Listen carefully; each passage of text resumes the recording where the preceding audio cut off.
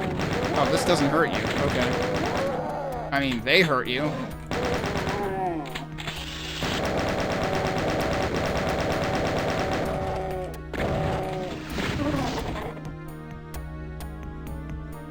And that's how you get back, I suppose. There's a thing resembling the secret exit that can't actually be the secret exit. Wait, there's a key here, dude. Well, we need that. Wait, it does say exit.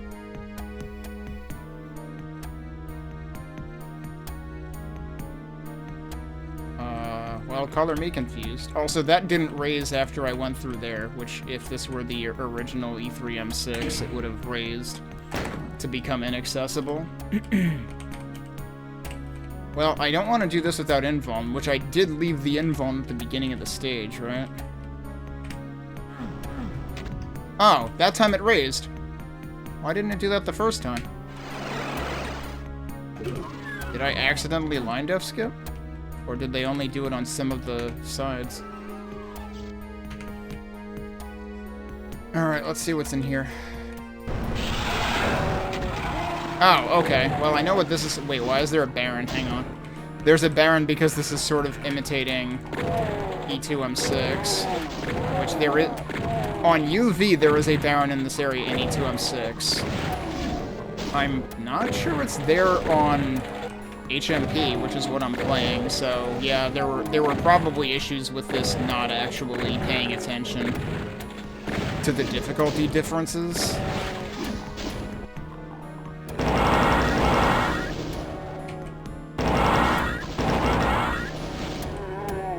Oh, well, something else killed him.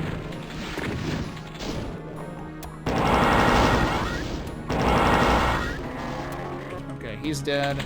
There's still a Kako, though, right? No, the Kako was kind of having an argument, actually.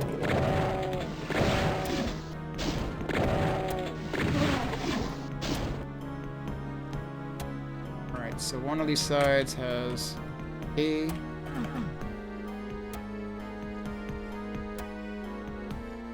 Would there be a switch in one of these sides, too? Or did they decide to just not do that because the approach is more like E2M6?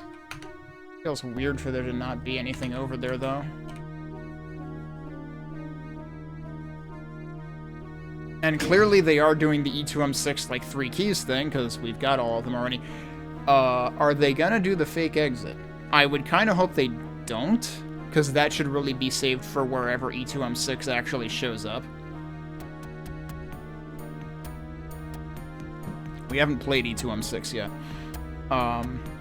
We actually had E4M6 in episode 1.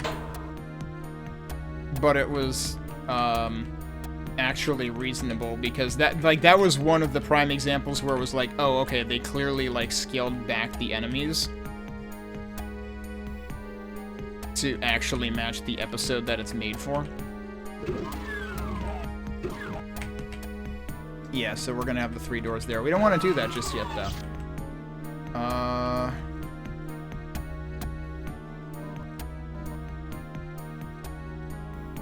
Yeah, I did leave this here, so I want to test this.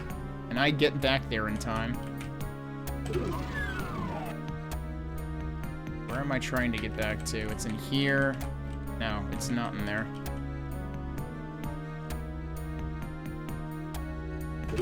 It's not there, it's here.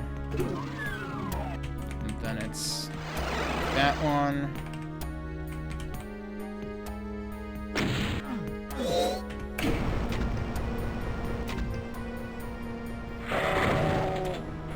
I'm out of info.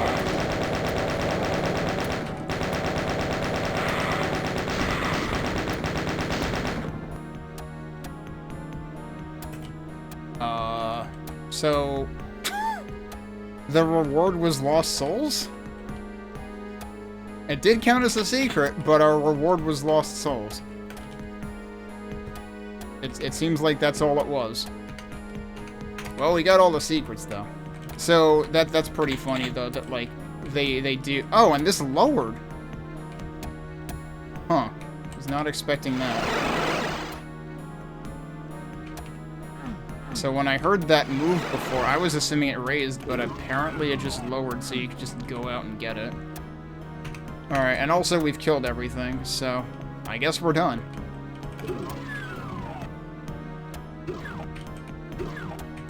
Oh, and they're making this the bendy passage like the end of Mount Erebos. Okay. Yep.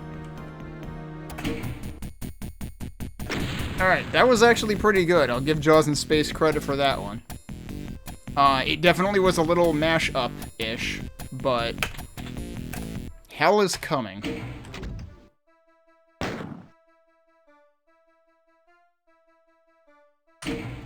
This can't be Limbo, because we already did Limbo, but Limbo is the first thing it's reminding me. No, it might be E4M7, actually. Let's go read the comments on E2M6, though.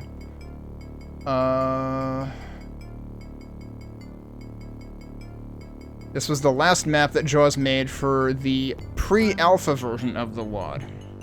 It was originally claimed by Zacer, but when it was the last map waiting to be finished and Death Egg couldn't get a response from him, the map was opened up. Cell volunteered, Jaws also started, but Cell had volunteered in the thread first. So Jaws stopped working on it. But Jaws went to work on other things and came back around after finishing other stuff and saw that E2M6 still wasn't finished. So Jaws ended up finishing their version of the map first, even though someone else had claimed it first. Cell was supposed to be the author of the map, he was the one who picked it up first, but, Cell gave up on making his version. Jaws decided to go the opposite route of what Gothic did for E1M6 and E3 style, so instead of keeping E3M6 as a sandbox map, he turned it into indoor tech base, heavily based on E2M6 in layout, and even in the textures that are used. Well, I mean, even in the textures that are used, that's what it's supposed to do, so, like, congratulations, you understood the assignment at least partially. Did this mostly to get the map finished in a couple of days. In the end, everyone seems to dislike E2M6 and E3M6 because of how different they are from their original maps, but at the time, Death Egg didn't really care and wanted to get testing underway. So, yeah, I think Death Egg was the one who commented that, like, they sort of regret not forcing, like, adherence to the original principle of, the original intended principle of the WAD War. But I don't know, I don't think, like, yes, that is definitely a mashup map, but I don't think it does a bad job with it. So I don't know. It still kind of works. But yeah, I can definitely see where it's not what was originally intended for the WAD in terms of, like, how things were structured. I'm going to take a quick break, partially to silence my phone that was making noises, and we'll come back and we'll finish up the last couple of maps to episode 2 and then see how far we can get into 3. Alright, we're back. Let's get into E2M7 and figure out what it actually is. My suspicion is E4M7, but let's find out for sure.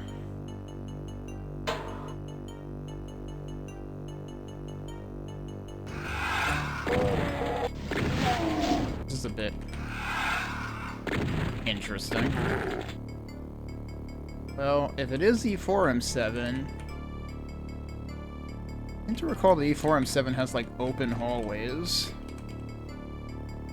This requires a key. It's not the red key, but it is a key, so that would suggest E4M7.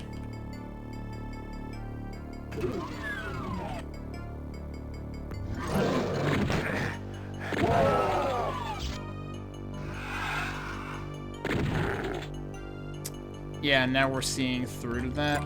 Okay. I also feel like this is another one of those maps that didn't really adhere to the texture usage in its original map. Although I guess I have to remember that there is kind of a variety of textures used throughout E2M7. Well, that seems like bait. Oh, that's right, E4M7 has, like, the insta-drop elevators. Well, not elevators, but, like, walls that drop down in, like, a split second.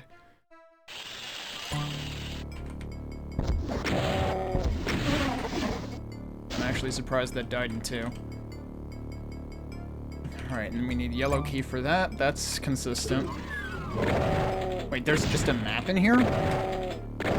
And actually, it let me just open this? I feel like I remember there being some precondition to opening this in the original E4M7. Could be wrong, though. I was gonna say, wasn't there another imp? He frickin' like dropped down there and came around? Okay, yes, that does hurt you, because those would hurt you. They're raised rather than lowered here. I think they're lowered in the original. Actually, no. It might be that they're lowered in one and raised in the other. There's a switch over there. What the heck? What'd that do? Oh, that's what it did. Okay. That might be unique to this version. Oh yeah, there's no windowsills with stuff, so it's just on the floor here. That needs the red key. There's no altar, though. They've altered the agreement. Or they've unaltered the agreement. And then this should also need... Or it doesn't. I attempted to switch gun, but it overrode that with what it auto-switched to. Okay, yeah, you can see the key through there. Yep, that's pretty consistent. There's a bit of a bend there that I don't think is in the original, but...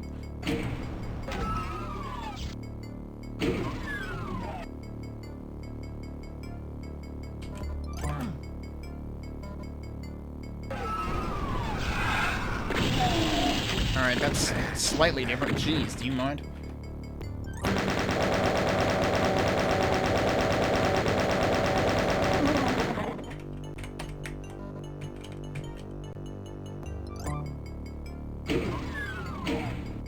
Oh, I guess that actually doesn't stay open. I forget if that was a thing in the original. Where is this going?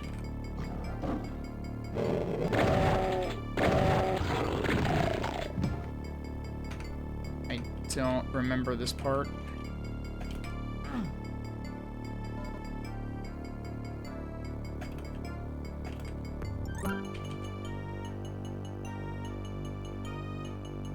I would assume that maybe that's supposed to lower?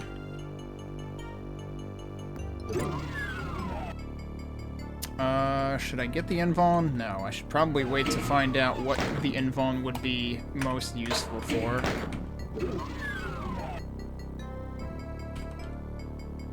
Alright, so I haven't gone through this side at all yet. Oh, right. That's what this side is. This side should be completely useless. It's just a teleporter that leads somewhere that you can get to by other means anyway. Wait, that's where the invuln was. I thought the invuln was on the other side. I mean, I guess I could use that to get through the crusher section. If I can get back there fast enough, which I probably can. Alright, that's also a secret.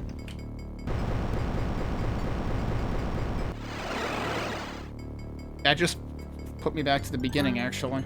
So there was really no reason to do that. There was seemingly no reason to do that. I still have no keys, by the way. That's where the armor was. Shouldn't I have found a key by now? Like in here or something?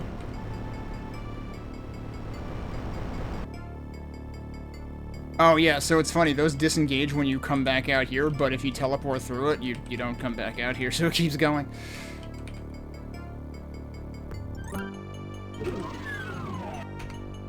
Also, wait, why do I have... Did I pick up... That's right, I did pick up a map. It was in the middle hallway. I was like, wait, why do I even have the map? Hang on a sec, that might be pointing me to something, though.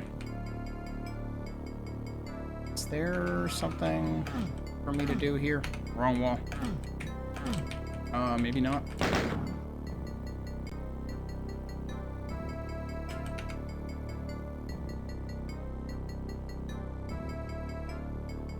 Where else can I go that I haven't gone? Oh, was there another, like, side pocket somewhere?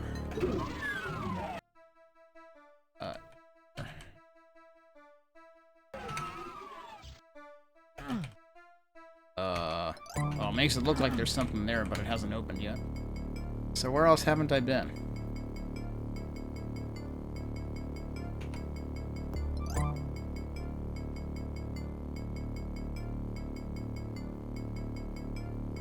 More stuff in here that I should have gotten that I didn't get.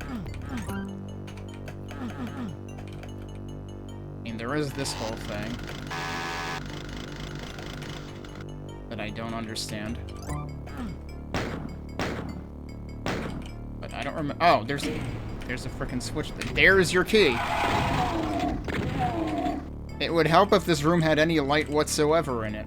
I don't remember there being something this obtuse in E4M7. So, that seems like a questionable choice.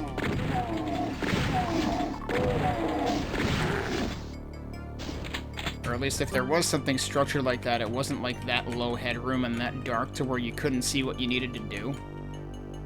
Alright, so the blue key, I think was, wait, no. They reordered this, right? This is red key. The blue key is for the main door that is ordinarily the last place you go.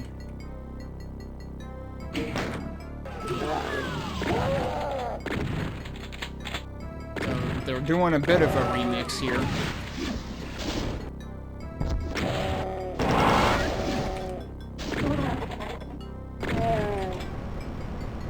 Well, okay then. I want those rockets though.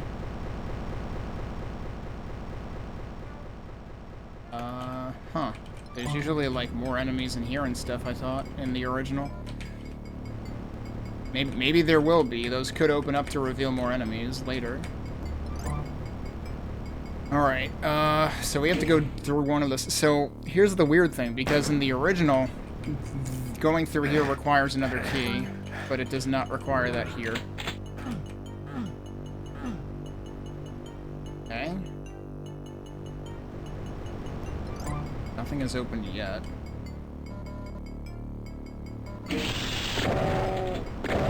I believe in the original this is a Baron. And the Baron wouldn't be out of the question for E2M7 either. Those are still not open. Okay, now we've got... Oh, and there is a switch there. Which would normally be where the exit was. If this were actually E4M7. But now I don't know what that switch did. It's just like, well, that wasn't the exit, so what was it?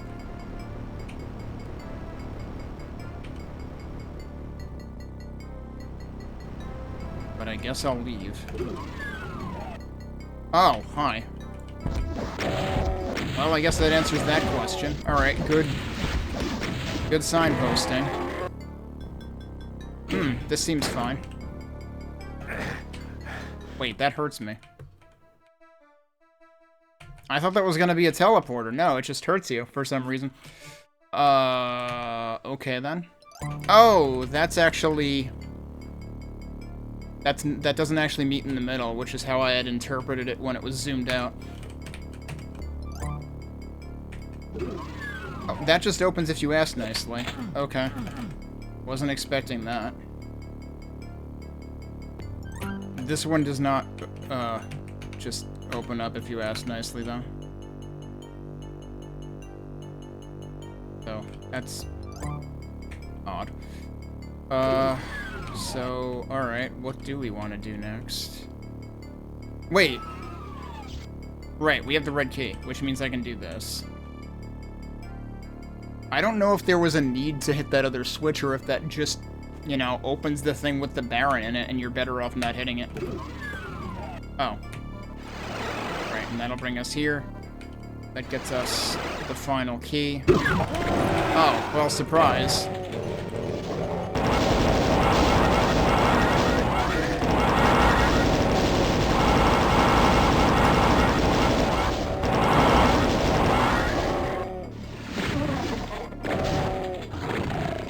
zigzagged at the worst possible time there.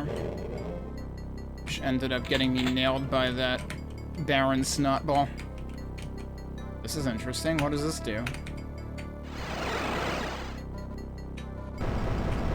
Oh. See, I knew there was something else that's supposed to bring you into that. Wait, hang on. Now everything's closed as if nothing ever happened. What the fuck?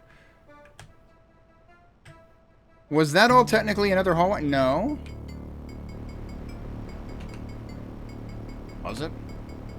I don't think so. Oh, yes it was! Holy shit! Wow, alright. That was unexpected. They actually put you in a carbon copy of this hallway, but it wasn't actually this hallway. And then they intend for you to come back through the Crusher section, but I was just like, nope, I know if I go through this teleporter again, it'll just send me back, so, like, why would I bother with that?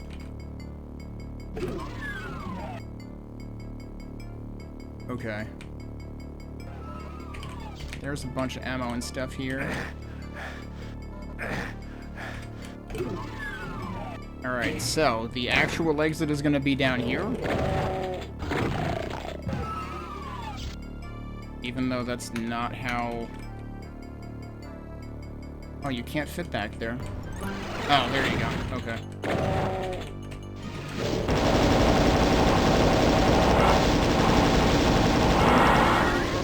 You can only fit on one side. Now, if this is like E4M7... Oh, interesting. Yeah, this is trying to do a bit of an E2M7 themed thing. For the exit. Including the cackle at the last minute. Okay, I was gonna say if this is like E4M7 there should be a secret here, but I don't think there's room for the secret there. And actually, there's something else over here. There's your last secret. That is also, yeah, I'm pretty sure there were a couple of secrets in this area in E4M7 in the original. But, okay. A little bit rude here and there, but... And especially the rude surprise over there. Holy crap. But... Overall, a, reasonable... switcheroo. The next one is by Death Egg. Oh, I know what this is supposed to be, don't I? Alright, let's go read up about... E2M7 though. Which was Hell is Coming by Cyphista42. I thoroughly admit this particular map is a weak one, and it was partially my intention as I told myself, so what makes E2? Yeah, ugliness, flatness, gimmicks, and blinking lights. The funny thing is, there were fewer blinking like, there was definitely a map earlier. It was probably in the first half of V2 that I was like, there are way too many blinking lights here. I didn't notice them as much in that one. So they say they didn't pay much attention to polish. Their skills wouldn't allow for anything extra anyway. I didn't think the map was that bad, though. But also, I feel like they're not giving E2 enough credit. Jaws says when they were going through the WOD and removing all of the bugs for the set, they were also doing some very minor texture changes to give the maps a slightly better presentation. Then they got to this map. This map was one of the ugliest maps they had ever seen. It was Sandy Peterson texturing the way the Doom community hyperbolizes. Needless to say, they got to work right away fixing the map. By this time, they had learned a few things about Episode 2 texturing. Yeah, I was gonna say, Jaws in Space was the one that did E2M5 completely wrong. So, seems like they did slightly better at this one. Although I did still think that, like, the beginning, I was kind of questioning whether it represented E2M7 that well in particular. They decided to use E2M4 as their base for choosing textures. Oh. Well, that explains why it didn't necessarily feel like E2M7 to me. And it's sad, too, because, like, you totally... Well, I guess they still did the spawning vats thing in the area that would have been the end of E4M7.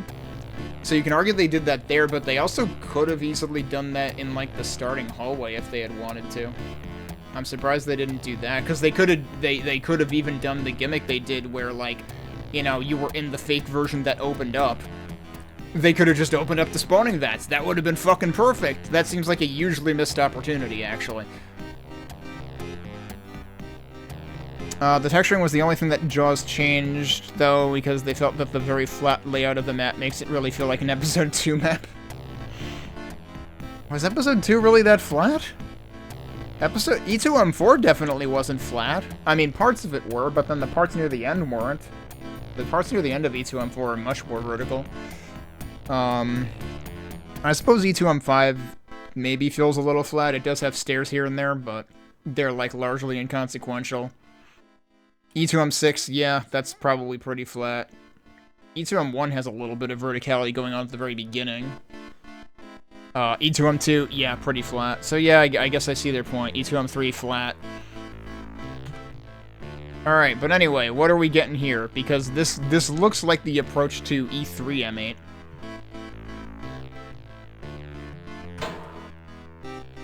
Except there's gonna be a cyber demon, presumably. I did save, right? Yeah, okay.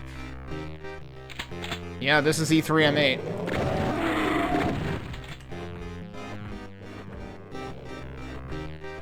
Except with all rockets over here.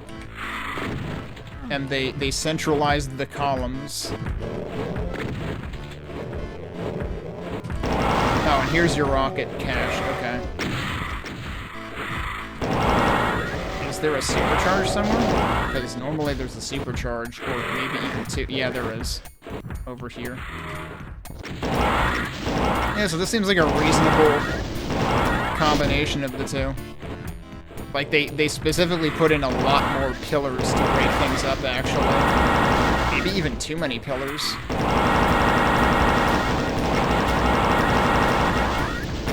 I got stuck.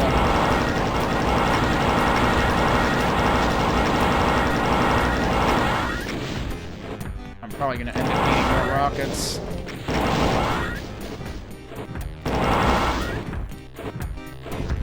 Oh no, I got enough.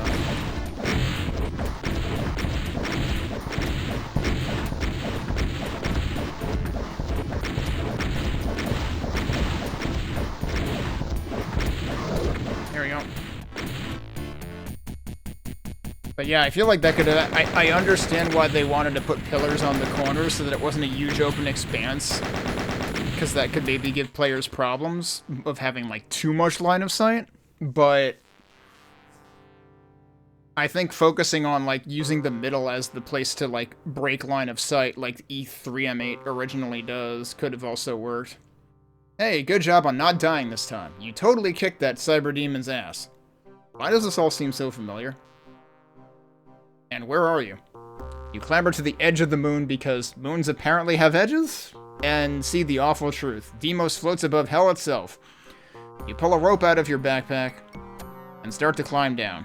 Everything is going well until you slip off the rope and fall to the surface of hell, dropping everything except your pistol. I like how they actually tried to... Because it's like, yeah, sure, E1M8 is a death exit, but E2M8, why'd you lose all your shit? So it's like, yeah, you rappelled down, but then you fell and dropped everything, and it all broke. Good job, idiot. Alright. But yeah, I feel like that was a much more apparent adaptation than E1M8, which was trying to appear like E2M8, but yeah, I mean, it was kind of between a rock and a hard place, and they talked about having iterated through multiple versions, trying to get something acceptable for that. So let's read the E2M8 blurb. This was by Death Egg. A very simple map. They had thought of the choice of either doing this or E2M8 on E3M8, but they thought this was the more interesting of the two. They think the arena suits the Cyber Demon quite well, the pillars acting as good cover and making things more interesting. Yeah, I was gonna say, like, I did kind of run into one of them. Like, the pillars are almost too dense, actually.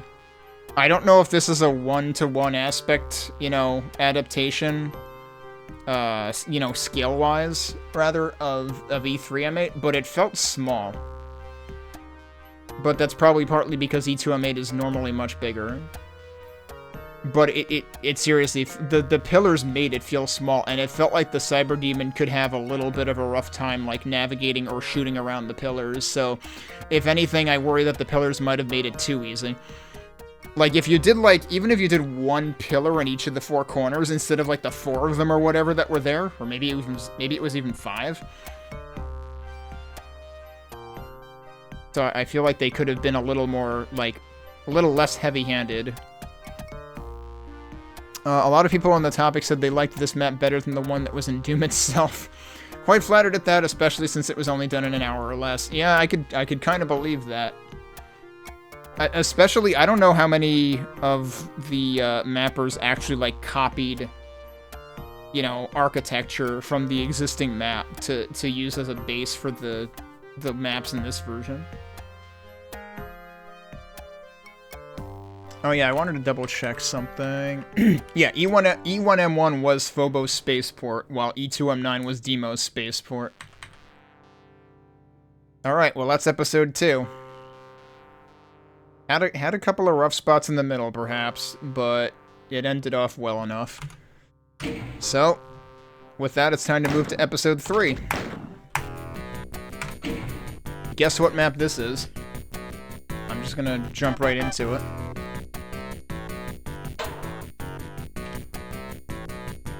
Yeah, I appreciate the brain texture here, and now there's Jibs. I forget if it's actually Jibs or if it's just a dead Marine or something at the beginning of the E1M1, but this is definitely E1M1. There's no door. That's right, because we supposedly rappelled down, right? Yeah, so there's, like, open skybox there. So that's a cool little detail. That's not what's supposed to be there. That's supposed to be the, that's supposed to just be armor. I suppose you could argue that this is sort of like mimicking the bridge that, you know... Wait, what the hell? We're getting sniped, dude. And there's a supercharge out there rather than a mega armor. Huh. Is there any armor whatsoever here? Also, can I just walk out here? No, they stop you from doing that. I presume there's still the usual secret here, but let's actually go through here first. Of course, there's a Kako there. That's why they're giving you the shotgun early. They're trying to bail you out. They're trying to be nicer to you than Doom E3M1 vanilla actually is. Because Doom E3M1 does not give you anything to use against the Cacodemon. Also, we've got, like, the inverted cross on the ceiling there. Alright, let's check for... Actually, come to think of it, the switch is usually on this side, isn't it? But it's on this side instead.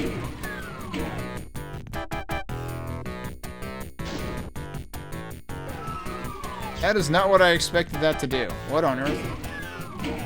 What is this doing?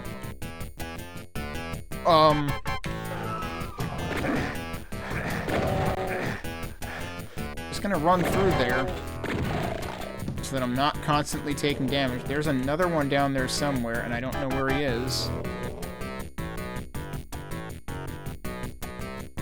Oh, wow, that's fascinating. Oh, okay.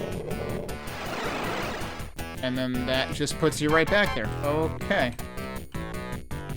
They really don't want you running up there. Maybe you're supposed to get to that from the other side, like in the original versions of E1M1.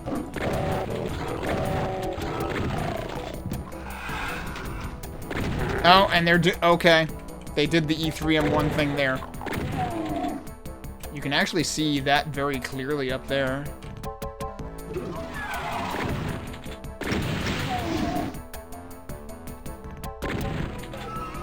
Okay, there are no other enemies on the sides on this difficulty. That's funny. This almost feels reminiscent of the starting room in E3M1. Alright, so now this is open. Oh, and they give you a radiation suit. That's nice of them. Because we are gonna have to reverse this again.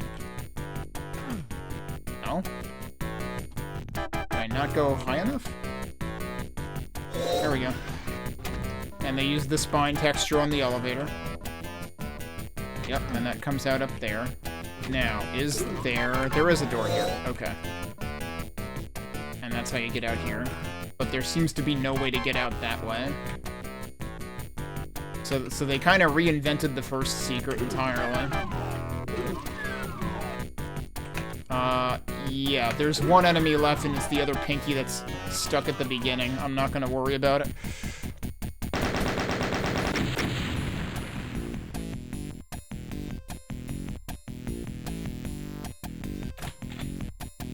Echo of Pain. I don't know how to pronounce this author's name. It certainly starts out looking kind of like Slough of Despair. Let me just read E3M1. The Baleful Fluids by Death Egg. So Death Egg did the end of E2 and the beginning of E3. The one that birthed the project. Huh.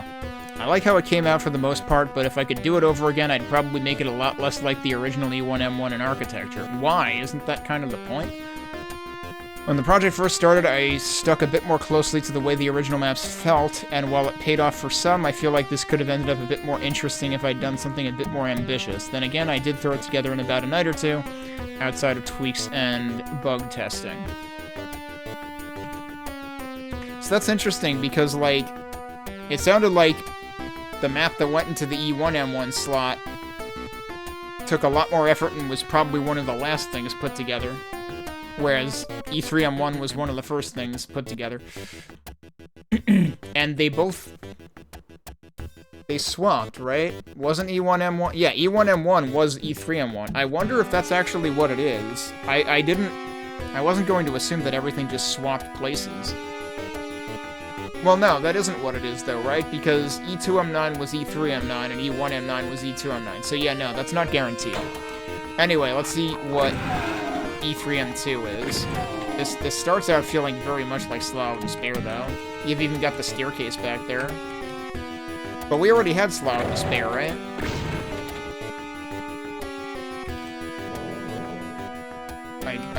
Was that? Ugh. I forget which episode that was in, though.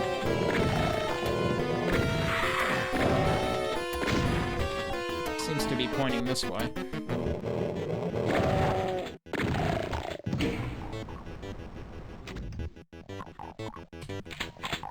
Okay, that's not even... Oh, this is E2M2 then! Because E2M2 has the thing that lowers the shotgun at the beginning. Oh, this is gonna be frickin' wild. E2M2 was E1M2, I remember that much.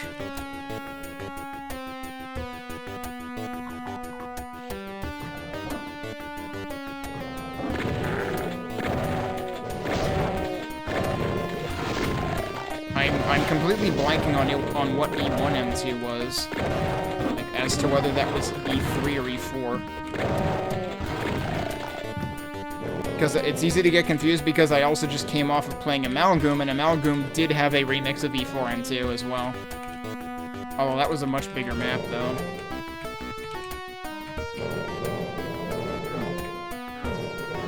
Why does that also look like an arrow?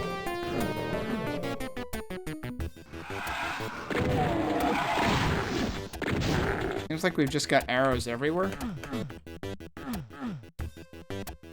And sometimes it's hard to tell where they're pointing. That doesn't seem to be doing anything. Yeah, that's an E2M2 fixture, for sure. Except it's going down, not up.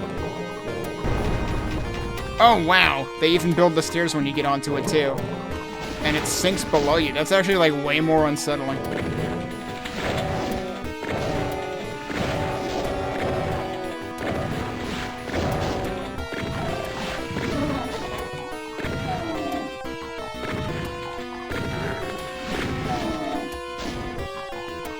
I can definitely see where, like, this can work. Oh, there's two blue doors here, huh? I don't know if those are supposed to be mimicking the yellow doors in E2M2, but those would be much further spread out. But yeah, I can see where this would work, because basically instead of the piles of boxes, you just have the rock formations. Oh, hey, armor, I need that. And you might even have instances like that, where it looks like you could probably jump over from the other side. Yeah, there's stairs here, so that's also an E2M2 reference. So there's probably, like, some artistic... There's also the, I totally skipped it before, but there's the Berserk pack. Not sure what's going on there. Okay, there's a yellow key door, actually.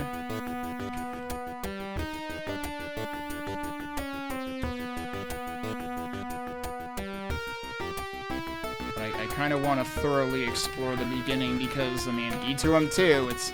Actually, both E2M2 and E3M2, it's very easy to overlook things.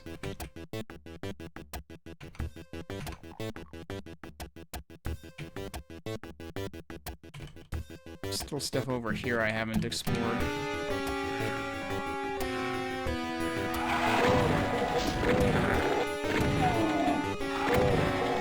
There's another yellow door.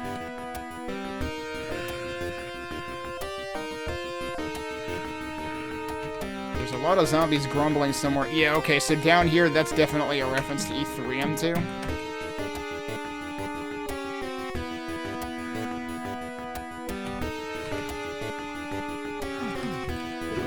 Oh, and that's kind of a reference to the plasma gun secret, I think? That's not what that arrow was pointing at, was it? I don't think so. That arrow looks like it's pointing that way, but I don't know why. Alright, is there anything else? I think the only things I haven't done at the beginning require the yellow key, so I think we can continue forward.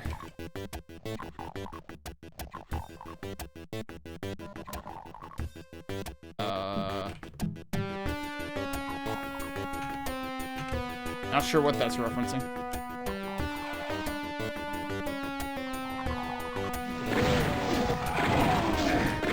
Well, hello.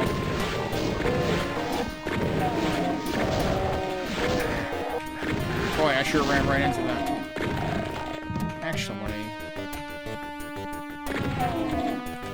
Aha! These are... That was referencing...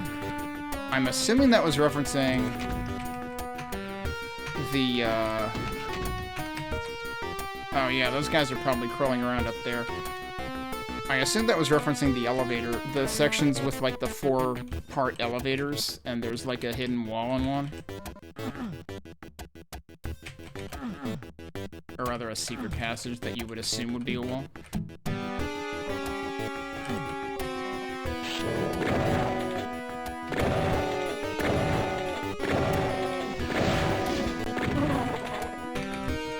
Wait, there's 12 secrets in this map? That's true. There are a lot of secrets in E2M2. Some of which are behind the yellow key doors.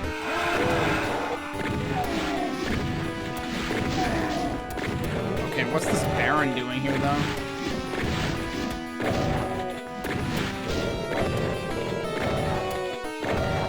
Given that both E3M2 and E2M2 have a plasma gun, I feel like they should have given me the plasma gun already, if they're gonna make me fend off a frickin' Baron. Which... I don't think a Baron belongs in either of those maps. So, what the hell were you doing?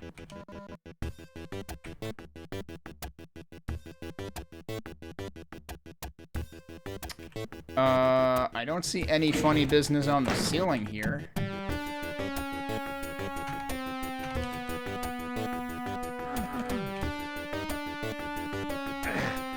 I don't think I can pick this up, though. So something's gotta raise something there.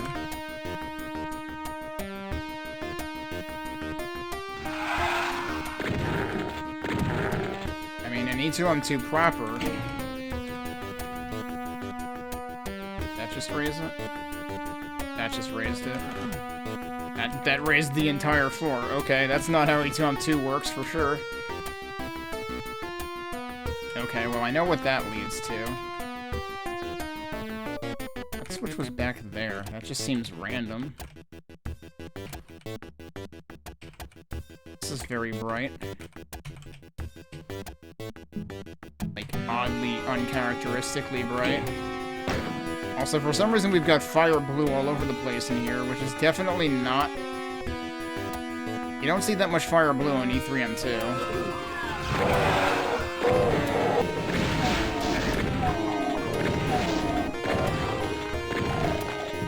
Is this gonna be a walkthrough? No, it's still a pushable. The shotgunners were a choice, though.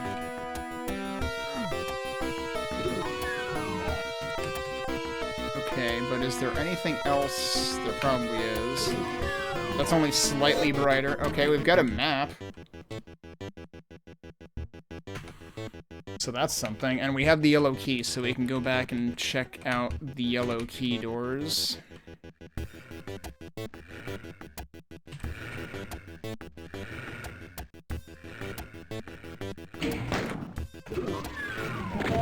Oh, maybe that's where I heard them crawling around.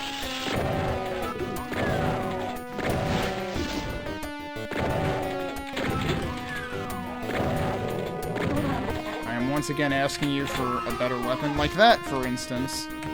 I don't even have that yet.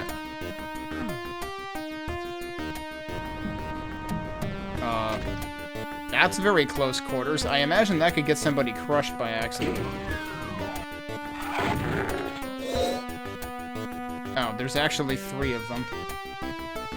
I don't know if that arrow is pointing at anything in particular. And that actually is the thing with the 3 switches. But yeah, okay, this is... Well, there's a rocket launcher. This is definitely a reference to E2M2, though. It's funny, though, because this feels like a part of E3M2, because E3M2 has the triangular thing that raises with 1 switch on it. But E2M2 has the 3 switches that raise, and then they lower. But you can still hit them even if they lower. Alright. Well, we got a rocket launcher now. Would have been nice to have that before the Baron. Okay. Where was the other yellow door? Over here.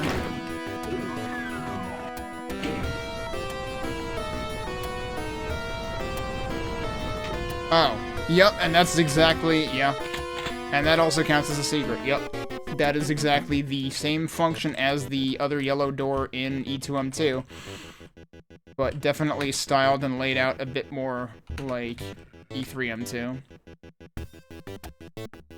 They didn't do the whole, like, hand design, though, so they didn't go too hard into E3M2, so that's good, because, like, they shouldn't be going that hard into E3M2.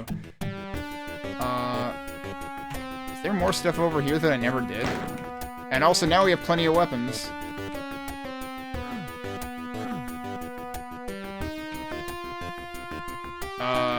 Is this the Crusher hallway? No, I don't know what this is. That may just be that might just be the return trip from the river that you get into if you don't have the bridge. If you fall off the bridge raised to the exit, or you don't have the bridge raised to the exit yet. That's kind of what that looks like in terms of where it was looping around to. Hang on, there's something... Oh, that's blue key stuff, right? We can't do that yet. So I gotta go back in here and do more stuff in here, presumably? Hang on a sec.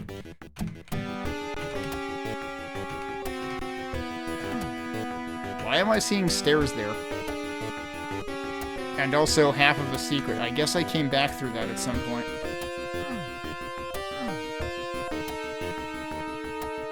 Oh, that was that. Okay, yep. It's just weird how it's only, like, half outlined on the map. So did I not go through here? No, I did go through there, but I probably didn't fully explore everything. Yeah, I definitely didn't go through here. There's your exit door. Oh, huh. There's your crushers. Which are already active, which I didn't think they would normally be active yet in E2M2. I thought they only start once you approach them. Interesting. Okay. Yeah, so the red key door is what has the switch to gain access to the exit, and this is the other side of that river I was just seeing. Looks like it's not actually going to build a bridge this time, though. Those feel like they don't go very high at all. But they also feel like they're, like, maybe narrower to make up for it. Okay, we've got the usual secret here. But instead of the chainsaw, this has the plasma gun, since we got the chainsaw earlier in another secret, I believe.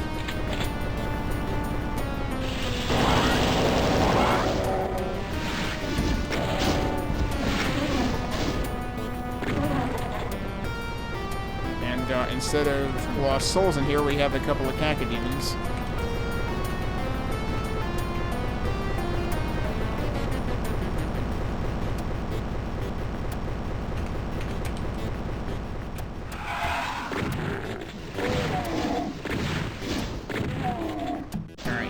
still have...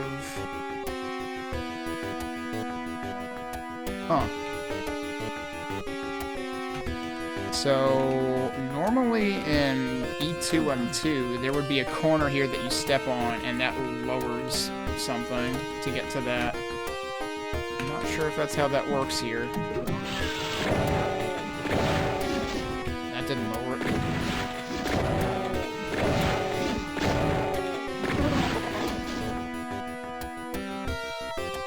That also didn't lower it.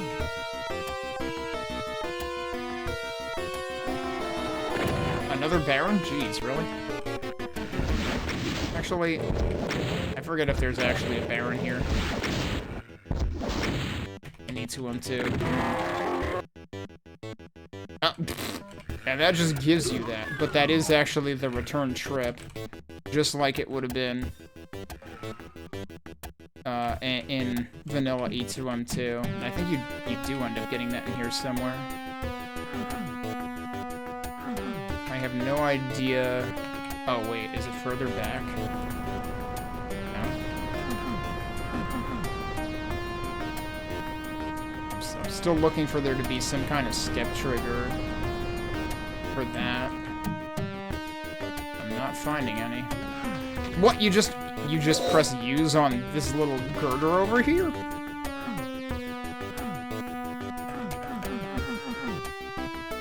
Is that what I did? If that's what I did, it only works once, so woof. Well, suddenly we're at 11 out of 12 secrets, so I guess I didn't do half bad. What would I be missing at this point?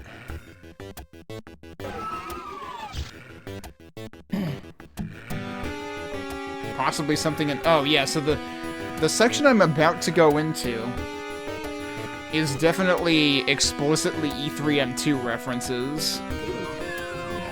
So arguably it doesn't belong here, but it makes it more interesting.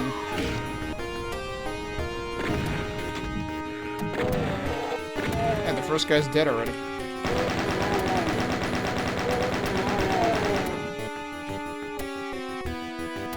Because, like, the thing about this section in E2M2 is you just walk into the, like, you open the blue door and the red key is just there.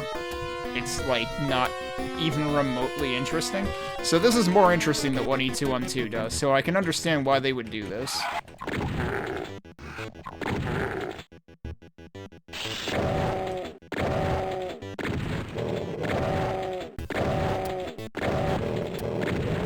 Whoops. And there's the red key, and then all hell's gonna break loose. Oh, that's different. Okay. Of course there is.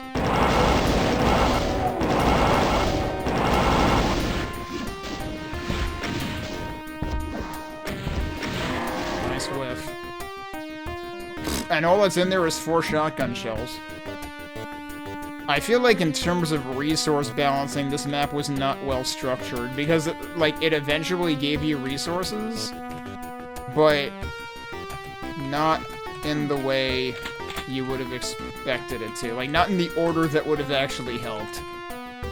Because you cannot get the rocket launcher and the machine gun until you have the yellow key, and you already had to defeat a Baron and probably a couple of Cacos before then.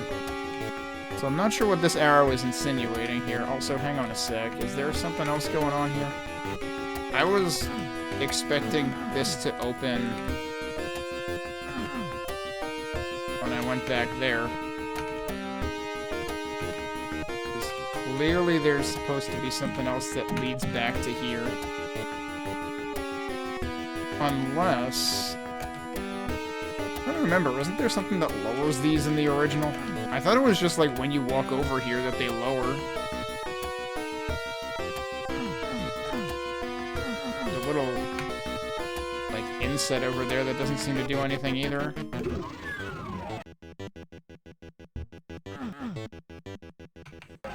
This is like, that might be the last secret. I don't know how it works, though. Wait. Got snagged here somewhere. Oh, no, I didn't. So yeah, I'm not sure how that works.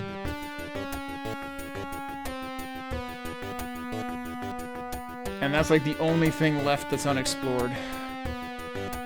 Other than the exit. So I might be missing out on the final secret. Because I don't understand how this stuff lowers.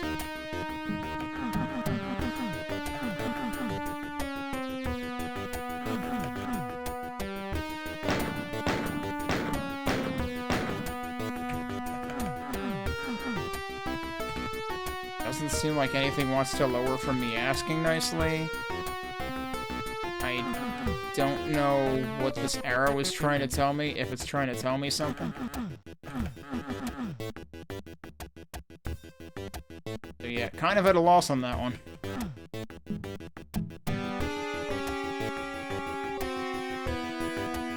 Is there anything further out? Where I came from. And it doesn't seem like that loops around to that at all.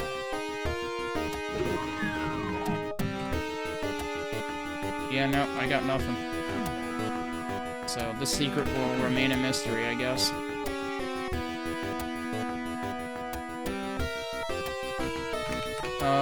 There's one enemy left, but that's probably within the red door.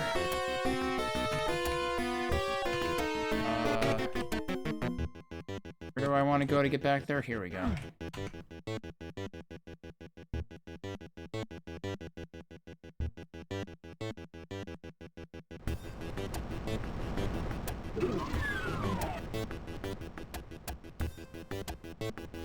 I was expecting an imp in here.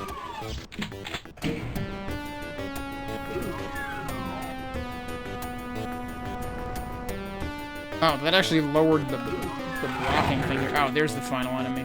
Alright, you know what? Given that this map set has been known to do things in completely different places that require you to go back. No, nothing changed here. Wait. Yep, nope, nothing changed here. Alright, nope, I don't know.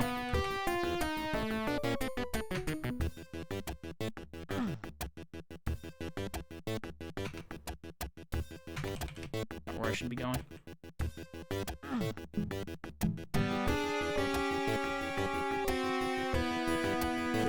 Alright, well, we got 3 out of 4 secrets. Or no, 11 out of 12. What am I thinking? Why do I feel like this is the second time I'm seeing Phlegathon recently? Oh, well, I know what map this is immediately. Let's go check out the commentary for what I just played, though. Which was Echo of Pain, which was E2M2 by C30N9. I don't know how I'm supposed to pronounce that. Very short notes on this one. This map was fun to make. Merging 2 maps is something enjoyable, and it's easy since you already have the layout. What I didn't like was the maze didn't come out as I expected.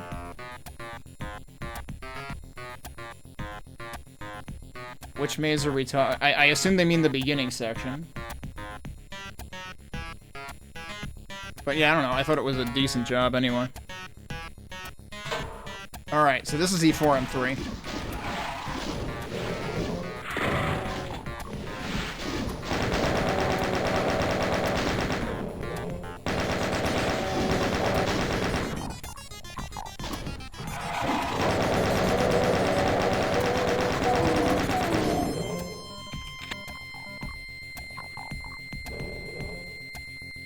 I expect there are more lost souls hovering around.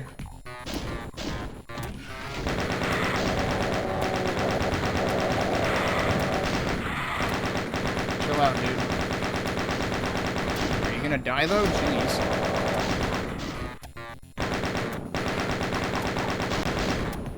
The imp was helping. I don't think there's any reason for me to go back here right now.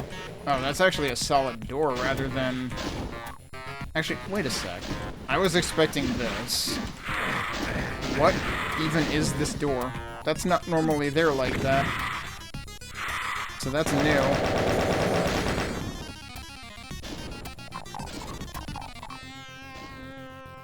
So this feels like another one of those instances of where, like, they used E3 texturing in general, but not necessarily E3 M3 specific texturing. Do I want to go over there first, or do I want to go down here first? That's probably go down here first.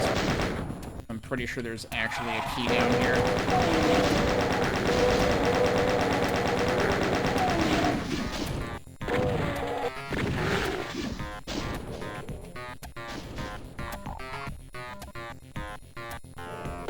Oh, whoops. Surprise. Oh yeah, this is the section that you never have any reason to go into, and I just went into it. Oh well.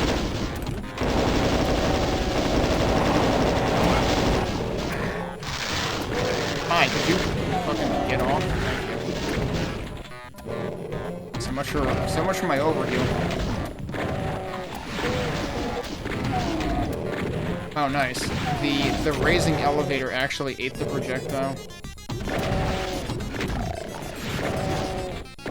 And he's actually stuck for the moment. There we go. Okay.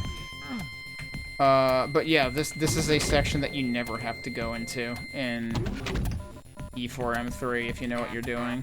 But I ran off the edge of that window before, over there.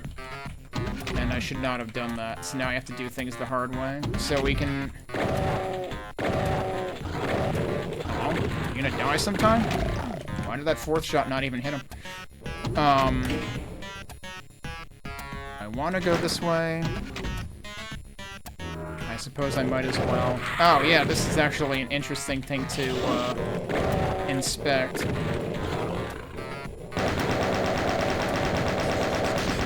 Okay, but I heard a cacodemon. I'm running low on bullets, and I don't like it. Oh, there's the cacodemon.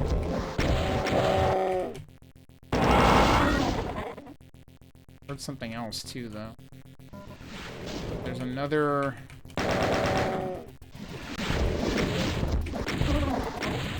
There were two cacos. Okay. There's a... Huh. Interesting. Switch for that somewhere. That's where I came from. Oh, wait. This isn't the map that has the gazillion secrets, is it? No. Shouldn't be. Alright, so now we're back where we started.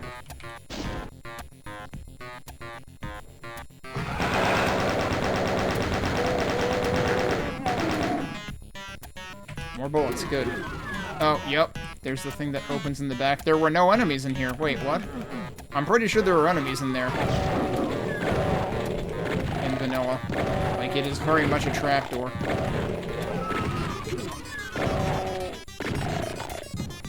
But yeah, like this room especially, you could have made this you could have made this like the set piece room with the pillar that lowers from E3M3. I was gonna say, where's the moat? We found the moat. Couldn't I have just like run across to that though? Hang on a sec. I need to see if that would work. Nope, it doesn't. Okay. I had to try, dude. So that's a bit of a gotcha there. What is that? Nothing?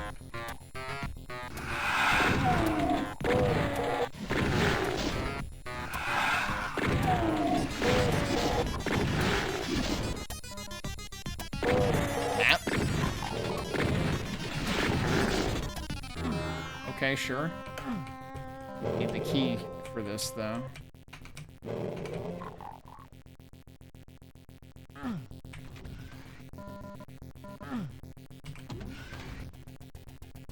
Why am I hearing something constantly lowering? When I go down there, that should effectively be where I was before.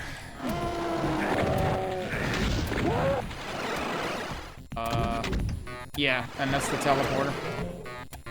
Oh, that's what I was hearing. Okay.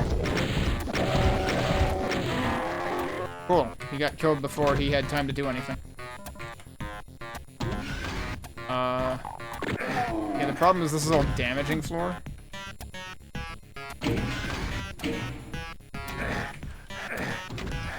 What did that do?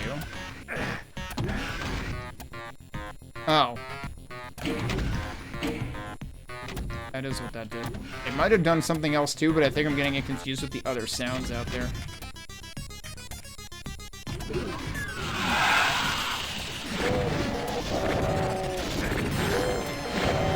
Would have been nice if I could have figured out that BFG.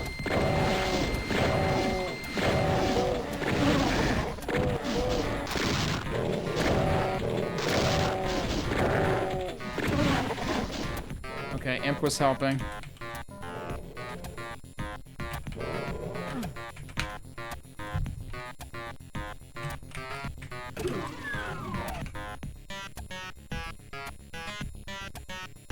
There's still something down there that I didn't do.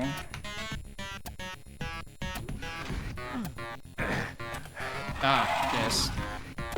What? How did I run right by him?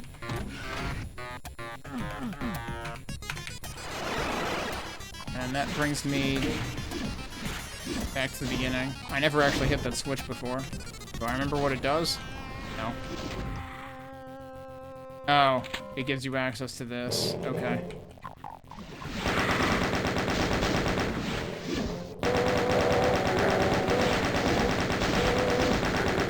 There's a lot of crossfire going on here, because there's a gazillion imps on that side.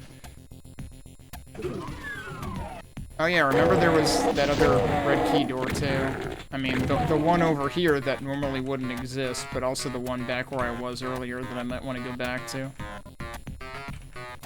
Is there nobody over here?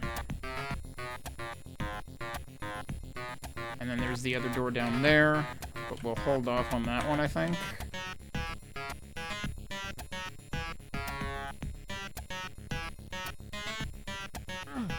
Jeez, I barely made that, I feel like.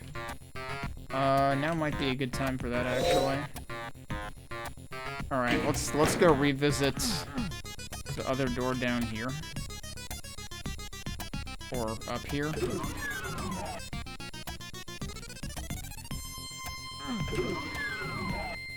Oh, that is this door. That's the new door. Okay.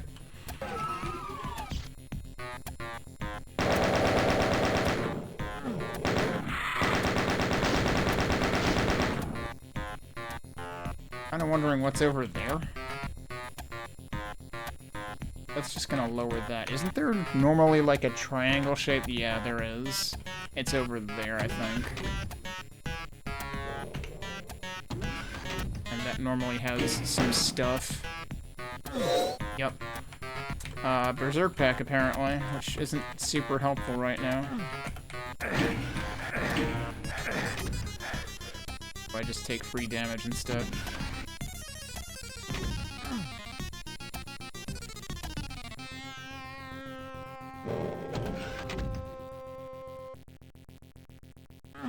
So, on the one hand, I'd kind of like to figure out the BFG. We've got 3 out of 6 secrets.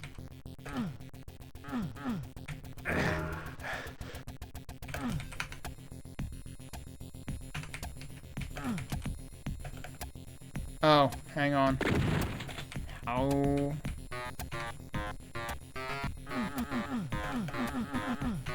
to get there?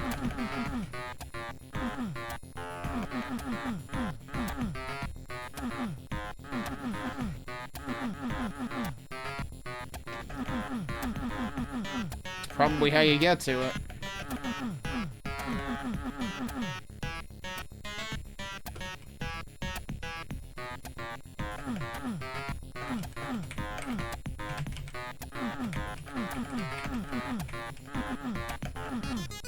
I don't know. I'm gonna run out of radiation suit here.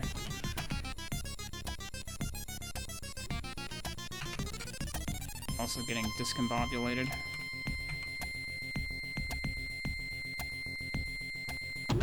Well, that's unfortunate. I don't know the last time I saved either.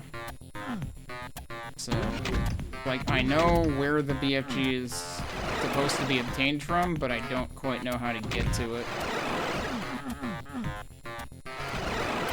I didn't mean to bounce back in there.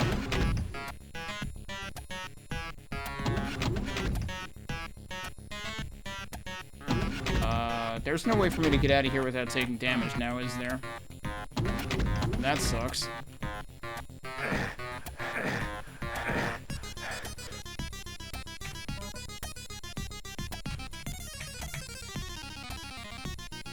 Alright, well, I also wanted to figure out how to, like, what's going on over here. Because it sure looks like there's something going... Well, maybe there isn't anything going on over there. Yeah, you can't climb those, that's just scenery. Okay.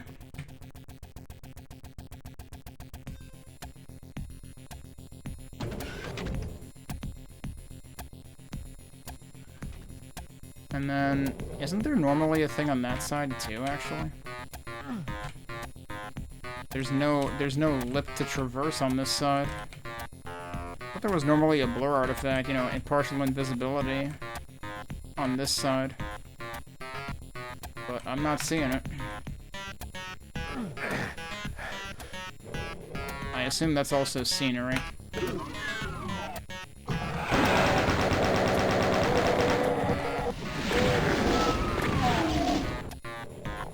Okay, I kind of appreciate that they make the teleporter here way more obvious. Because that's a thing that's, like, very... That did something. Oh, maybe I just accidentally hit the... Oh no, that did this. What the hell? What is this? It's blinky. That's just a false wall right there, I think. Wait. No? Oh, it's a drop. Okay, I couldn't tell because of the blinking lights. And now where the hell am I? Oh, that's how you get back here. Alright, I would never have expected that. That's what opens the BFG, but now I gotta go back in there, which requires taking damage. Which I'm not terribly happy about. But I guess we should try it.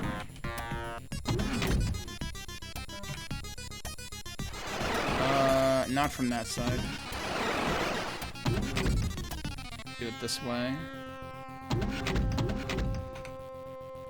So, I'm gonna want to sweep around to the right.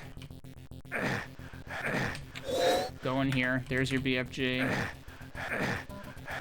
Okay, there was some health in there too, actually, so that wasn't terrible. I have, like, no armor, though. Oh, surprise, we have all the secrets. So that last secret was kind of new, wasn't it? Like, that's not typically a thing in this map, I don't think. Did I leave any supplies over here? Nope. I'm gonna say, I thought there was still a grumbling enemy here somewhere. We killed everything too, so we got everything. Alright. Not bad, definitely did a couple things differently. Next is Hysteria by Jaws in Space and Tourniquet. When I first look at this, it strikes me as looking like E3M3, which I know it cannot be. Let's read about what we did just play, though. Which of course was E4M3, by Magnus Blitz. One of the most problematic maps in the set, really. Oh, in terms of, like, the development of, like, various people not being able to finish it. So, originally Evil Ned was going to try doing it, but life cropped up and he wasn't able to do so. Magnus Blitz took over, unaware of just how much of a pain the vanilla limits would be. Interesting. Turns out that the original E4M3 itself slides up pretty close to the limits. So, I wasn't sure if this was that's true. This is intended to work on Chocolate Doom, so I guess it is supposed to adhere to vanilla limits.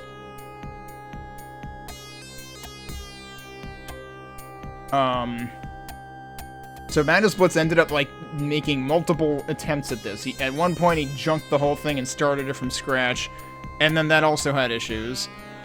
But thankfully, Jaws and Magnus were able to keep scratching away and figuring out how to get it within vanilla limits.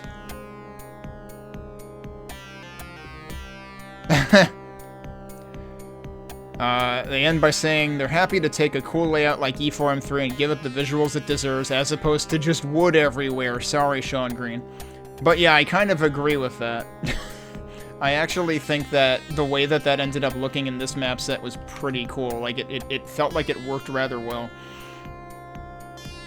Alright, so, next up, let's see what map 4 is trying to be here. Oh, this is E1M4. Wait, what?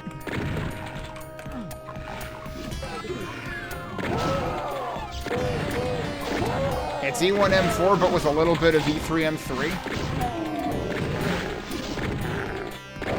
And yeah, this is another one where, like, the texture usage, like, this is not E3M4 texture usage.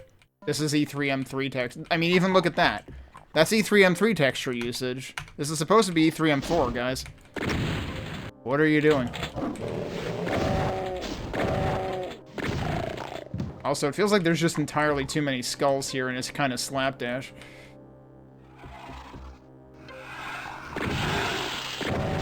Oh, well, instead of the barrels that are supposed to be here, we got the Wilson Kakadine.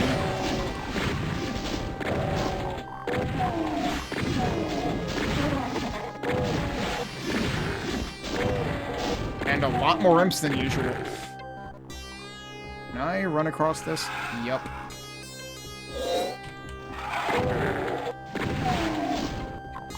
So that's new.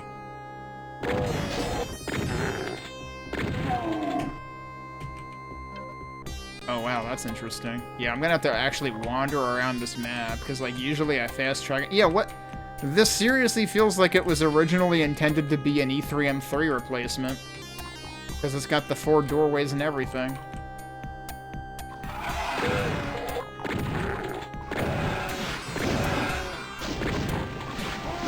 And I mean, like, based on what I've played of some of the other maps, especially earlier in the WOD, like, especially in Episode 1, it feels like there was, you know, some intention of adhering to, like, the original map slot specifically, not just the episode in terms of aesthetics. Okay, now this is getting a little more varied. Now I can see where this, you know, might feel a little bit E3M4-ish with stuff like this going on. But also, that's kind of in an interesting spot. Wait, why are there barrels here? Like, they got brought over from the other side where they were supposed to be.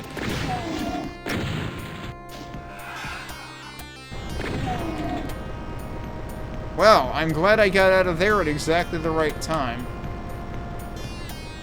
That's not supposed to be there. Also, is this actually just an elevator?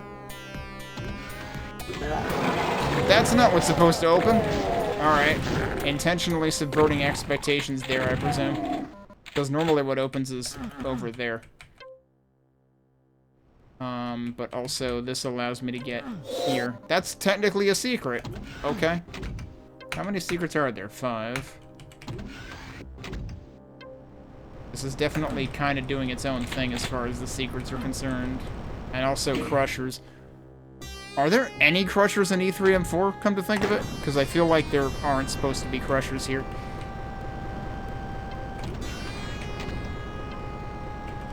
In E3M4 or E1M4.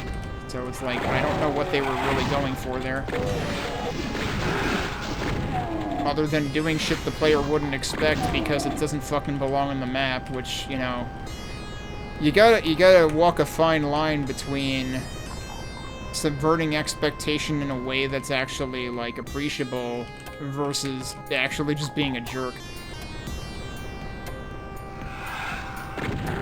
Alright, so we've got... Yeah. So remember how in the previous map they said, oops, all wood?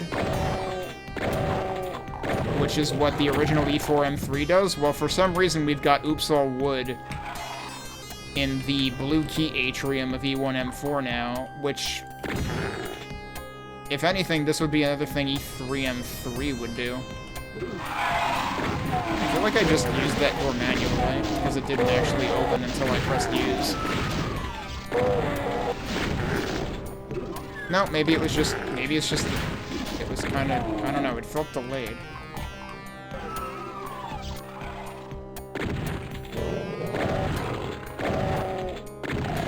Also, I do need to go back and see if they preserved the supercharged secret. Oh, okay, this is the room that normally has a ton of shotgunners.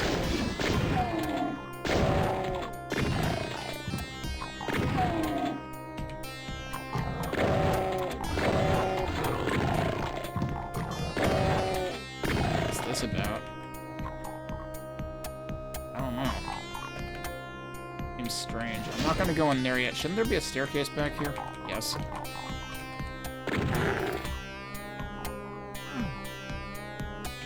Go check out... Oh, not what I expected.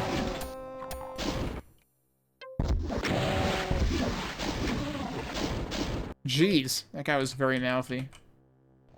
Alright, yeah, so there's the yellow key door and the switch next to it.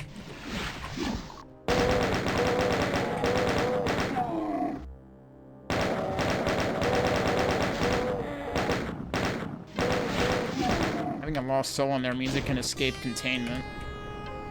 Alright, this is gonna lower. Why are there barrels here too, dude? Also, this ceiling makes me very nervous.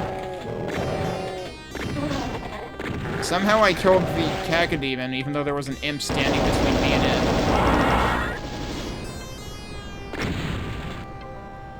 I forget, there might ordinarily be at least like one barrel in here.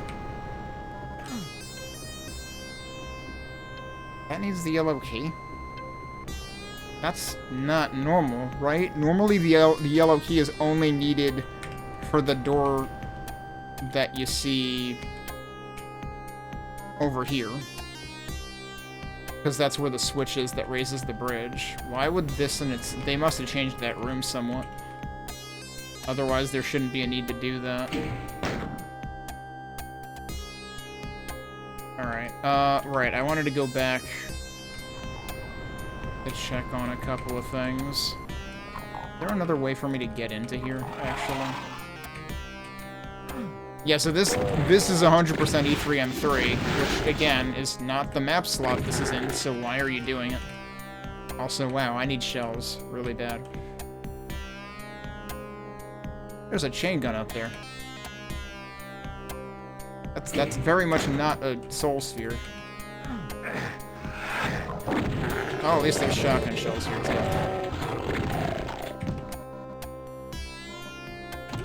And again, that's just an elevator rather than a one-time switch thing. Also, that doesn't count as a secret.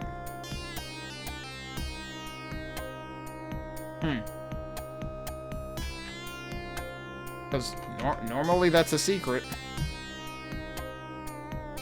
But instead we had a new secret down here. Is there something else, like, over here or something? Oh yeah, I didn't actually come in here, did I? That definitely lowered multiple things? Know what that's doing. Oh. Well, that's where I'm hearing the other dudes. Oh, that does work. Oh, this is at the other end down there. Okay.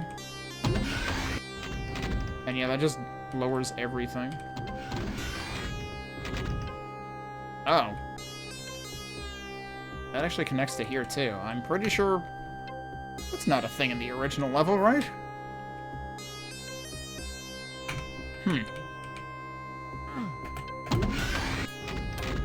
Or actually anything over there?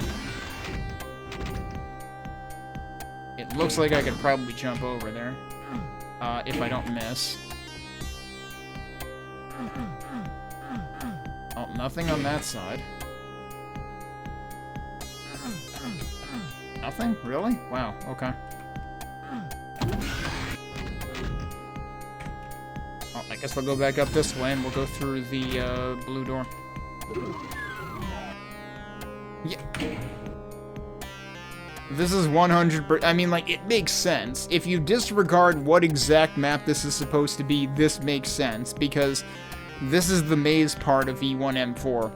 And there are similarly constructed maze parts of E3M3, so why wouldn't you skin it like that? Kind of literally.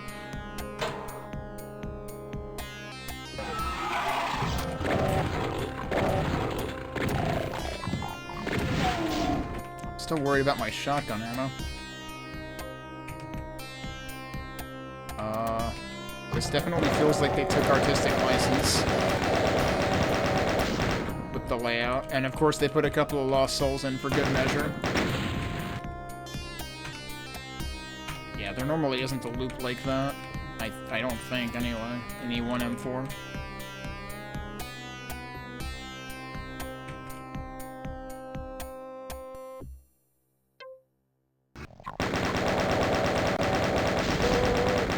And of course, there normally aren't Lost Souls either. That's definitely an E3M3 related accent.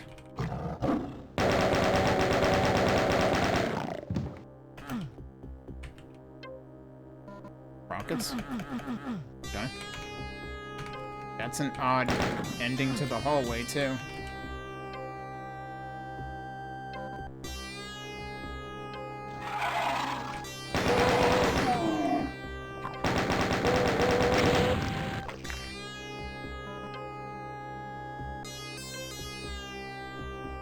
Okay, this room feels smaller than usual, but then that does join to here.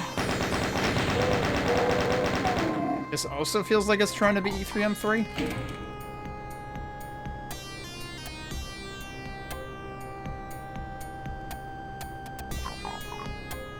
Well, that's not doing what I thought it would do.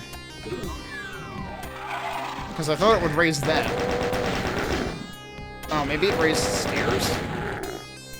Oh, or it raised that, and there's another switch over there.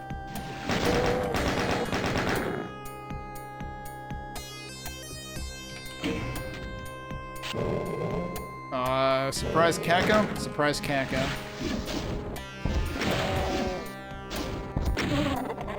Feels more like an E2M7 Kako or something. Alright, well, we're here.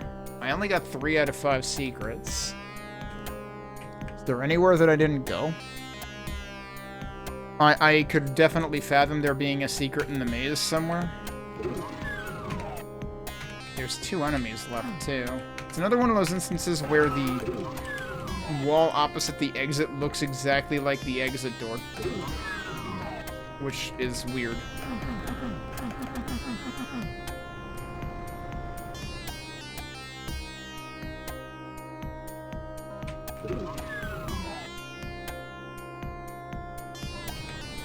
Well, I got health back. I would rather not go anywhere near the crushers again. Oh, here's enemies. Right, the Lost Soul doesn't count.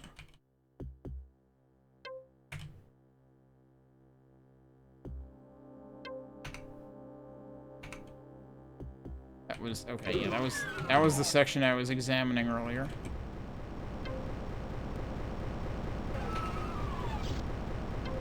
I don't think there's anything hiding in the crusher section.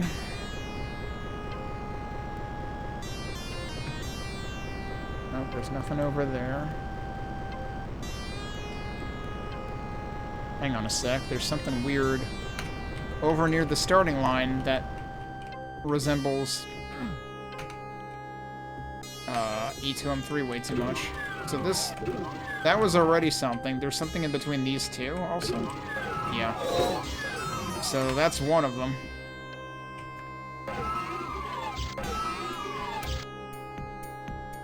But yeah, it's like this map doesn't do a bad job, except that it feels like they, you know, completed the wrong assignment.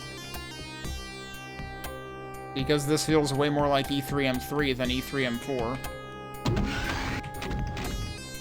Just in terms of the texturing and the few callouts that are here. The few callouts that are here are definitely E3M3. They work, but they feel like they're not what was supposed to be done. No, I thought maybe that would, have something hidden behind it, but nope.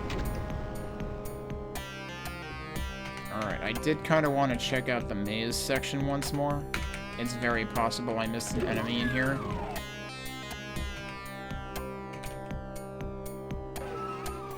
Yeah, like that guy. Alright, so we got all the enemies. I am missing one secret, and I have no idea where it is.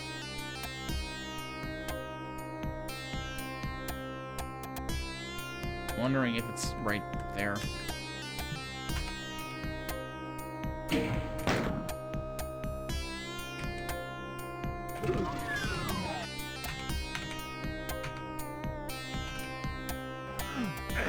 Oh, right, I forgot that's this hallway.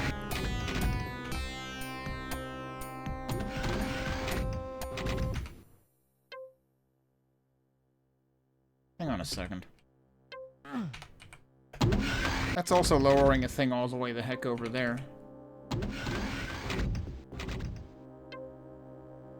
This is tied to the same frickin' trigger. Okay, so that's just the cages. There's shells in there, which I do kind of need. It's kind of weird how many things are tied to the same exact tag.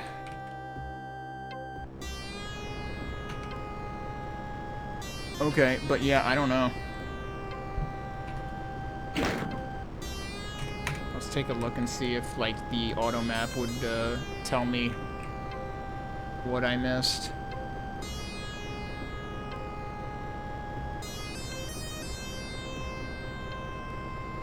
Well, I don't think it's in the maze, because I don't see anything new there.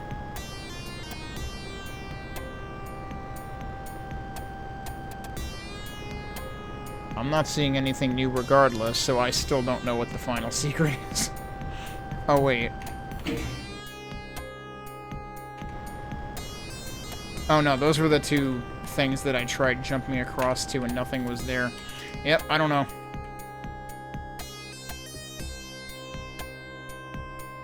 I think I'm gonna go ahead and finish the map with 4 out of 5, though.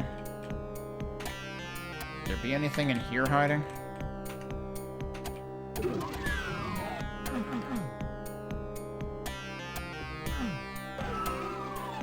Actually, what's going on in there? Oh, that is just this. Okay.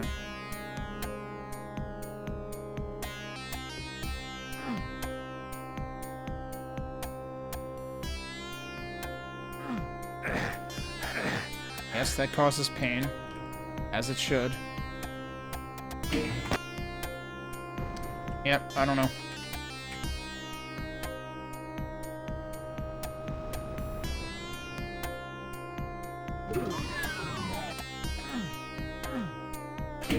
We'll just end it with 4 out of 5. So I'm gonna be curious. Oh, we got a Shades. We finally found the Shades map.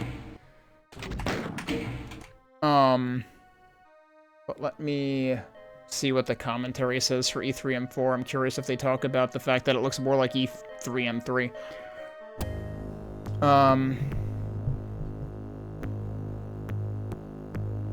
So this was Jaws in... Well, it said Jaws in Space and Tourniquet, right? It just says Jaws in Space in the author's file. While E1 and E2 had each taken about a week to bug test myself, E3 was an entirely different story. Jaws says they quickly became overwhelmed with the task of fixing the entire WAD by themselves. This is when they decided they were officially going to take over development of the project and created the bug-finding thread to get help. So originally E3M4 was made by FlameNod, and it was very buggy.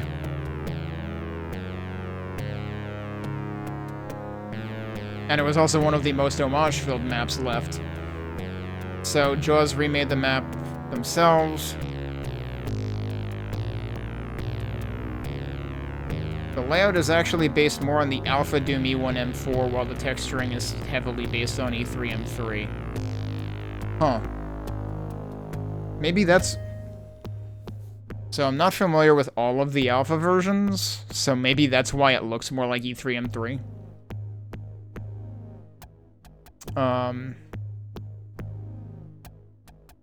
then I guess Magnus Blitz has a comment in here giving a shout out to Tourniquet, who made some edits to the map to make it acceptable for the archive, as well as generally making it prettier.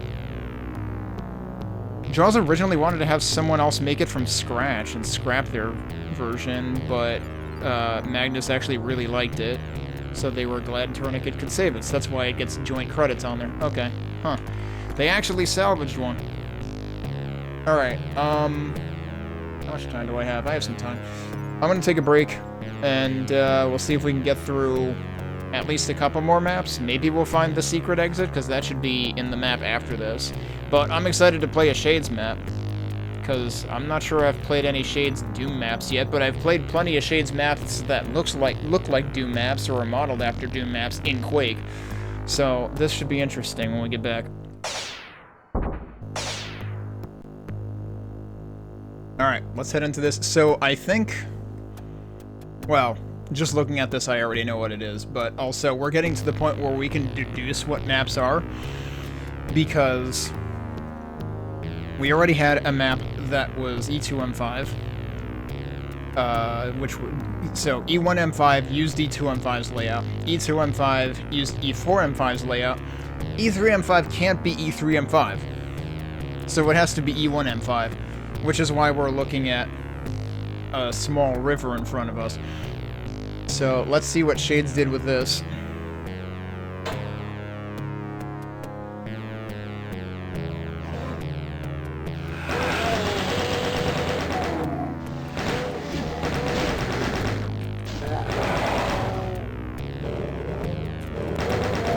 Yeah, alright, Shades likes doing that kind of thing. Yup.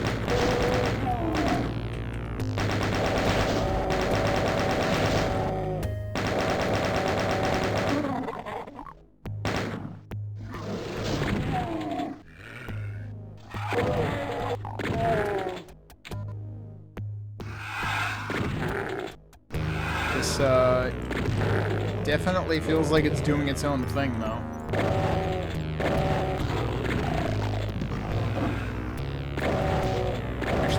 What is this part even supposed to be right now? Because I can walk out there, and that's not how E1M5 works. Like, that should be the part that raises a bridge elsewhere, right? And what even is this room?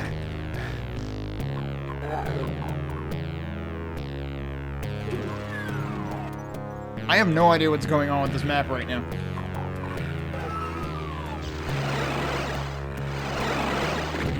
Well, okay.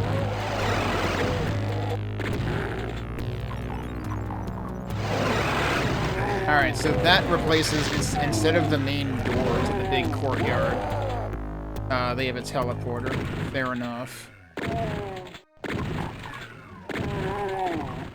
And also there's a key in the middle of it? So I need shells again.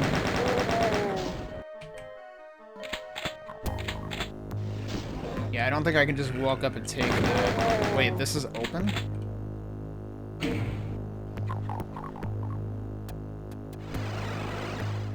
I have no idea what that did. So the flow here is certainly a bit different. I don't really want to walk into that stuff, because it's probably going to hurt.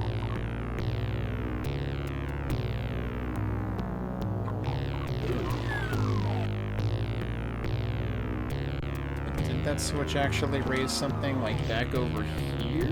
No? How am I supposed to do this without taking a ton of damage?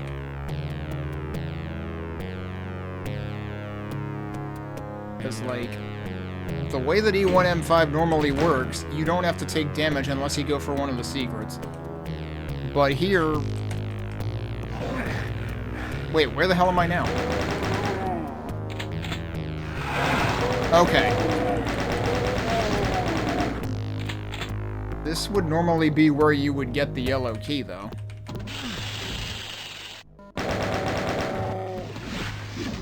Okay, well, that is where you get the yellow key. This is... oh, and that's a teleport.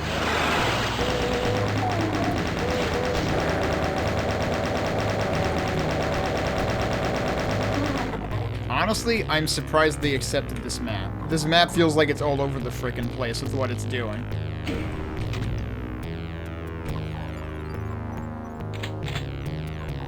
What? It's like, I keep asking myself, what map am I supposedly in right now? Because this sure as hell isn't E1M5. That part is. And I don't know if this wasn't originally open, and maybe that other switch I hit earlier opened that.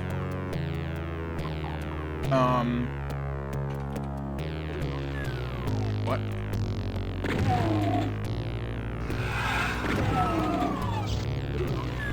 Is that actually... Yeah, okay, I just hadn't gone in there yet.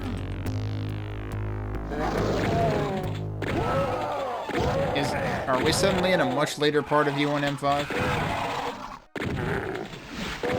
No, we're in a non-existent part of E1M5.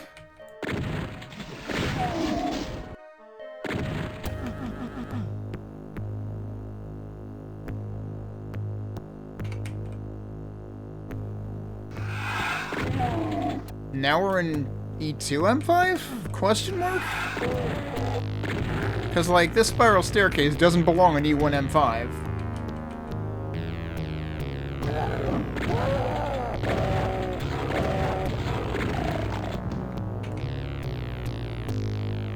I don't know what this map is doing.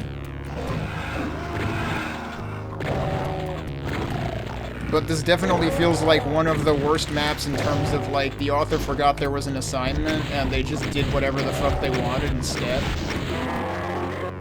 Which makes me very surprised this was accepted. So I'm going to anticipate that I will be reading about how there were multiple scrap versions of this and there wasn't time to fix it or something.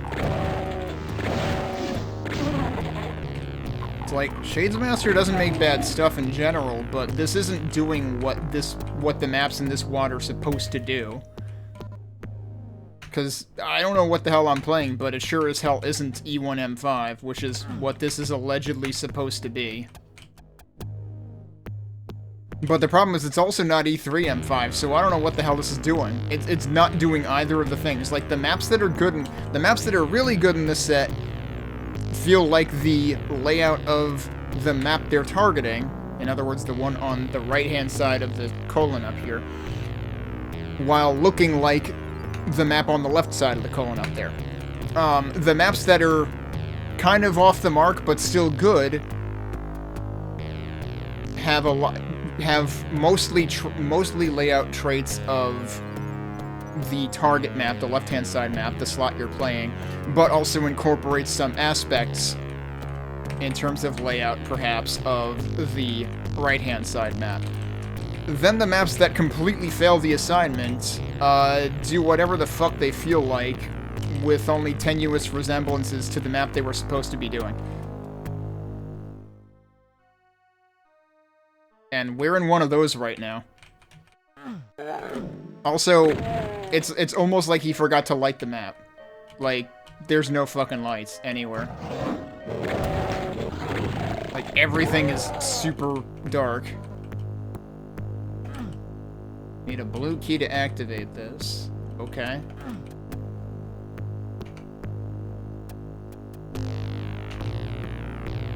I'm not sure what this is trying to be either. I guess you could argue this is trying to be... Like, is this trying to be the end of E1M5? But if anything, I feel like it's themed like E2M6. And again, reminder, we're in episode 3 right now. Which, like, clearly the mapper forgot. Because, like, this spiral staircase is E2M5. And then this feels like E2M6. So, like, why was this map accepted? It should not have been accepted, straight up.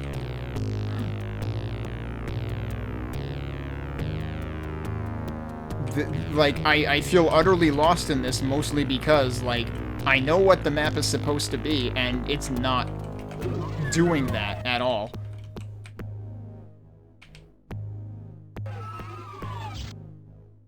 What I should be trying to do... I'm gonna have to go through the frickin' damage floor again here, aren't I?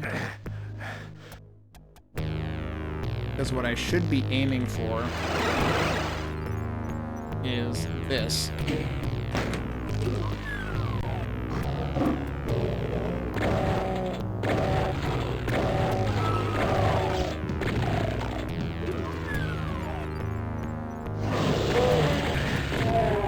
Okay, there's just no elevator?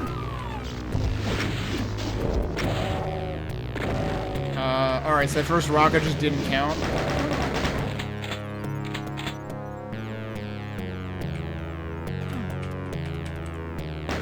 Yeah, that doesn't do anything.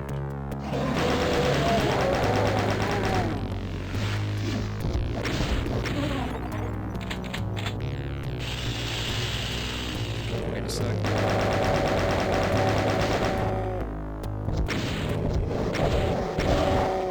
Oh, the other one's getting away.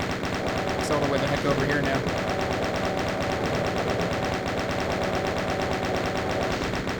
Yeah, I was being paranoid about the lost souls. Oh, guess what? There's more of them.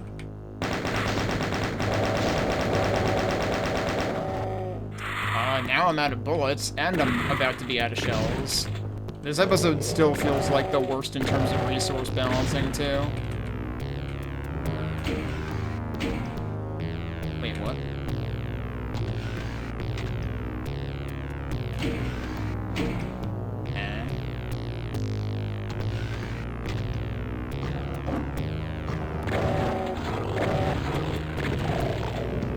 Guess this is why we have the Berserk.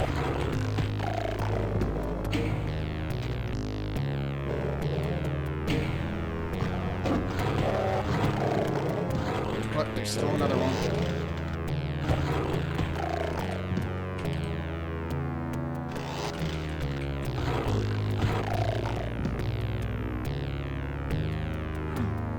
Alright. So I hit 2 switches. One of them lowered that. Oh, and nothing else lowered when I got it. I was definitely expecting a trap there. There's also only one secret, so most of V1M5's map design is out the window, as we've probably already surmised. I can't go around that way. So yeah, they force you to go through the pinky maze.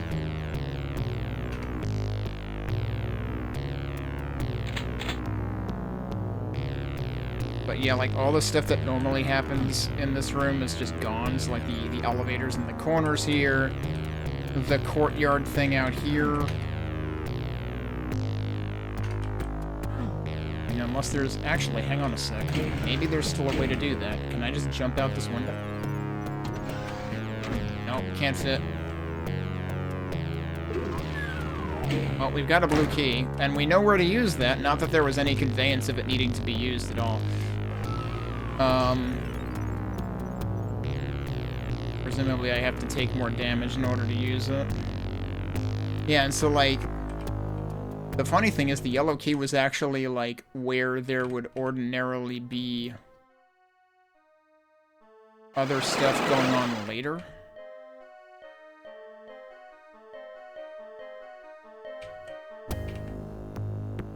Did I ever go through here? Oh, wait, that's just, yeah. That's the beginning. The least they could have done was, like, build a path here when you hit that first switch. Like, you know, the way that E1M5 is supposed to work?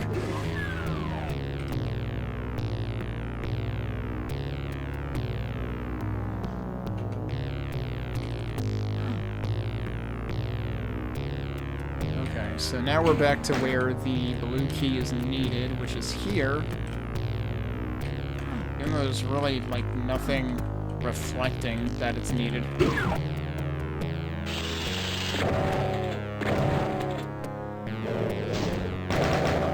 Right, I forgot. I have no bullets either.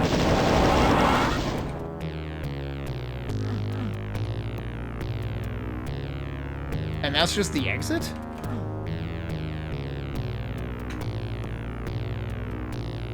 Well, I killed everything. There's one secret somewhere. I don't know where it is. I wonder if it's back at the beginning.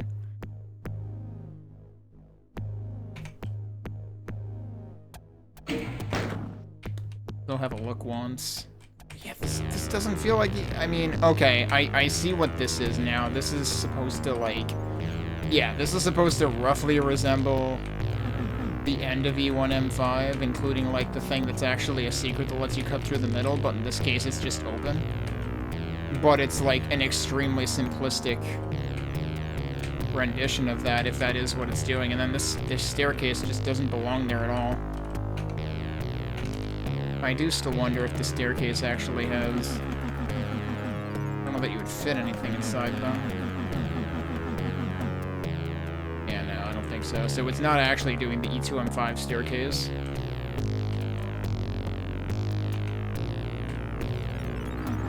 And then, like, this feels like it's trying to do, like, the sort of the back corridor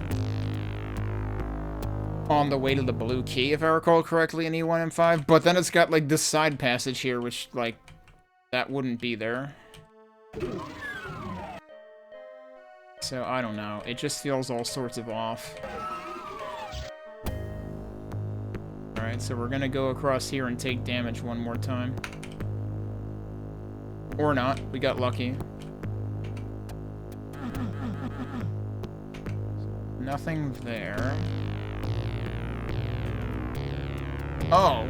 There's a frickin' soul sphere behind the Cacodemon, so I couldn't even see it because the Cacodemon's corpse body blocked it. Okay, well that's your secret. As for how we get there... Would it be from here somewhere?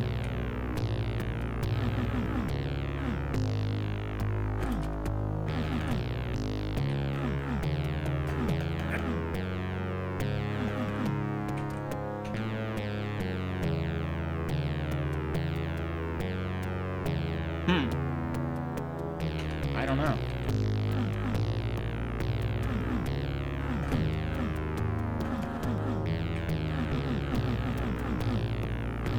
Hope it's not a 30-second secret or something. I have no idea how to get to it.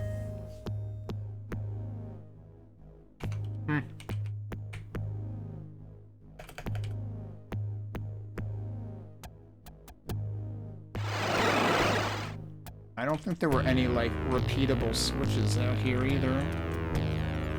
That was the switch we hit at the very beginning of the level.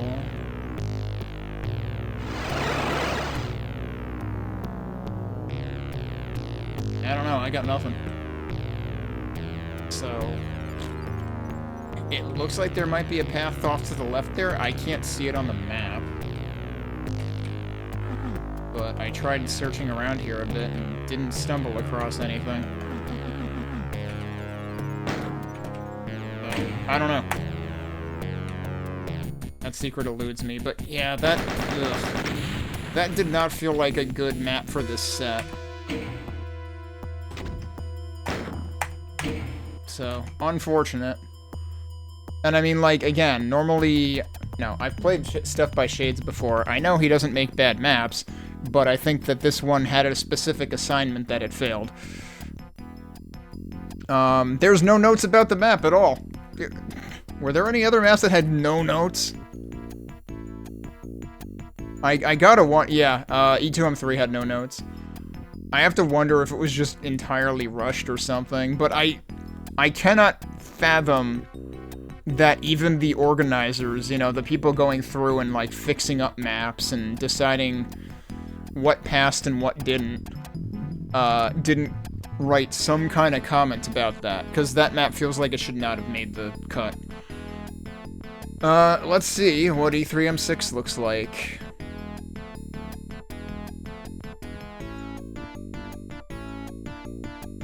Is this the normal music for Mount Erebus? I guess I'm not thinking about it, but this is also the normal music for E1M6, isn't it?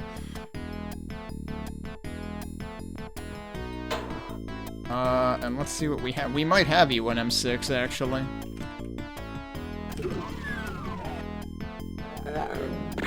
Because is that your red key doors? Yep, this is E1M6. But with a lot more line of sight and sniping as a result. Which is not great when you've got hit scanners. Actually, I'm surprised they have hit scanners. Because E3M6 shouldn't have this many hit scanners. There's like a couple of places specific in E3M6 that have that many hit scanners. And this definitely seems like it's doing the thing where it's more of a mashup now.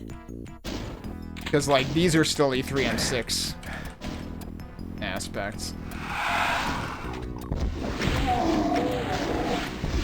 Hello, surprise slaughter map, a little bit. Hey, it's giving me shells, though, so I'm not going to complain too much.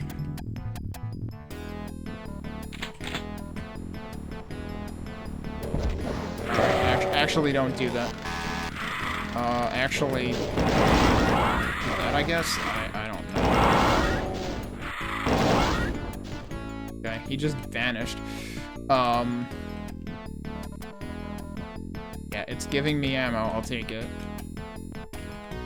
But yeah, this is definitely doing a combination of things. That's a yellow door? Okay, and it looks like the inside might be kind of structured a bit like the area where you get the key in E3M6 and vanilla.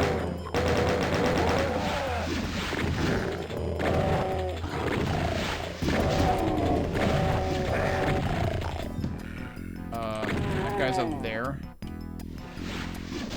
I need to spend more time appreciating what this map is trying to do after I kill things that are sniping at me. This has a lot of ammo, I'm taking all of it. I also probably melted my stream encoding for a bit there because that was a lot of fire blue to be looking at. Honestly, even the texture of the damage floor here probably doesn't help either. Right, we've got some radiation suits out there. This is clearly skinned like the room that has the two back platforms, one of which is a secret. But I'm not sure what it actually is. Can I actually just go in there right now? That might actually be our first thing to do. Or not.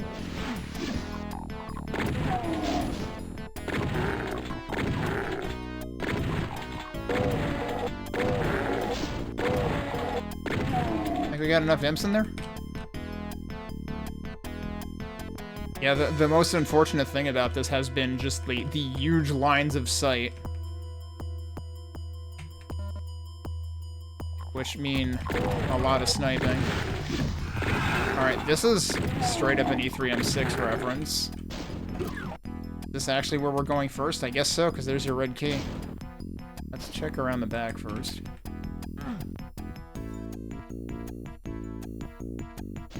Also, who else? Are there still more? Oh, come on. Really? Damage kick my ass. Oh, there's dudes all the way out there. Jeez, good luck with that. I don't think I'm even gonna bother. Even if it's gonna be annoying if I don't. Alright, so yeah, let's see.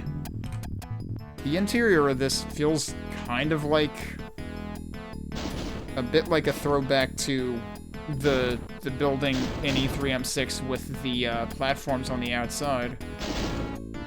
But this is, yep, this is gonna do the 45-second thing. This might be rude, so seems like a good time for BFG. At least they're giving me ammo. There's no barrels in here, though, as opposed to E1M6. Okay, not nearly as rude as I expected, actually.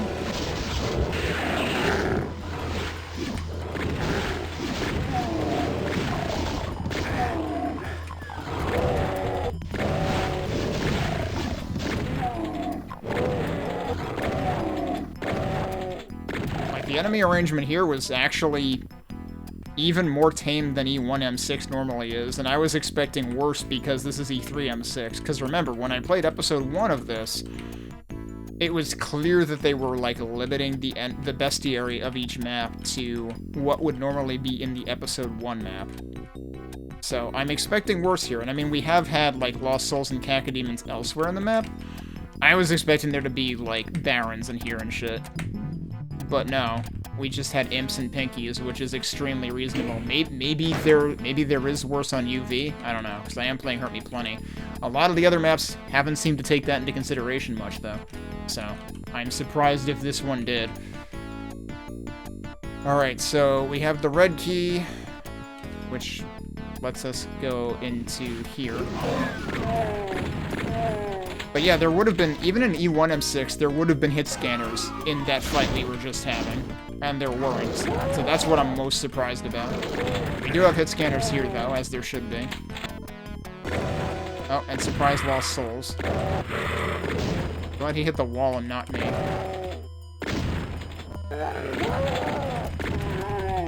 I'm glad he somehow hit nothing. Huh. So are we not gonna have, you know, like, more stuff out here? Oh, there's a Baron. Okay.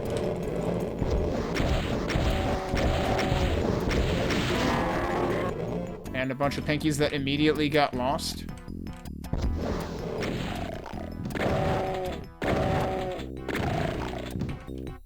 Okay, no supplies or anything. And we don't have, like, the drop and the multiple secrets over there that are usually there. Actually, there's only 2 secrets. How many secrets are in E3M6 vanilla? Because I'm wondering if the secrets in this are going to be a lot more like E3M6 rather than E1M6. Right, we got the blue key now. This is yellow key. Where is the blue key even needed? I still don't know how to get in there. Have I even found a door on this? Well, that's part of the yellow key area, right? Yep. Wait, what about... just one of those structures. What about over here? Maybe I should be checking this place out.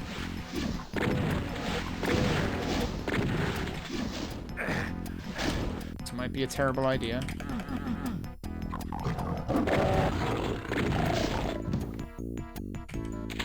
Well, it's not a terrible idea if I want ammo. That's just not hitting them.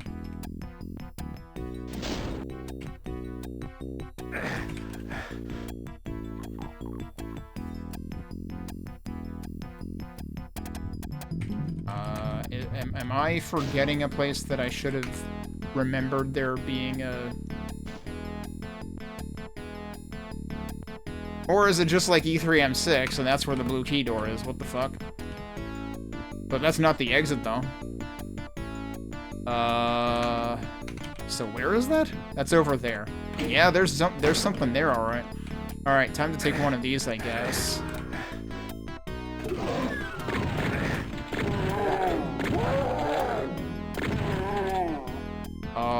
Suddenly we're in limbo. Like, what is going on here? Definitely feels more like E3M7.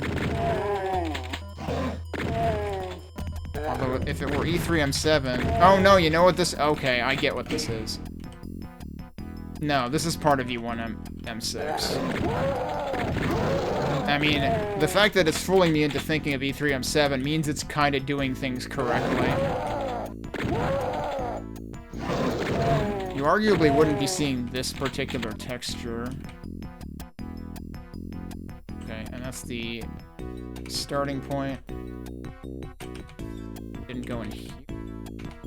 No, I did. Alright, let's get through...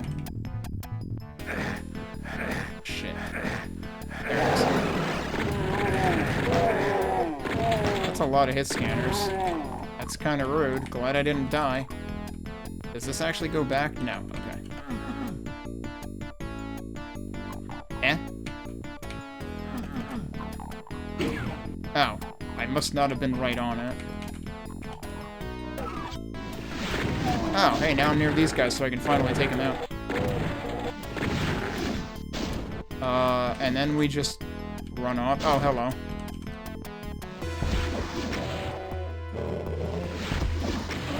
Let's see. What? Uh-oh. I don't know where he went. Oh. Well, that's crafty. That's probably a secret right there. I seriously don't know where that Kako ended up. I'm probably gonna find him now. Yep, there he is.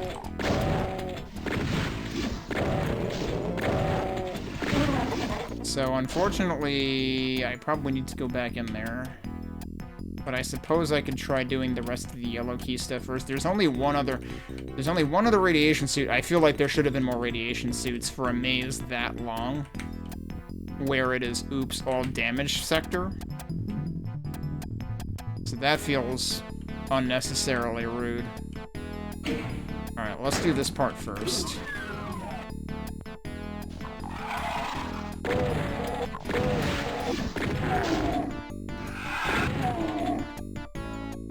Oh god, it's all fire blue. Rip stream encoding. That's gonna lower at some point.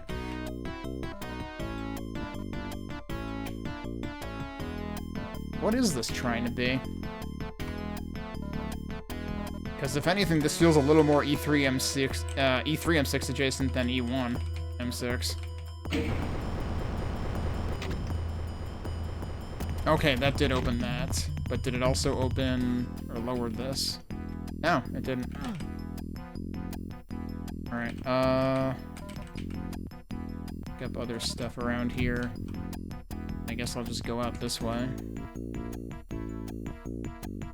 Yeah, you can actually just step up and down there now. Yeah, so this is open.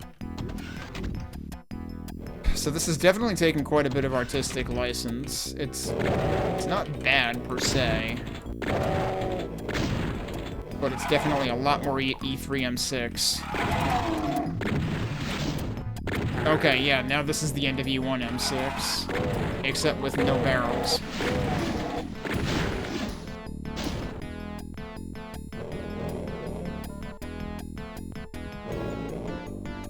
There are things making noise that probably shouldn't be making noise yet. Also, I guess the switch is over there now? Well, okay then, you know what?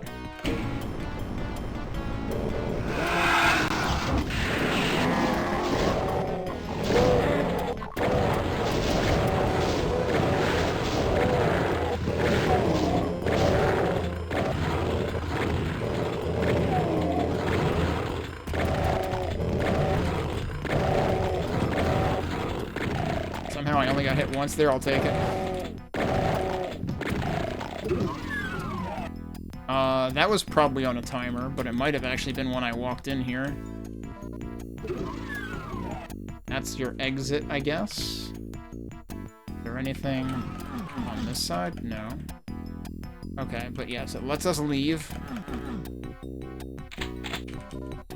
It's good, because we should have a secret exit to find. And there are a couple of things that I want to check in that regard. There are 2 secrets, and I didn't find either of them. There are 3 enemies left. Yeah, there might even be something, like, next to that chainsaw. Hello?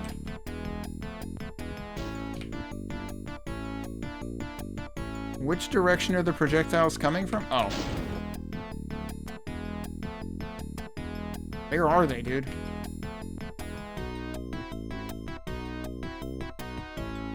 Oh, one of them's still over there. I thought I got all of you guys.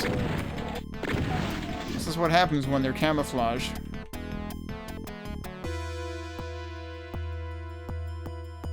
Have I? Yeah, over there is where I ended up at before. Just a little bit disorienting. Alright, so where's the other... Wait, there might be more stuff there too. Look at that.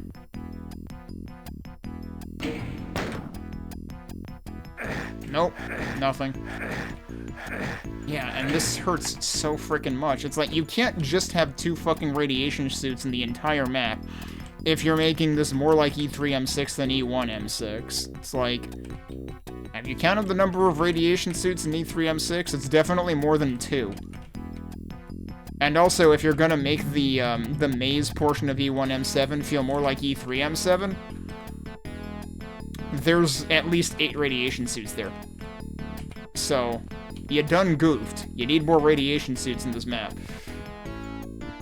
Because now I have, like, 1 more chance to make this count. Once I remember where the hell it was. Here it is. Okay, so... we've got to run through here. Actually... Okay, you can shortcut to the teleporter, so that's good at least. And then we're going out here. And then we need to try to angle ourselves there. And then the question is, what does that do? There's also another ledge out there that I might be able to get to. Might want to do it again. Yeah, this is the right place.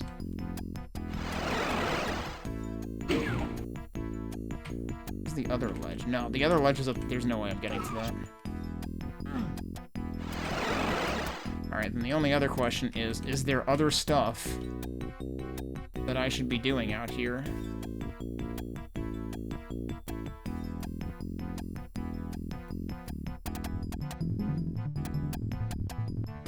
Oh, I'm not gonna get to find out. Because that's all the time I had for the radiation suit. I am going to check the beginning out of curiosity. Because in E1M6, there would be a way to get out here. But I don't think that's a thing in this version. So I still have 0 secrets. I hit a switch that I don't know what it does. It doesn't seem like there's going to be an E3M6 style secret exit in this. What if something in there opened? Yeah, that is a possibility. It looked like there was something on one of the sides. Yeah? What's in there? Oh, that was... Okay, no, never mind. We did that before. Over there is just what I just did. I probably should have saved a separate slot. I may just end up giving myself an extra radiation suit if I end up having to, like, run around in the goop again. But it's like, can I even think, what if something else opened in here? You know how I was looking on, like, the other side?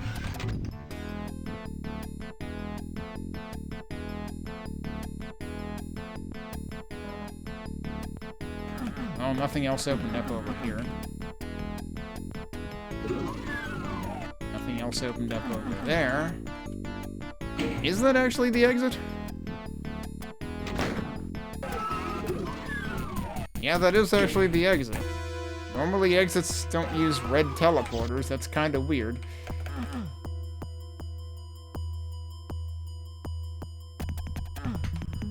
Alright, well what else is there for me to look for? That was where the 2 radiation suits were. Hang on a sec. Is there something else in there? I guess I'm gonna give myself another radiation suit because otherwise you can't be serious.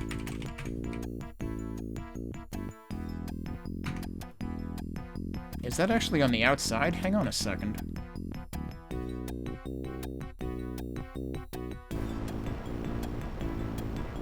Oh, well, look at that. There's another radiation suit.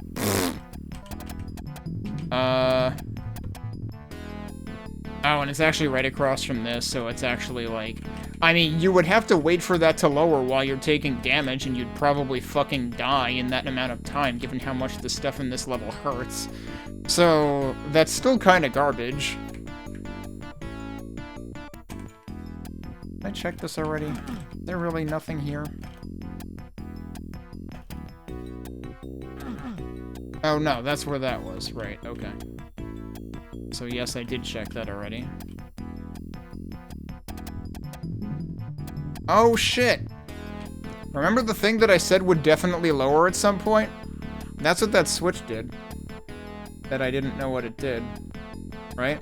We did have a switch that I didn't know what it does at some point. That's your secret exit. And that's your other secret. I just completely forgot! It's the exact same thing that I did wrong in map 15 of Amalgoom. Except in that case, I, like, held off on doing something and then forgot that I held off on doing it. Alright, and next is Dread. Didn't we already have... Did we not already have an E4M9 replacement? We had E2... No, we had E2M9 and E3M9. This has to be E4M9. Well, actually, no. It could have been E1M9. But with a name like Dread, I assume it's going to be E4M9. Alright, so we figured it out. Let's go read E3M6 notes. There's not too many of them. It was Mount Terror instead of Mount Erebus. The main reason I chose this one was because of the music. This map seems more like a fusion map rather than a switched map, but I'm pretty satisfied with the result. Yep, it definitely is a fusion map. I will give him that. So, let's jump in and see what we can get done. So this, of course, immediately... It's obvious that this is E4M9 Fear, but they called it... what did they call it in this again? I forgot what name we saw because it was last weekend. But it was another, like, one-word name.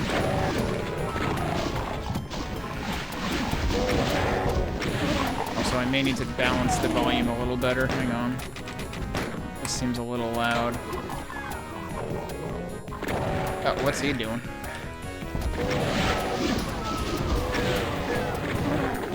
So we've got Kakos at the beginning because this would ordinarily be Warren's. Alright, who the hell is head scanning me?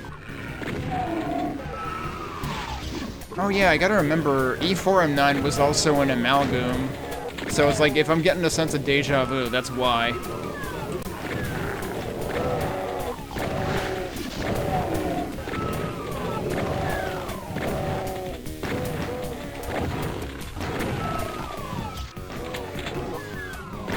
Okay, now I can see who's hit scanning me from back there. That was kind of the problem I was having. They're just gonna be, like, constantly opening the door there. Okay, so we can go back there. Now, in Fear, isn't there... Is there not a switch you have to hit in here in Fear? Or am I thinking of the ones back here? I'm probably thinking of those.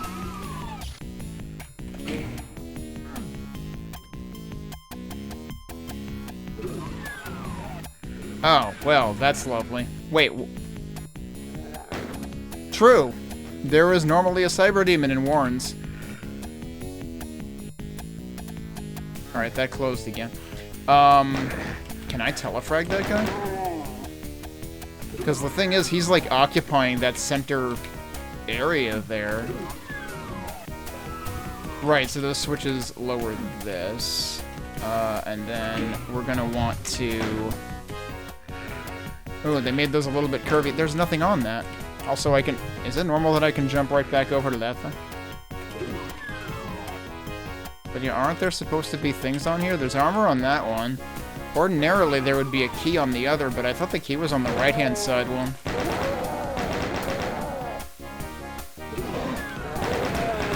Oh, that's interesting. Alright, they changed this up a bit.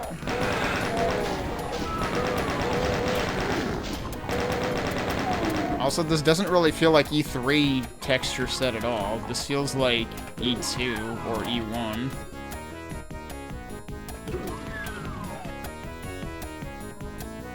Where do I want to go? Wait. Which side was the cyber demon on? I thought he was... Oh no, that was on the other side. Okay. So then this side is arguably safer. You know what? I have a BFG. Let's just make a bunch of those guys go away.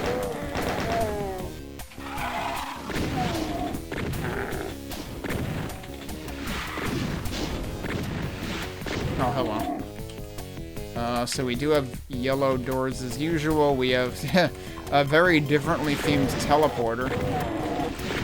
Yeah, this... I'm getting flashbacks to, like, E212 or something from the textures used here. Although I guess this texture is also used in E3M3, so it's kind of used everywhere. And this texture, like, I think of E1, but again, you know, some of them do get reused. This texture gets used in E2M6 also. But, like, this... I mean, this part screams E3 to me, but the rest of it, in terms of the texture use, honestly kind of doesn't. There's another dude back there. I can't see him. Oh, that's right, because I woke up all of the enemies in there, so... That's presumably why they're all coming out, because I decided, you know what, maybe I won't do that. And actually, well, let's see what there is to do here. Alright, we've got the BFG here. Yeah, I figured that might be a trap.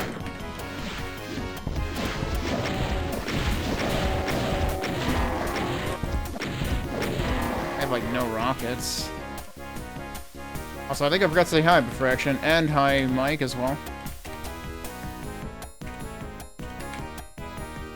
I'm guessing that might be damage floor. It is damage floor.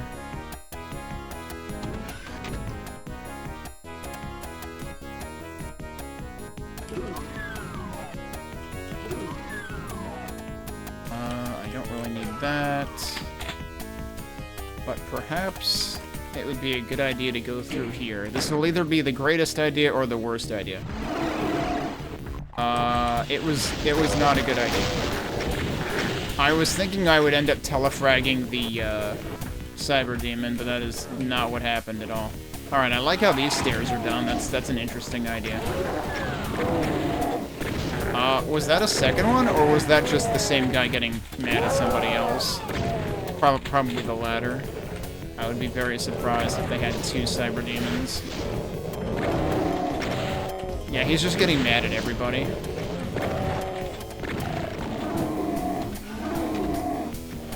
He cannot decide who to get mad at. I don't remember there being central elevators in these side rooms. I thought there was only the ones in the sides. Now, there are 3 secrets, and I haven't found any of them. Hey, there's rockets here. Ordinarily, one of these sides has a secret, but I forget which side it is, and I think it might be the other one. Nope, it's right here. Unless they actually did it on both sides in this version. Alright. Can I get through here and not die? Right, so this was the side I came in on before. What? Hi.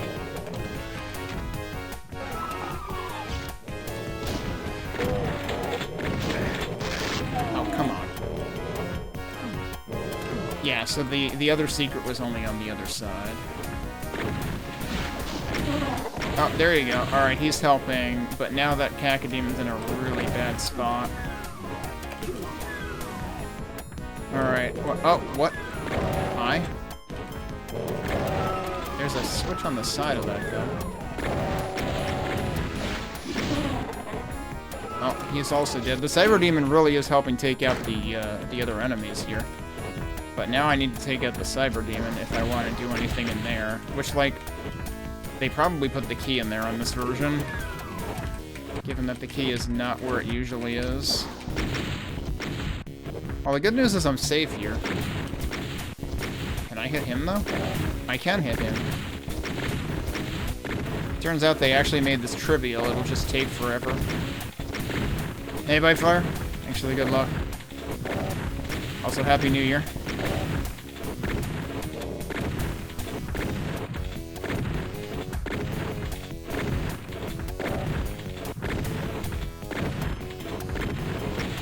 I do have quite a few rockets. I could actually try to use some rockets on them.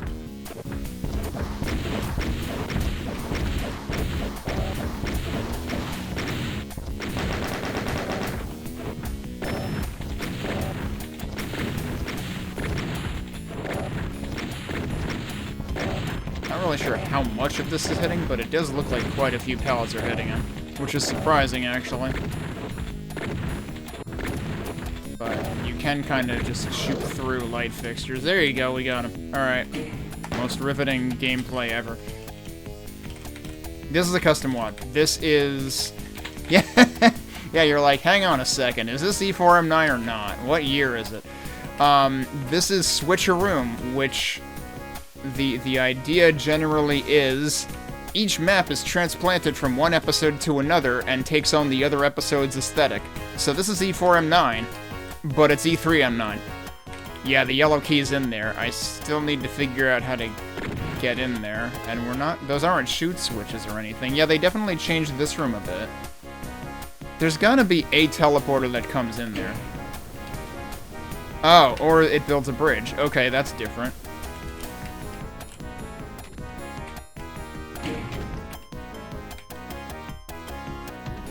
Okay, I guess that's what we're doing. So yeah, you get in from the outside rather than the inside. I'm pretty sure, if I recall correctly, that kind of works in the original. You can end up teleporting into there and you have to get out from the inside. That's also not where the key is in the original. Alright, so we're done there now. There are 5 enemies left, possibly within the yellow key doors. This is a little different.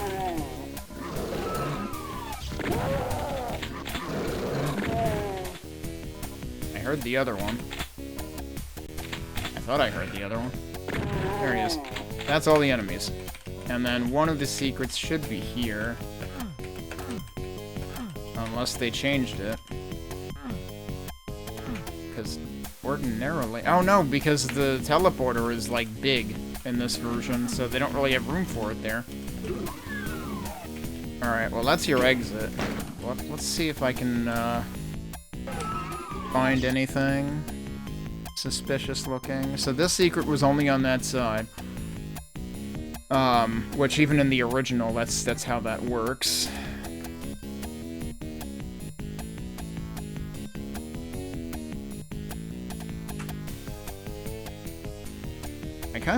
I'm only remembering 2 secrets in the original map, Fear.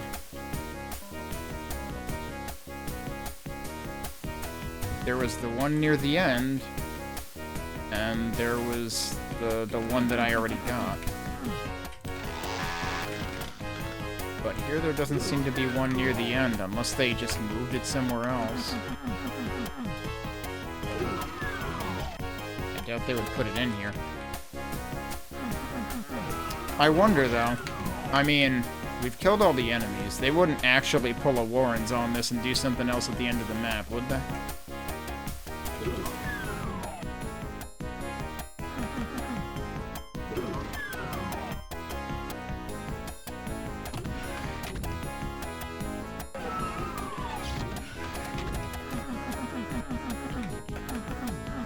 Yeah, there's definitely nothing on this side. Those windows are a little... I think they're a little different, too. I don't know. Were we always able to run through like that?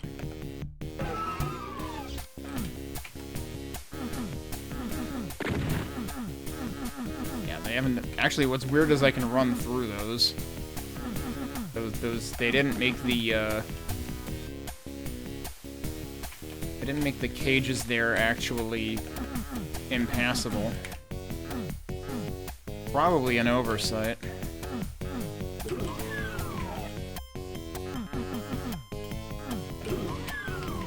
don't know, let's look at the, I guess there's 2 things for me to double check. One is just the main area here. But I can't see where you would fit any secrets here. Unless there's stuff down there. But generally, you don't want to be down there.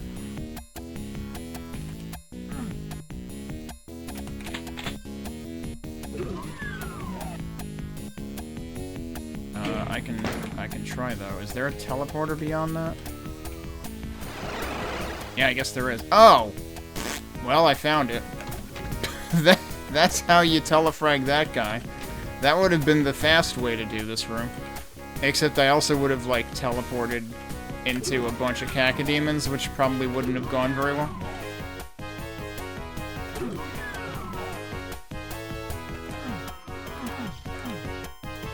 I'm very paranoid that, like, something here is actually switchable.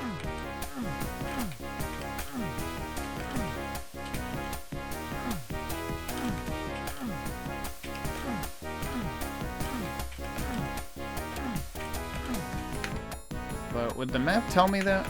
The map would probably tell me that.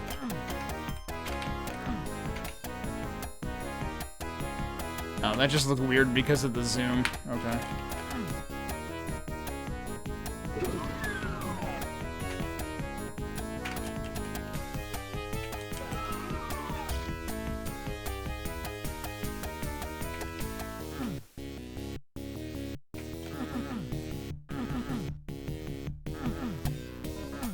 Typically, there is not a secret here.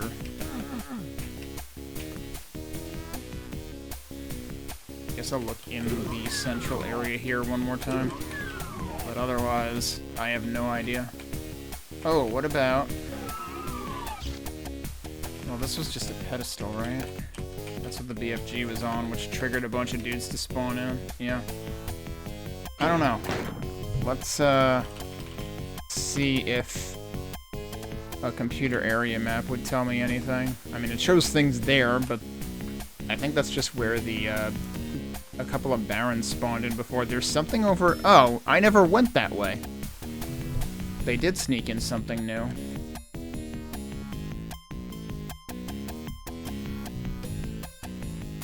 I just never... No, I guess I was over there. That's where I picked up bullets or something. And then there's something over there, whatever the hell that is. That might just be where more enemies spawned in from or something. So on one of these sides, I'm on the wrong side for this, aren't I?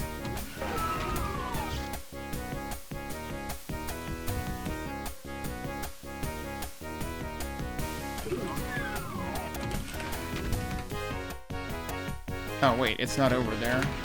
It's over here. Well, I could have gone up either way. It's this? There's something in there. I have no idea how that works. But yeah, that is a new secret. That's not part of the original. Let's try something.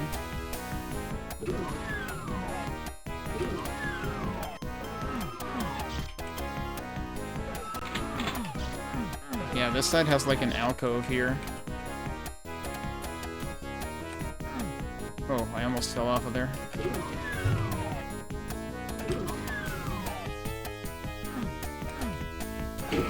Oh, there you go. I'm actually... Oh, I see. So the bit before the shelf is the secret. Yeah, okay. Okay, yeah, so that's an original one as far as I can tell. I don't remember that being in, There is one where I was looking near the exit. I just didn't find it, huh? I was thinking, you know, I tried pressing the wall directly and nothing happened. Oh, I went through the wrong door. I tried pressing the wall directly, nothing happened. I'm pretty sure it's just a direct wall press in, the original map. I don't want to go through there. And then I thought that because of the teleporter, there wasn't actually room for something there, but you're telling me there is room for something there, so... Am I looking for just another switch somewhere? Oh, like... Wait, no, that's just the other door. Hold on a sec. That's weird. That's just blatantly misaligned. Like, this one looks okay, this one does not.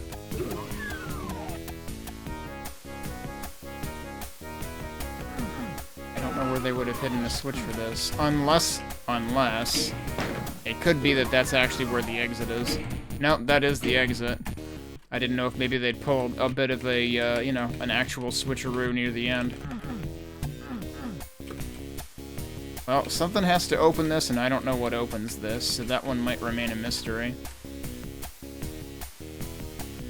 Although I'm also wondering if this is anything, or if that's just Monster Closet that they forgot to, you know, mark as not being drawn. Although, ordinarily it wouldn't matter because you don't get the computer area map.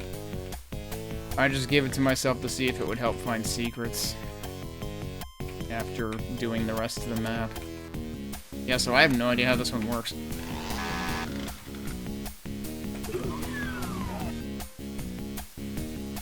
It's like nothing else seems to lower it.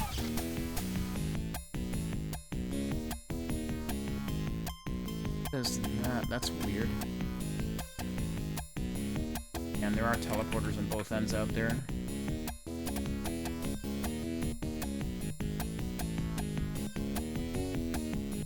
That's really strange. I doubt it's anything noticeable, but...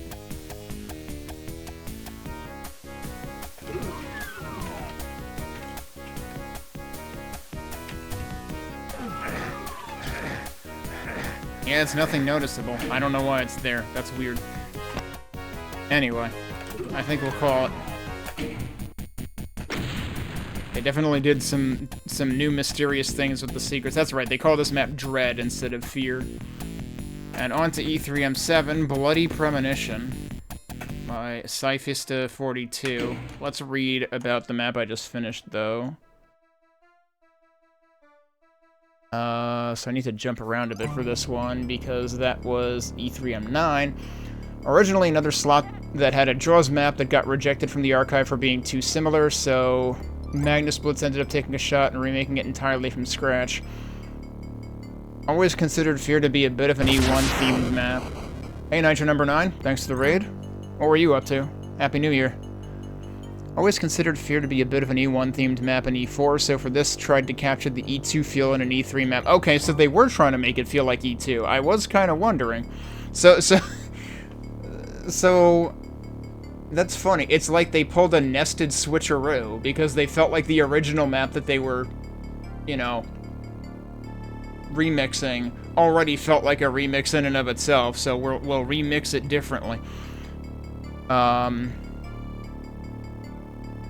Including the title, because Phobos means fear, Demos means dread. Oh, okay. That's an interesting point. Included a little bit of fire blue in spots since Jaw's original contribution was slathered in that horrendous texture. Alright, hey, Asapolis. Oh. Yeah, I was gonna say, I thought I remembered Nitro number 9 from Asapolis' chat. How are you both doing? Hope you all have had a restful and safe holiday. Alright, so, let's see what we're remixing this time. I kind of consider it a good thing that I had a week break in between the first 2/3 of this that I played last weekend and this weekend, because it means I won't necessarily remember which maps have already been done. So I can actually, like, I've been playing a guessing game with this to try to, like, see how long it takes me to figure out which map each map is remixing. Oh, Resident Evil 5 co-op? Resident Evil 5 is one that I never played, but the only Resident Evil that I really have played is Resident Evil 4, the original one. So, like, I looked at Resident Evil 5 briefly, but I get the impression that co-op was kind of a major focus for it. Alright, so, this is M7. This should be not Limbo, but it's starting out feeling very Limbo, which, I mean, aesthetically, that's what it's supposed to do, but what are we— oh, this is E1M7.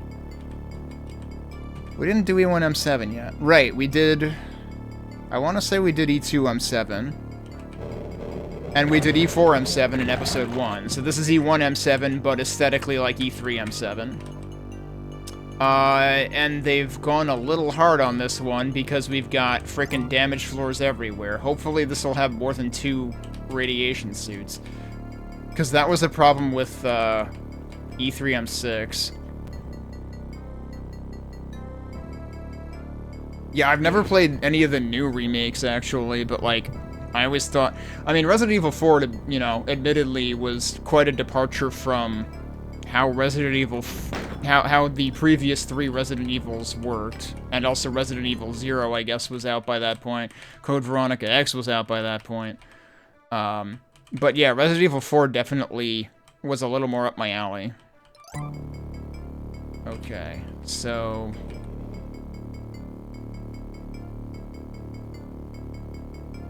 I think we're even doing, like, Limbo-style secrets here, potentially. So this map could take us a while. Ow! Cool trick. I think he just kind of, like, stepped over that.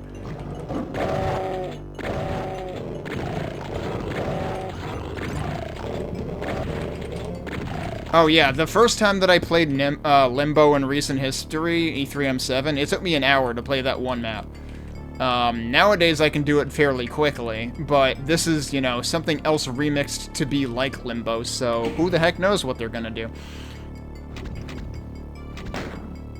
You only ever beat RE4, never been a big Resident Evil fan. Yeah, that's kind of where I'm at with it.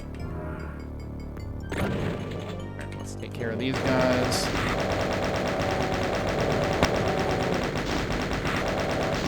So, if this is E1M7, then we should be doing this first. That was interesting how that worked. Okay. Oh! Okay, there's a secret where there would normally be a key. So I just came here expecting progression and I got a secret. That was a waste of a medkit. But yeah, that's all it's there. Okay. So what are we doing if we're not doing that?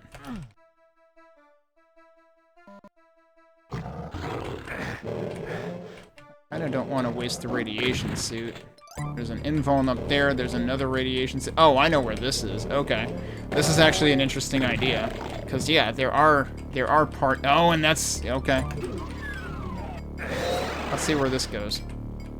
Oh, well, now I know how you get that, but you also need a key to open that door. Oh, and that puts me back right in front of... Wait, no. Where is this? This is not where... This is where the secret was. Yeah, so it does put me back there. Alright, they're doing some interesting mix-up ideas here. What the heck is going on out here? Right, so this would be the courtyard in E1M7. Oh, hello. Got him. I'm surprised I got him, but I got him. Wait, I can just step out here? That's not how that's supposed to work. Okay. You learned the speedrun for this, and Unholy Cathedral, just because of how often you got completely lost. Unholy Cathedral C3M5, right? Oh, right, because of the teleporters. And Slough Despair, but who likes Slough Despair? Yeah, Slough Despair, it's like... Yeah, I have speedrun Doom 1 a few times. Well, episodes 1 through 3 specifically. Been so long, I don't even remember what my time was. I want to say it was low 22, but I forget if I got lower than that. But, yeah. Slough Despair can be... See, the thing I do more nowadays is I play Randomizer, in which case you have to look in very specific places in Slough Despair. Oh, there's the red key. It's just there? Oh, yeah, I was gonna say, we're not gonna get that for free.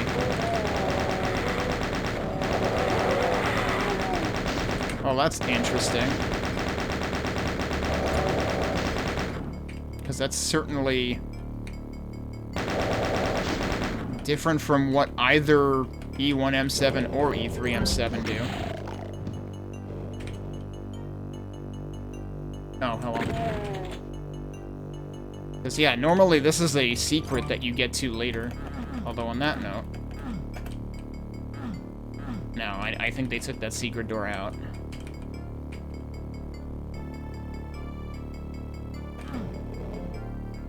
Oh, there's another key. Yeah, Archipelago.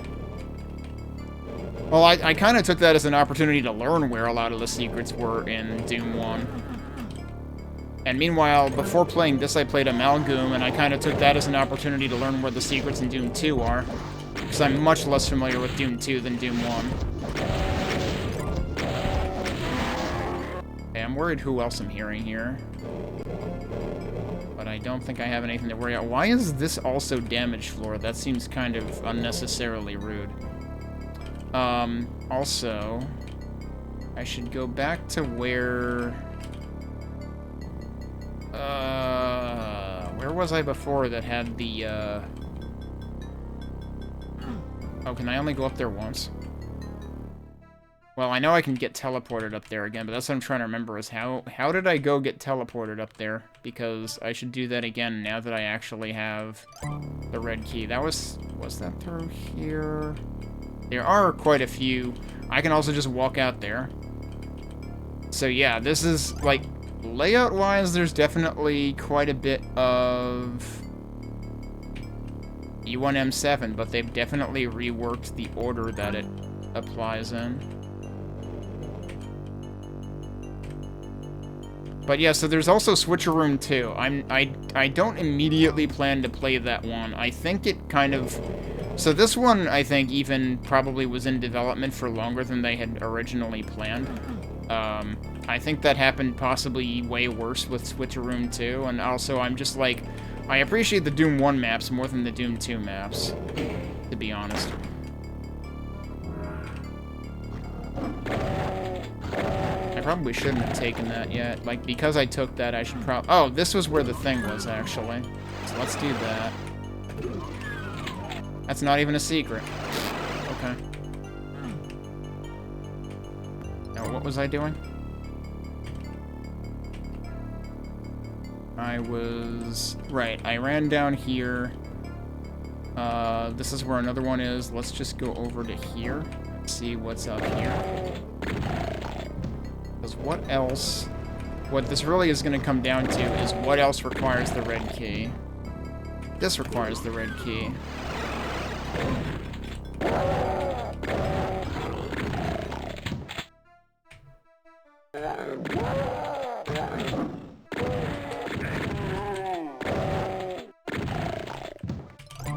Have I been down there? That just goes back to where I was. I am very worried, though, that, like, I'm gonna end up running out of resources to prevent myself from getting hurt. Okay, so this is the other side, actually. But they also made that a teleporter, surprise. I'm not sure that helped. But let's continue through here. Wait. Where am I? That didn't really... Okay. They made this damage floor, though. That normally... Okay, this is where you normally would get the red key. They made it look so different that it's actually, like, fooling me as to where I am. Okay, I guess we're BFGing you. Because what else would I do in that situation? I guess you can hit that to go down again, but it's like, I'm not gonna rocket launcher that guy in close quarters like that. Alright, yep, the trapdoors have opened. This is a bit different. That's raising a bridge there, but it looks like there's a blue key door in that area.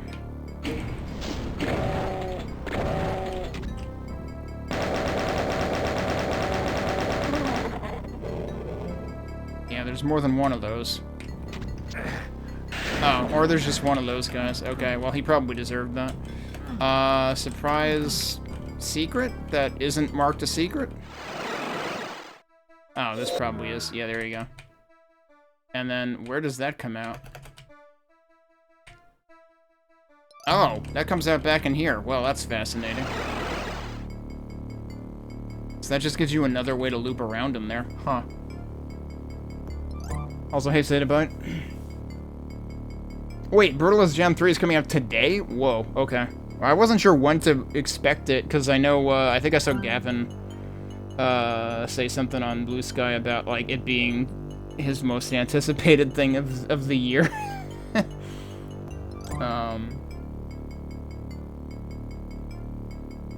Also, wow, an update to Arcane Dimensions. Have we not had one of those since, like, 1.8 whatever? Which was what I played back in, like, 2020, which is what, you know, started me on the whole better Quake than never tear. So I still only have the one key, though. Is there anything else? I probably didn't fully need that. Oh, well. Let's check over here.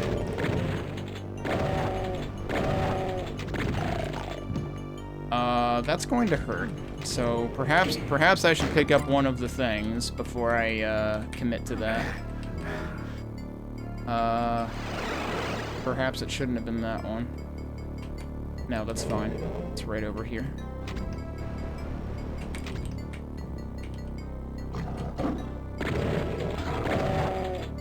Typically this texture gets used with like 20 health per tick. Okay. What are we doing right now? Could I have actually raced down there before that raised? I don't know. It's just over here. Why? What was the point of that?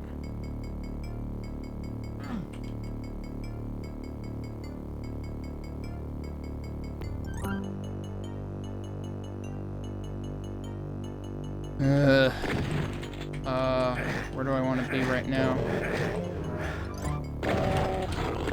I'm worried that I'm consuming all of the resources at this point. Oh, hi, there was a backpack there. Where do I want to go right now?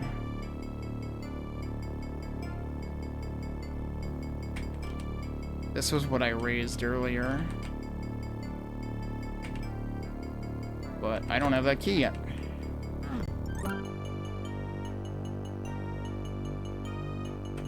don't have that key yet either.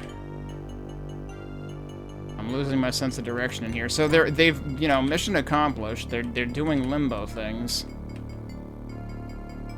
And they're doing it in the layout of E1M7. So like, yeah, that's, you know, they've I've been saving that. I'm gonna reload because I'm just wasting resources at this point.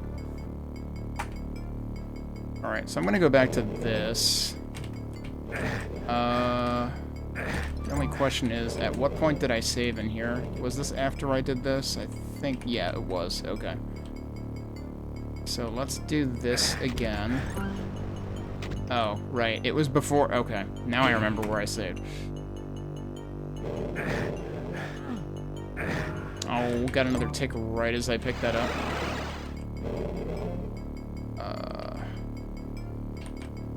How do I get back there?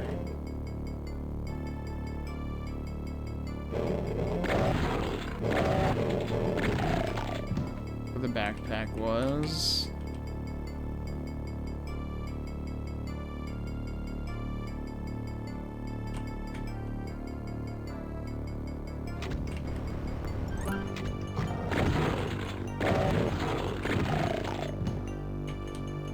Alright, so I had gone in here, and then this starts raising a thing, and I don't understand what that's supposed to accomplish. Oh. It accomplishes a secret, apparently. Okay. There's a... Oh, and then it comes back down. Okay. Oh, there you go. Boy, this place looks weird with light amp. I'm kind of curious if this opens. No, it does not. Alright, where the heck haven't I been?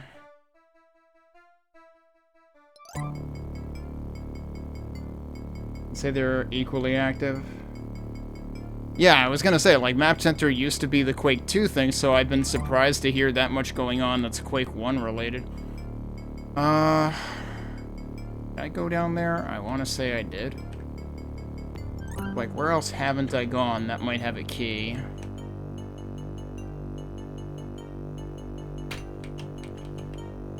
Hang on a second. That's a weird texture to animate sideways, but okay. Oh, there's also... Oh, that's the exit door. Okay. Well, I didn't even notice that before. And, yeah, that is oriented like the exit door in E1M7, so... This is really interesting. It's doing a really effective job.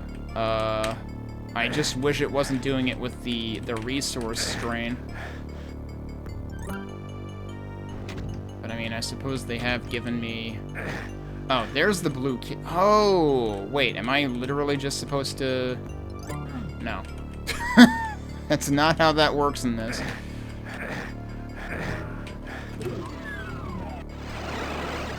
How does that work in this, then?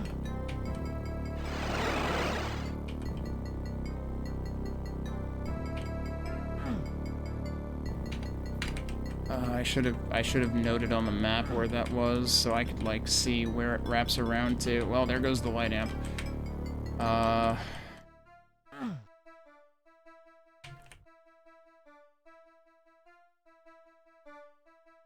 just see that. It was right there. There's another teleporter that leads to it, I guess? Good luck finding... Yeah, so that's the problem with teleporters, is like, okay, cool, so I need to find a teleporter. That could be anywhere. Hang on. Have I been in that one? Yeah. So it's just a matter of what teleporter have I not been in. I'm gonna probably reload anyway.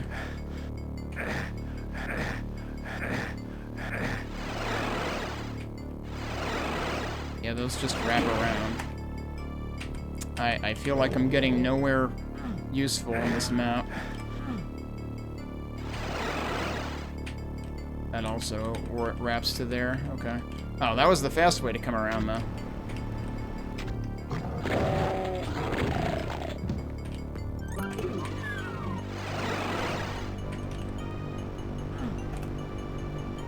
Alright, so wait for this to go up, go in, get the secret, come out, and it goes down again.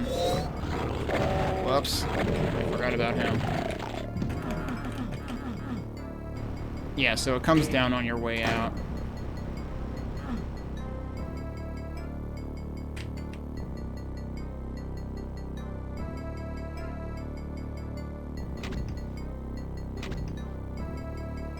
I also don't know where the yellow key is.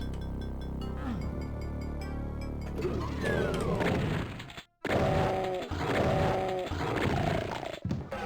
already been in here. There's no reason to be there.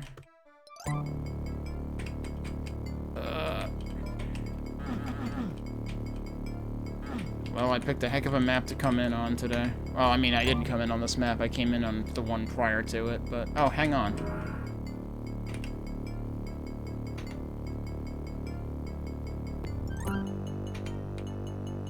There's a teleporter, like, up... Oh, was that the wall? That was probably the wall. Although, no, I don't see anything on the other side, so maybe I should try to figure out how the hell to get up there.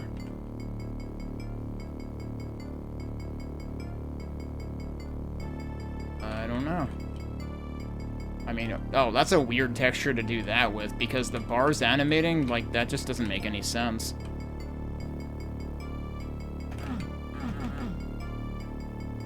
I'm wasting the radiation suits again. Alright, I should probably try to think about this. Wait, you know, yeah, hang on. Let's think about this from the actual perspective of E1M7. No, but if I think about it from that perspective, that would be where to go next, and I need a key to go here next. So, following E1M7's logic is not the way to go here. Yeah, this map's gonna take me an hour. We're not gonna finish this today. Because I have all of episode 4 after I figured this out.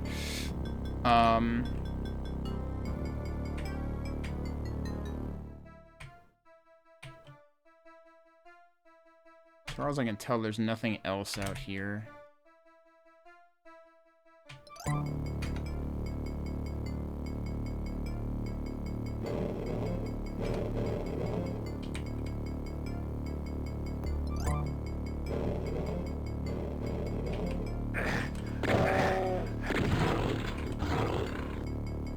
Something has to raise that. Kind of what I've been wondering about.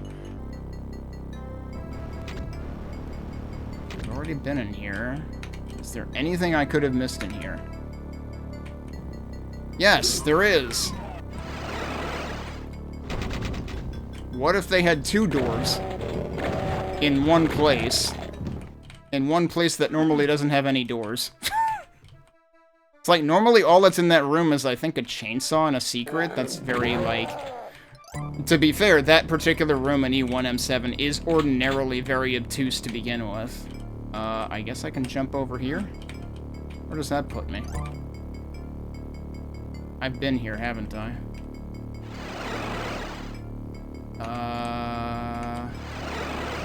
Yeah, so I probably didn't want to do that to myself. Well... What do I want to do now? Oh! I guess I did good? I honestly want to do that again because I don't understand what just happened.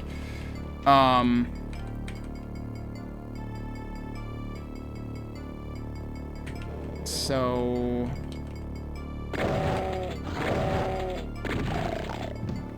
Where did I just went the long way. Shouldn't have gone that way.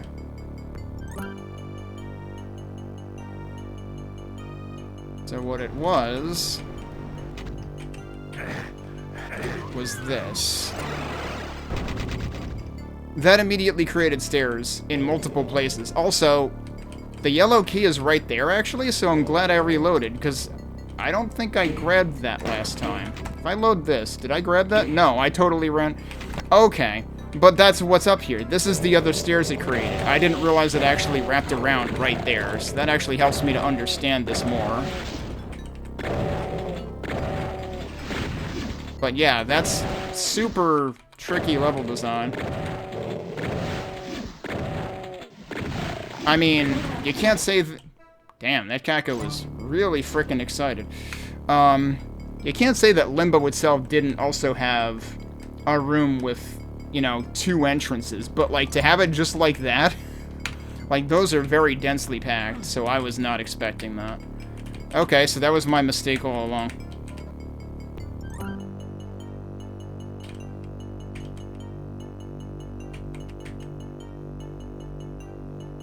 Alright, now, where was the yellow door? Fortunately, Crispy Doom is nice about showing me where colored doors were. Although I think DSDA Doom has its own way of conveying that, too. Alright, so it's in there.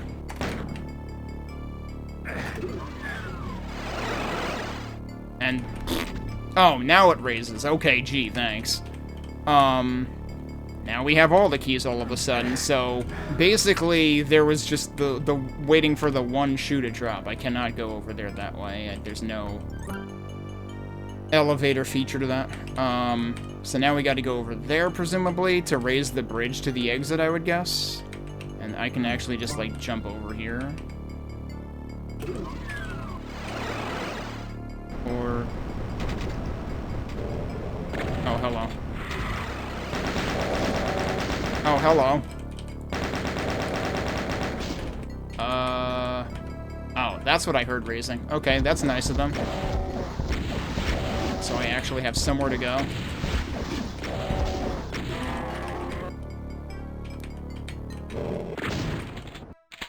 Alright, yeah, so there was one very tricky part of the map, and other than that, it was actually all very doable. Like, everything flowed immediately out of the... I see, so that raised stairs over there and over here. But those all raised when I came from, I think this direction? Is that where I came from? Oh, that was the way I went last time. Yeah, and then I jumped over there, so that was completely useless, actually. We somehow have 4 out of 5 secrets. Ow. Interesting. Okay, so yeah, basically the thing that flummoxed me for way too long was just... oh, they even put stairs here. They're actually nice about it. The thing that flummoxed me was just, like, I only found the deeper of the 2 rooms in the red and yellow damaged floor section. And that was basically all I missed. So actually, this is a fairly short map. Honestly, this almost feels shorter than vanilla E1M7. There is still the matter of that. That might be the other secret, because I'm still not sure I've ever been to that. Have I? Because, like, there was the one that drew the platform across that went down again, but I'm not sure if that was that or not, because that should have had something across from it.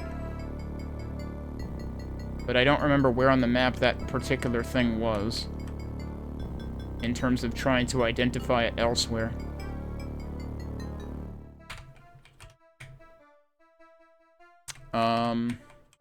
But yeah, I probably shouldn't overthink it. I should probably just get the heck out of here. Very interesting map, though. Very well done. Accomplishes exactly what Limbo normally accomplishes. And then we've got Abomination by Magnus Blitz, but let's go read up. Oh, and we know what this is. I figured this would have to be E4M8, because E4M8 can't be E4M8. And we hadn't actually seen, we hadn't seen it anywhere else yet. Let's read. There's very little text written about Bloody Premonition. I have to say, making this map was really enjoyable for me, so I hope playing it will be at least a bit enjoyable for you. It was when I wasn't completely lost, but that was still the map working as intended.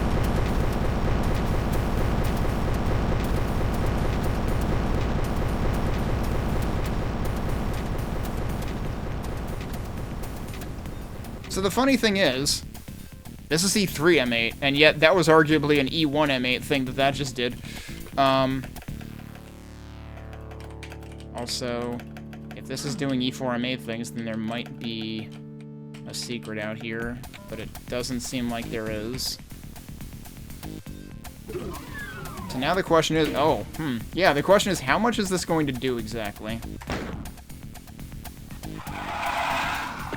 Okay, yeah, the center looks like E3M8, but the layout is E4M8, so we should have more stuff to do here.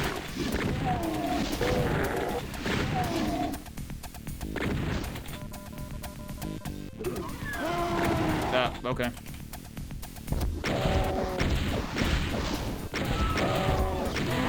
It's gonna be hard for them to abide by the whole, like, you should only include enemies that would normally be included in the respective map, or, well, I guess, or episode in general, because, like, E3M8 only has a few enemies in it.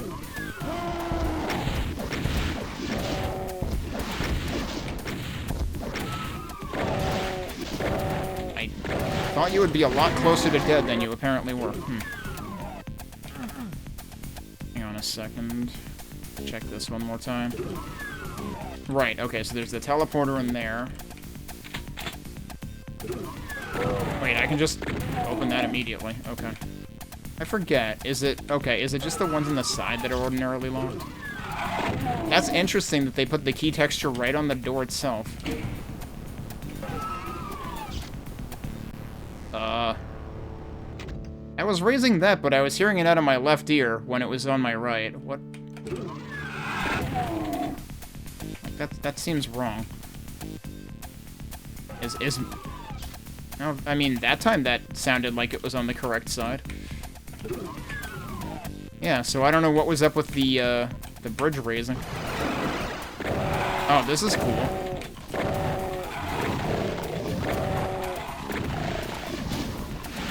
It's cool to see this area get this remix to it.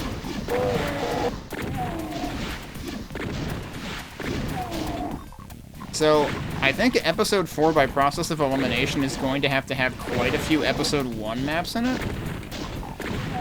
So, prepare to see Episode 1 maps except harder, I guess.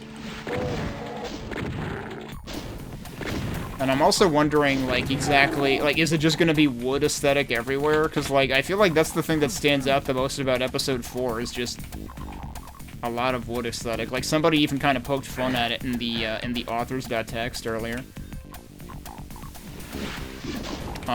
But yeah, getting back to the Brutalist Jam topic, I never played Brutalist Jam 2. I am thinking that I should probably consider getting back to those. I started, like, skimming over my Brutalist Jam 1 playthrough just to remind myself who did what maps. Because I don't think I want to play that entire thing again. I think I'd rather get onto the stuff I haven't played. But, yeah, I wasn't sure exactly when QBJ3 was coming out. I didn't know it was this imminent, you know, given Gavin's message. I thought it might be a ways off. I thought maybe I could prepare. Because I'm not prepared, but again, given that I've been away from Quake stuff for multiple years, I'm not really holding myself to doing anything immediately. Oh, shit. Try that again. Actually, these you should be able to ask nicely. Yeah, so let's just do that.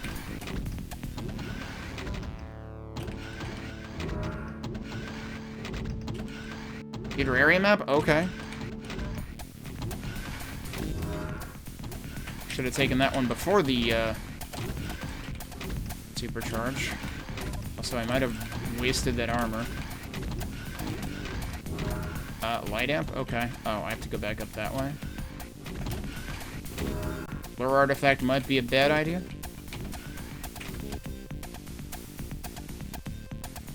Okay. And we're going this way, and let's see how they made this place look. There's yet another supercharge.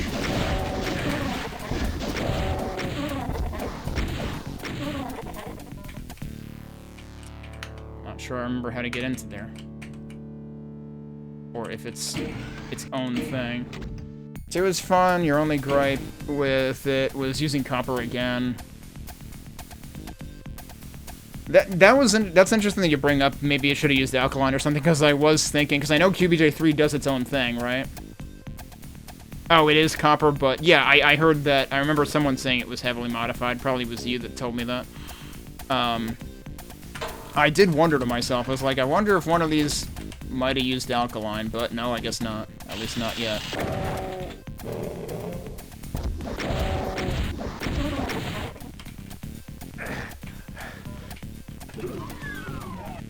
Is this even a secret?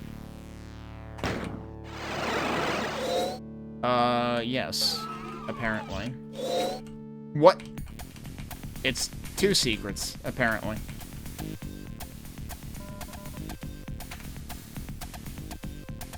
Probably shouldn't have been 2 secrets, but it was 2 secrets. So I can jump out that way. Is this where I came in? That is where I came in. Might as well go back this way, since there's more stuff to do here. Yeah, aesthetically what they're doing here is pretty neat. Whoops, I am wasting so many rockets right now. But hey, there's some in there. I could do without the damage floors, though. Oh, come on.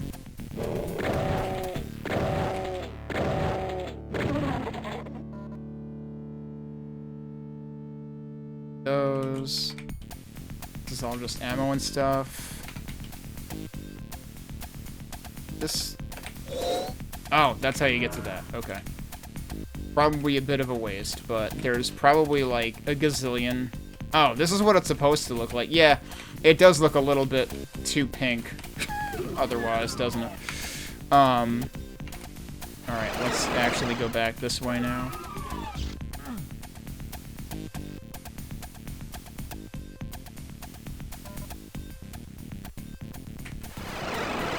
And, okay, this brings us all the way back, and now we have the other thing. It's funny how they, like, switch the enemies, too, and they put just plain old imps on the inside, when normally there's, like, barons and cacodemons in there. Alright, and I guess this is arguably E3M8-like, in terms of aesthetic. Seeing these stairs in this particular floor texture feels more like E1 to me, but E3 definitely had, like, the circuitry walls going on, too. Oh, jeez. With no self-damage, jeez.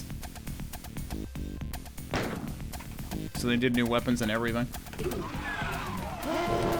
Yeah, the sad part is I'm going to have to avoid getting spoiled, because I will want to play it myself.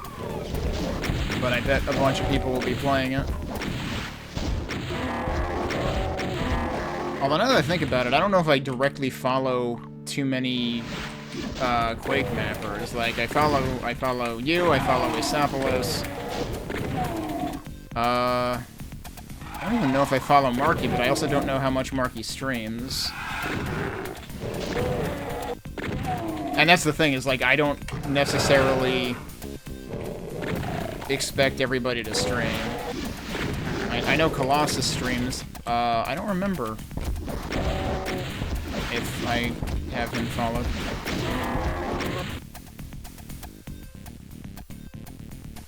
If he streamed lately, then I guess I don't.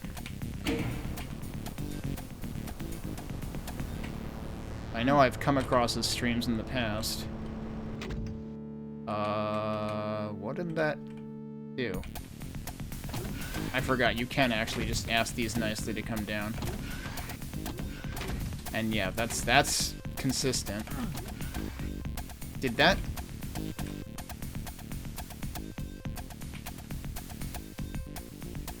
That actually raised that? Was that totally not there? In which case... Oh, we probably have to do something on the others. That's right, you do have to do stuff on both sides.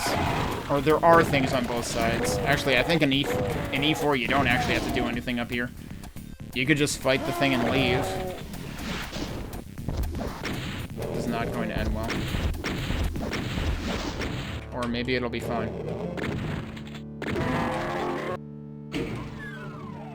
There he is.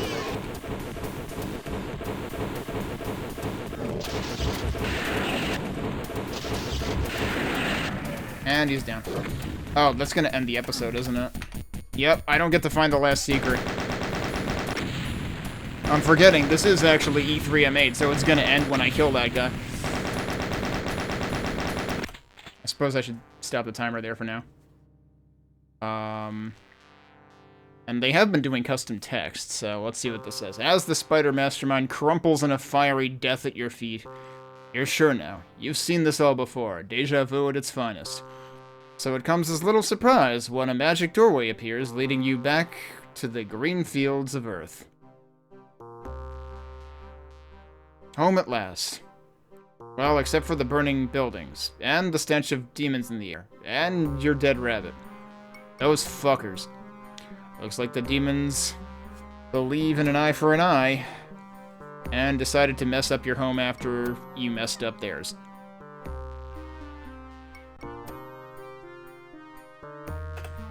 So did they mess with the end thing here, or is this actually just vanilla? Because I don't think they've messed with the end graphics prior to this, so I would be surprised if it changed. Yeah, I would expect Marky to be super busy. Actually, when I was playtesting for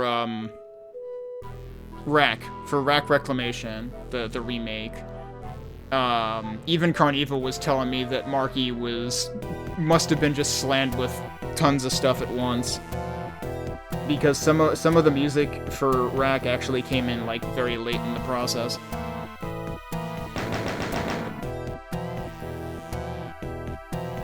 But Marky did all the music and sound for Rack Reclamation, and the sound design in Rack Reclamation is one of the biggest improvements to the game over the original Rack. Alright, well there you go. We're done with E3. So we'll do E4 next. Let me load up something so that we have music. I might as well take a break before we start E4, and we'll see how that goes when we get back.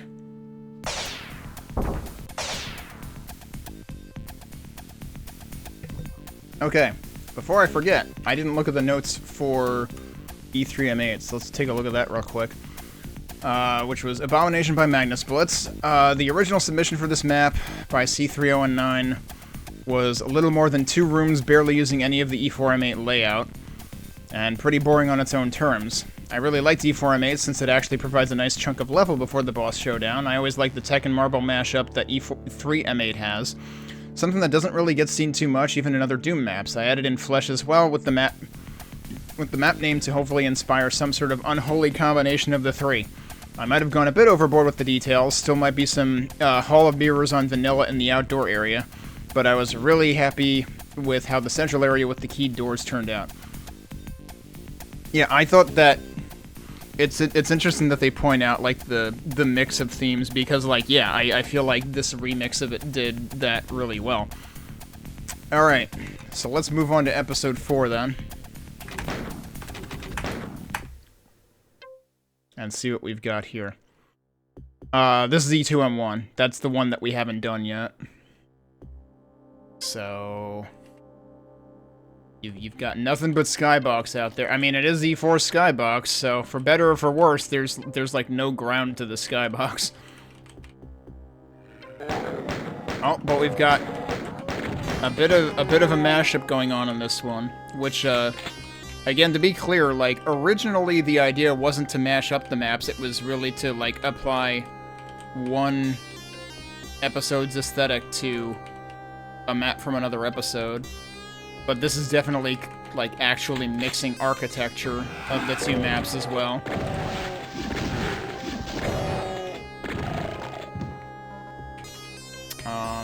It also might be mixing secrets. Is that all it's doing? Is there no door down there? I think an E4M1 there would normally be a door down there.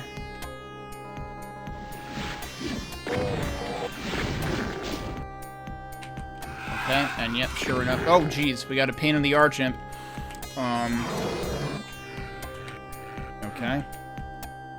So, like E2M1 normally does, we've got the blue key there, except it's a skull key this time.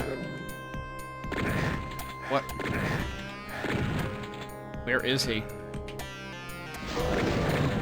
Oh, there he is. He was shooting me, but I couldn't see him. but he could shoot me. That's kind of sucks. I mean, I get what area they're mimicking here. I would not have expected this part to mimic that, though. Meanwhile, this feels more like E3M2. Immediate Cacodemon. Although, I suppose... I forget if there's a Cacodemon this early in E2M1. Normally, I think there might be. This is... Okay, yeah, this is a very E4 thing to do. This is like a mashup of E2M1, E4M1, and E4M3 right now. But again, these textures feel more E3M2.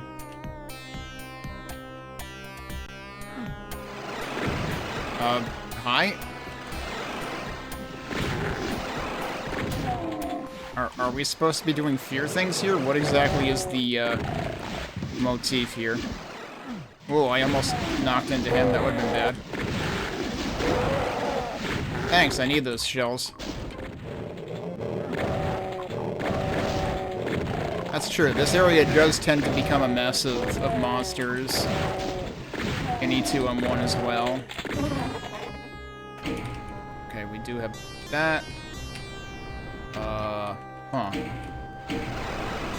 Uh-oh. Probably shouldn't have done that all at once. That's interesting that the red key is just right there. That seems different. What did the other one do? Oh, that's probably just to get you out of there if you fall. Yeah. Let's take a look at the beginning.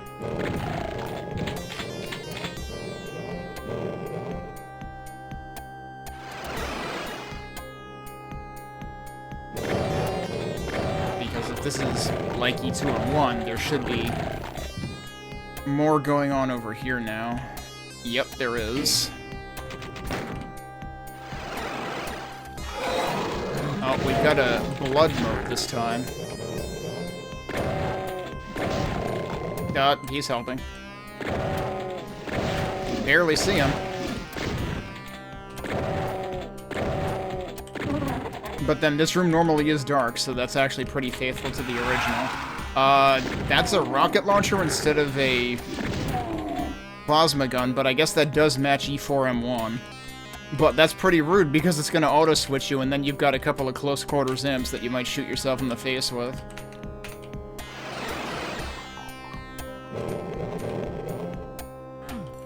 Oh, hello. I don't know where you came from.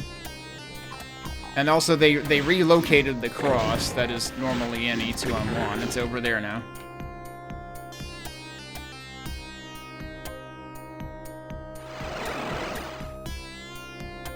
I suppose I haven't yet advanced to where the other secret would ordinarily be. Oh, hello. I was gonna say, there's gotta be a Baron somewhere.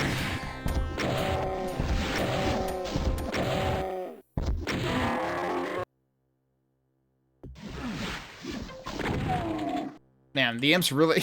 yeah. The imps really like standing on the edge there. It was only a matter of time until one fell over.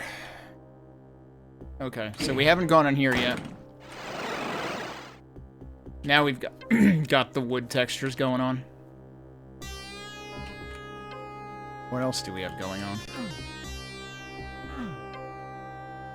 Do we not have the Tale of Two Switches?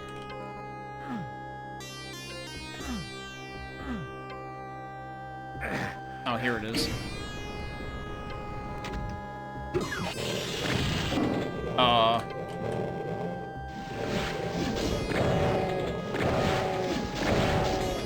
That's not how that usually works. Whoa, did I just kill that in 5?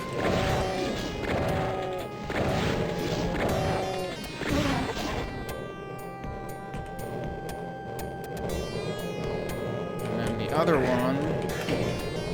Oh, that lowered a lot faster.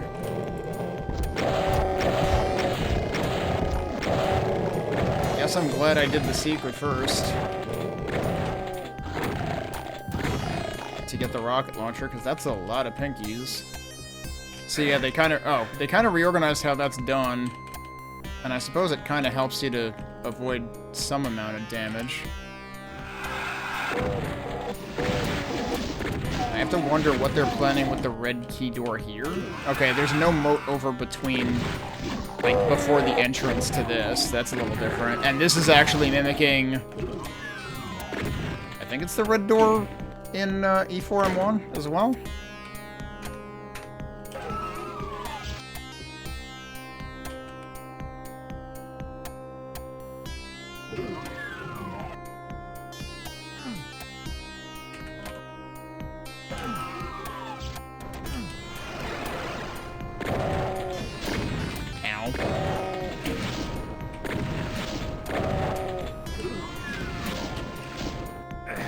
Oh, well, now that all lowered. Gonna come out? No? Okay, you live there now. What? How am I whiffing so bad?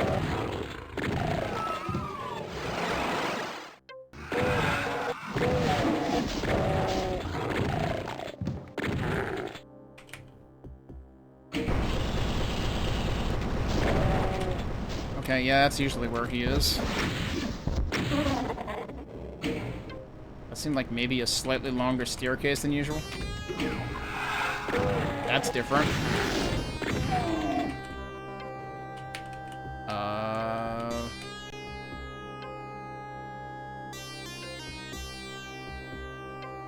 Normally there's a teleporter there. But the teleporter was... Oh, it opened one here. I assume this is what it opened. Yep. Well, that's different. Do I live here now? Am I not allowed to go back?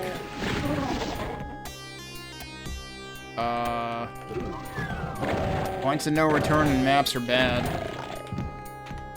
So I never did find the other secret.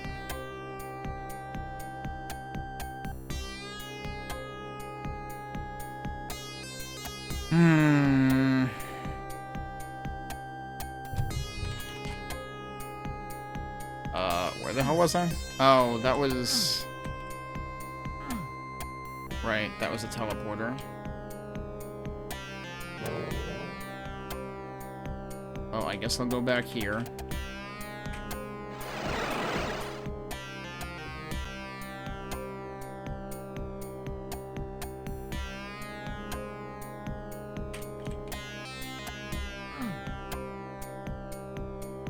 Yeah, I suppose, because, like... Oh, I mean, I guess it's supposed to be, like, considered more valuable than shotgun shells, because it does about twice the damage. But shotgun shell pickups are 4, not 2. And the box of shells is 20. I actually forget, though, is box of rockets also 5? Not 10? So, like, it is a quarter in both cases.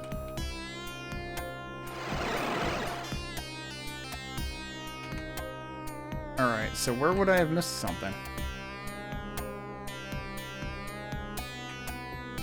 That looks like something, if anything. In which case, I should be checking back here again? So that's just that. It's unlikely to be anything. I'm actually not sure where they put the other secret in this. If anything, I want to suspect that. What are the chances?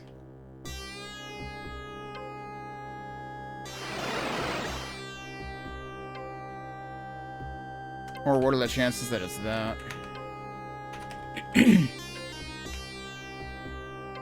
I don't know that I can even shoot that from here.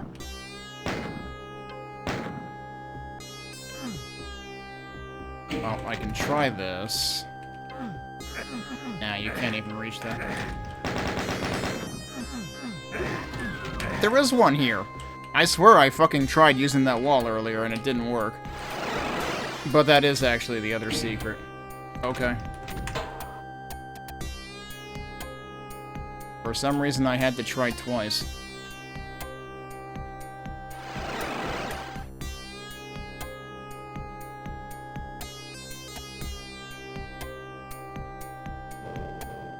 So that is actually an E4M1 secret. Yeah, we've killed all but one enemy, and the one enemy is the Baron that's over there. but he can live there.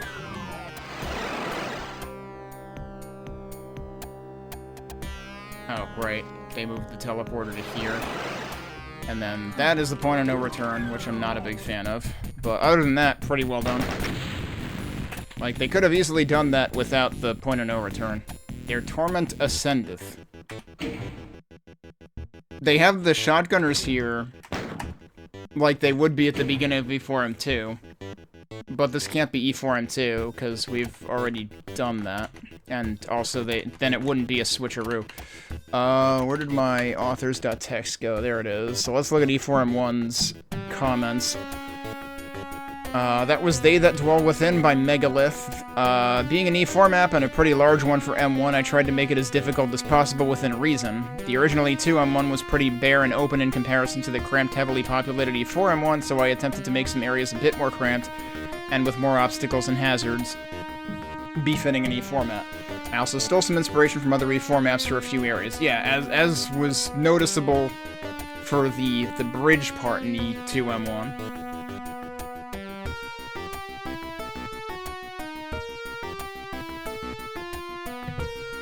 Okay. Let's see what we've got for E4M2, though.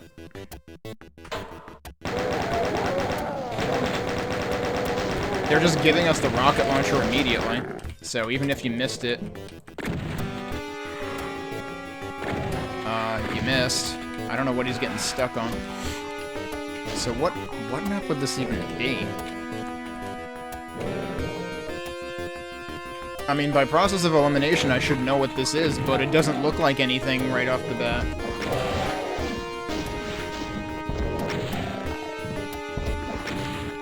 Ah, somebody died. Okay.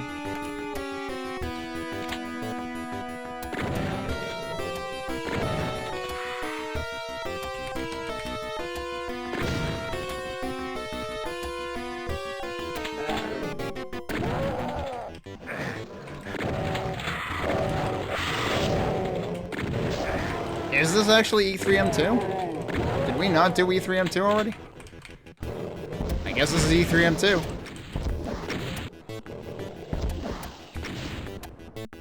Did I hear another Cacodemon?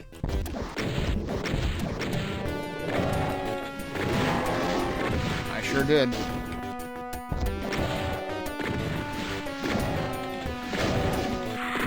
What? Jeez. You guys trying to go over my head? I really didn't want to grab that yet, but let's grab one of these. Oh no. So, oh my god, dude. I can't believe they had the same idea. Amalgoom did this too with E3M2, where they decided, hey, you know what would make E3M2 even better? If we made it all damage floor. For the first part. So, like, going back to what Nitro number 9 was saying, I think, before, about, like, who even likes E3M2. Well, you're gonna like this version even less. And also, there's barons everywhere.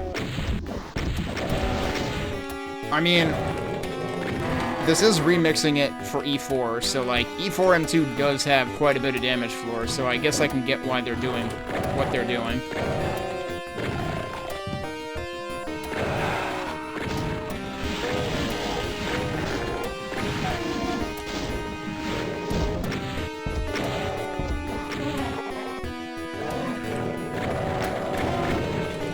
I really don't like that. That basically makes the entire map a race against time in terms of resources. Oh, come on. Oh, jeez. I'm gonna run out of rockets, guys. This is why they give you a rocket launcher at the beginning of this level, though, because, very heavy enemy population. Another one there. Oh, that was a wall.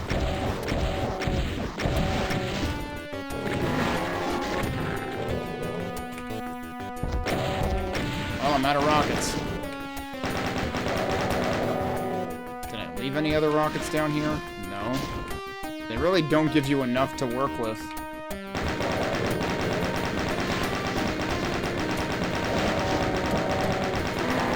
But then again, that is kind of what E4M2 feels like in the beginning, too.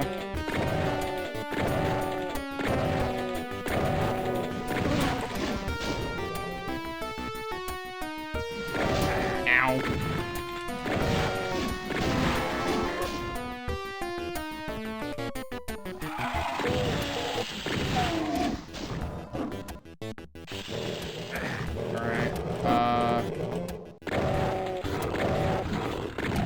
Problem now is I need another radiation suit. And I don't know where to find one. Oh, there we go.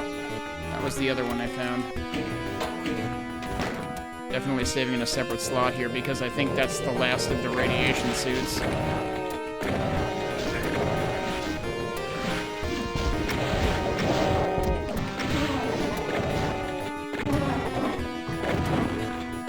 Oh, there's another one. Problem is you're not going to be able to explore this more.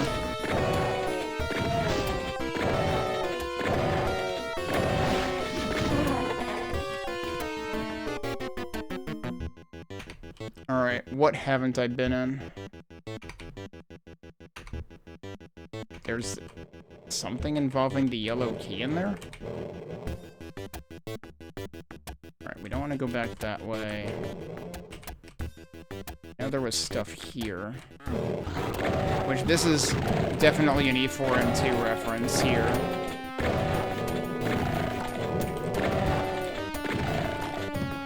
Hey, Dead Camper. This would be a nightmare to pistol start? Yeah, pretty much. I mean, I guess it... The only thing you would really be missing by pistol starting this is whatever ammo you came in with and the chain gun. Because you're gonna get a shotgun pretty quickly because there were shotgunners at the beginning. And you're gonna get the rocket launcher right at the beginning. I don't know how many rockets I came in with. Probably not many. Hold on to your butts. There's a bear in there.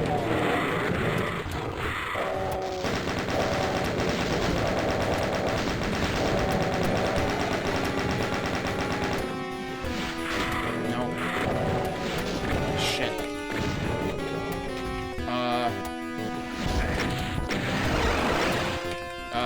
Cool? I don't know where I am. Other than in danger.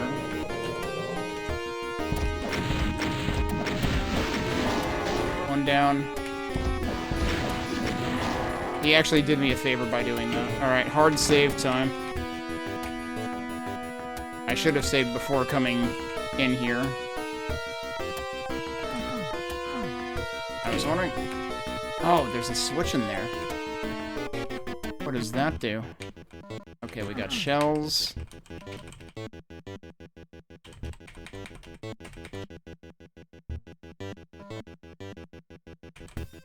A pretty thin wall.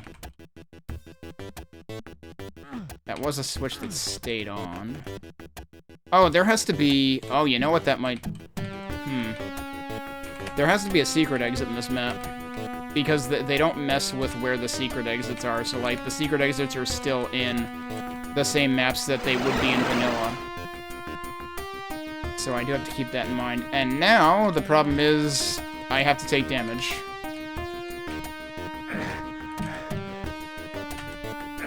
If I recall correctly, there was another one here. Yeah, okay. I do have the yellow key now, which lets us get up there, but guess what? Oh, yeah, this is E4M2 territory, which means guess who's up here? Can't get in there. Is there anything I didn't do down here? Not really. I doubt that's a thing all the way back there. I guess I could check.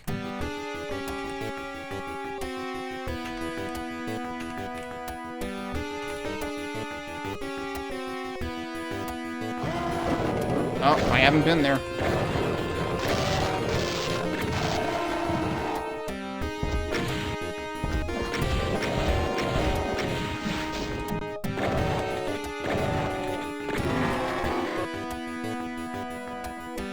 Cell ammo, huh? Well. What kind of weird-ass, like, Lego candle system is this? I can't get up there. Oh, okay, there's stairs over there. I don't know how this is supposed to work, though. Yeah, you definitely can't get up there. So perhaps I need to come back to this later.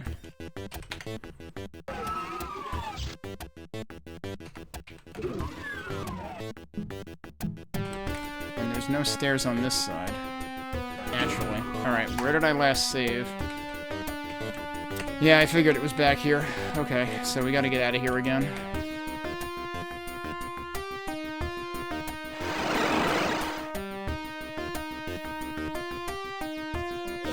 Oh, well, there's a secret. Okay, there are 7 secrets in here, by the way. Oh, wait, I didn't hit the switch yet, did I?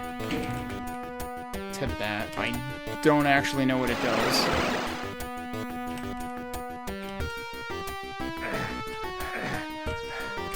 There's some health. I shouldn't really be... You know what? Yeah, I'm gonna redo that. I shouldn't be taking that. If I'm not actually gonna be spending time... Where did I find that backpack?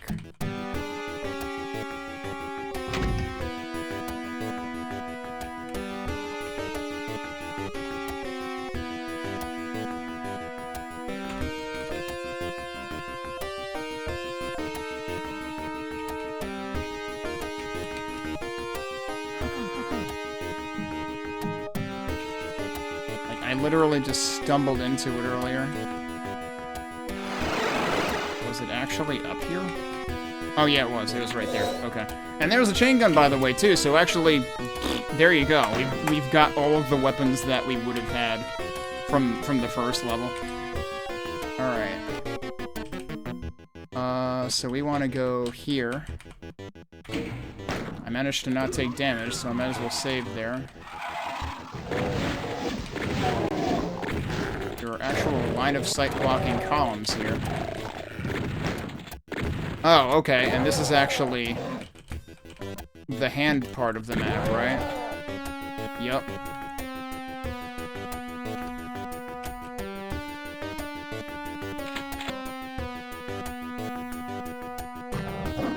So, that whole thing was a prelude to what is normally, like, the other defining part of the E3M2.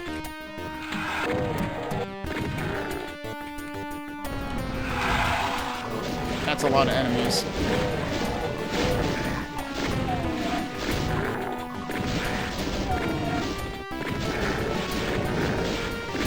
I have no room to deal with these guys.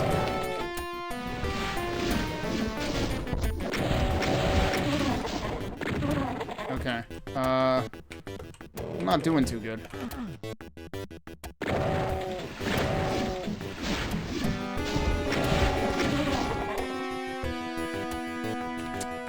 So in vanilla, this would be a switch.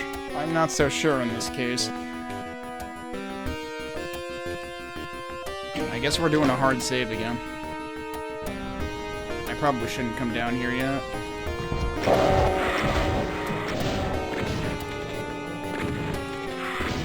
I actually got away with that. There is definitely more going on here, though.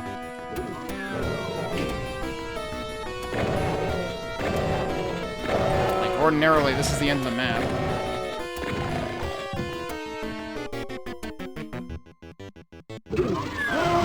Naturally.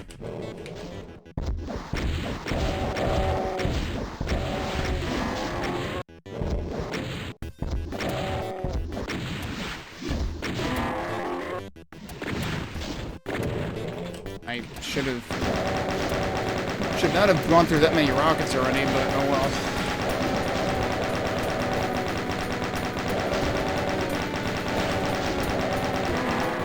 Now here's the other thing. This map should have a plasma gun somewhere.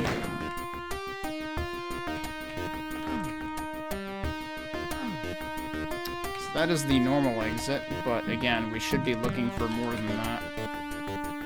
And we have a couple of entire areas we haven't been in yet.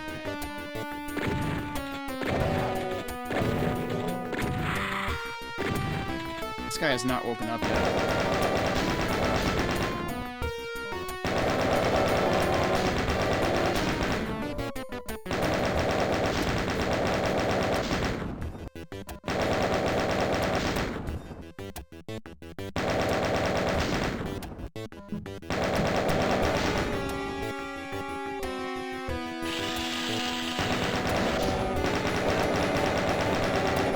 of ammo for literally everything.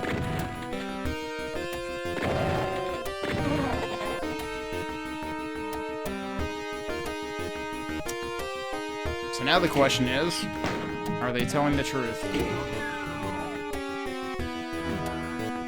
I guess so.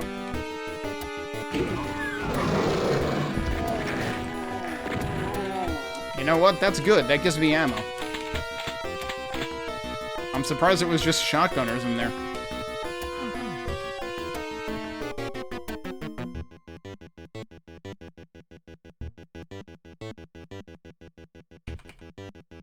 And they didn't open a trapdoor.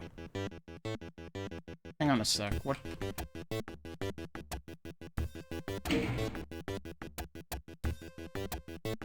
That's the second interesting switch that I've hit.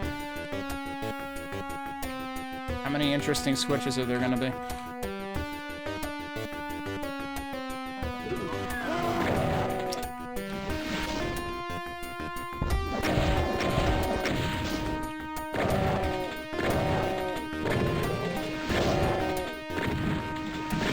At least I did get the supercharge. And actually there's more health in there too.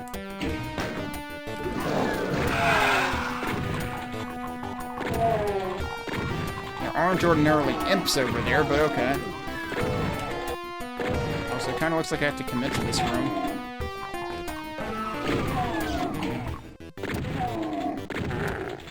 Huh.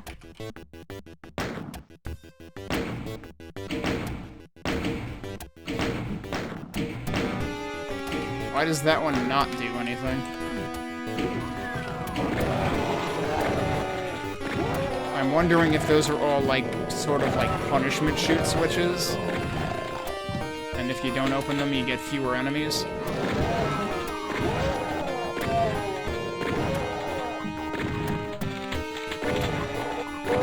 This is a very E4M2 area right here.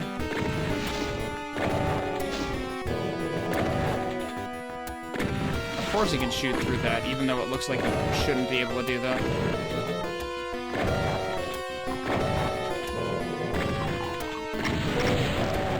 Surprised there were barrels in there. I didn't know that.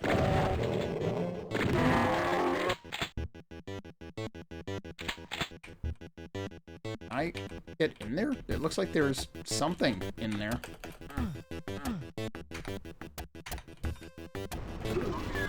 Oh, yes I can. And also there's this. Oh, and this is... yeah, that's an E4M2 thing. So the other side of that will probably bring me somewhere different. Also, there's my third interesting switch. That lowered these. Which one of these didn't work before? I think it was the lowest one. There's even more interesting switches. Yeah, these are all shoot only. Other than that one, which had another thing behind it. This is very interesting. I don't know what it's all building up to, but you know what? It might have to do with that one section that I saw earlier that I was like, I don't think I can do this yet. We may have to go back to the beginning for it. So, where does this go? That just goes back to right outside that door. Where does the other side go? Well, there's your plasma gun. Doesn't seem like a good place to be, though. Yeah, like, how about giving me a radiation suit if you're gonna just dump me out here?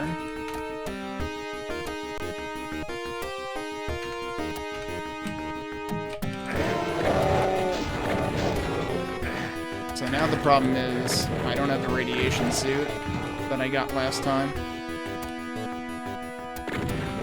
Oh, he's still kind of having an argument. Cool, I don't have fucking room for this. So much for my overheal. Yes, where are you? There we go. Now there's something slightly more resembling stairs. There's the secret exit.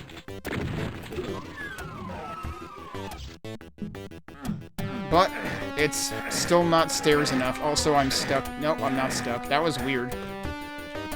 Yeah, okay, so you can see that there's faces on each thing here. So how many am I missing then? Probably 2. At this point, I've lost count of how many I've hit, but it's at least been 3. Alright, so we're still not ready to go back there yet. Oh, right, we have to... Well, okay, hang on. Okay, I did save after hitting that. So let's go back this way, because we have to go back this way to get back out here. I haven't... Have I done the thumb already? Maybe I have. Yeah, that was where they mixed in, like, the chainsaw part of, E4M2. There's probably more crap I haven't done in the section with damage floor. The problem is I'm down to 1 radiation suit, so, like, yeah, they really don't... They really don't prepare you for this well enough.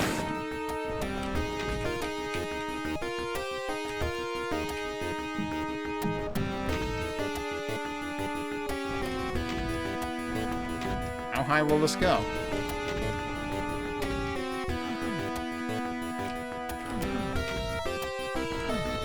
It's still going. I'm worried it'll break the map eventually.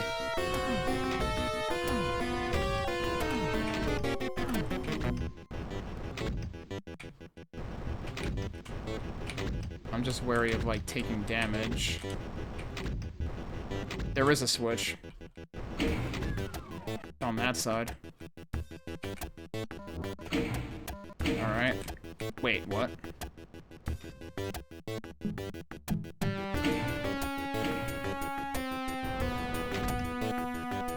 That brings that back down, so you can do it again. Also... That wall is totally misaligned. What's that about? I mean, I can't get up there, so I have no idea what this is about. Also, gonna be honest, Oh, wait, okay. Is that gonna work? Yeah, so that brings that down.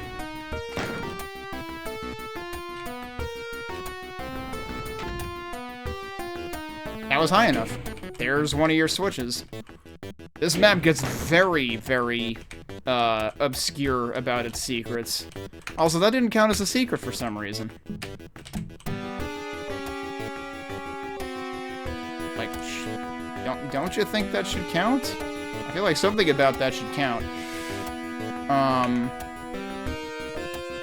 Oh, hang on. Now that we have the computer area map, though, there's another one in here. There's, like, 1 on each finger or something, probably. Oh, they didn't peg the texture down there. That looked weird. Will that close again? No, so they probably didn't notice it because it's, like, 1 and done. Alright, we just got 2 more switches. Do we think that's enough? It looked to me like we needed 2 more switches. And we should have 1 more radiation suit over there. Yep, okay. Let's try to do this. And hopefully not get myself killed in the process this time.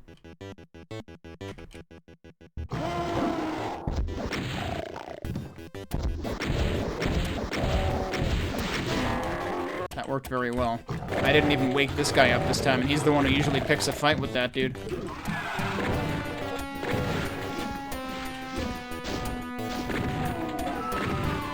Alright, this looks promising. Oh, they're even numbered! 1, 2, 3, 4, 5. Look at that. And there's your secret exit. But I only got 5 out of 7 secrets?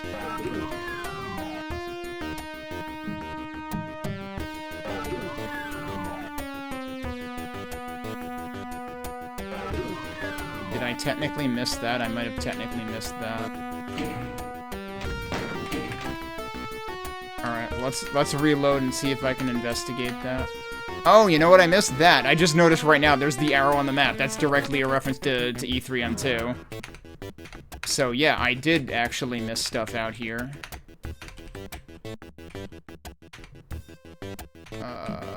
Oh, wait. Okay, so there's that. And then... where was the other one?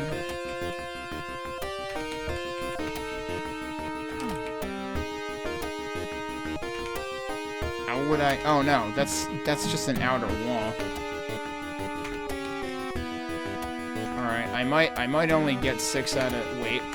Yeah, I might only get 6 out of 7. But you know what? I might be okay with that.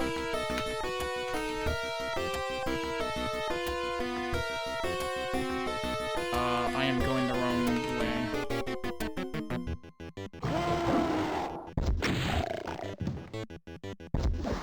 Shit.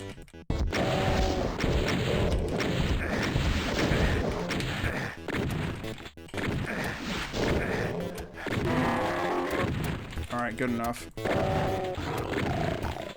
That's the problem with having extremely finite radiation suit resources. Alright, so, the biggest surprise of this map... I did kill everything now. The biggest surprise of this map, no Cyber Demon. I thought for sure when they reproduced the stairs to the top, like what's in E4M2, I thought for sure there was going to be a Cyber Demon, but there wasn't. But yeah, I'll take 6 out of 7 on secrets. Very interesting map. Like I said, some of those secrets were pretty obscure. Hate, as opposed to fear or dread. And this is E1M9. It's the only secret level we have left, and it's pretty recognizable right off the bat. I want to read about what we just played, though, because that was very well done. Very well done, other than, like, yeah, I'm not a huge fan of the whole, like, extremely limited radiation suits to where I barely had enough. And it kind of, like, discourages exploration to an extent. So, that was their Torment Ascendeth by Magnus Blitz. I was having so much fun with E2M4 that I decided to try and make a second map slot. I thought I had a good idea, too, changing the open hand into a hand making the sign of the horns or metal sign. Boy, that was a freaking mistake. The hand was pretty lumpy looking, and I originally had the first area being open sky with lots of white stone, copying the outdoor area from the original E4M6.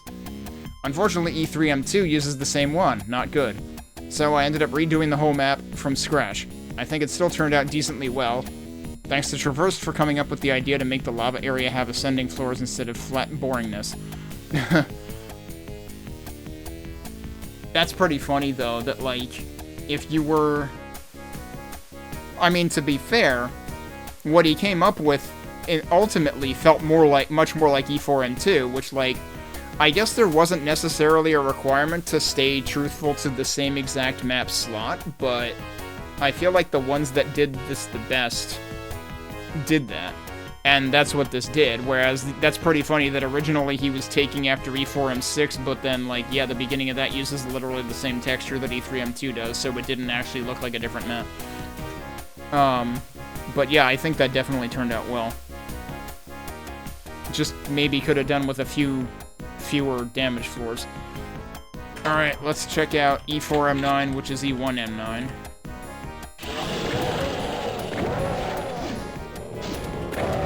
Except it's all specters now. Hang on a sec. Hadn't I gotten the plasma rifle? Did I not save when I got the plasma rifle? Because I don't have the plasma rifle. That would be why... So maybe I did technically get all the secrets and I screwed up. Also, did I forget to... No, I did start the timer again. Okay. Nope, there are more specters. I was going to say, like, I don't feel safe bringing out the rocket launcher.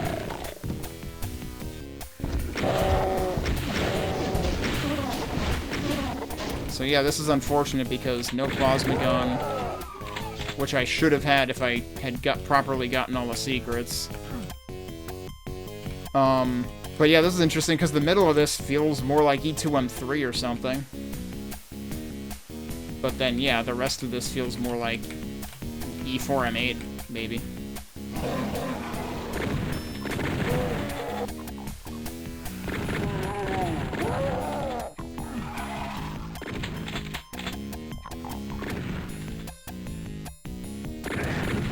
Can't see anything, dude.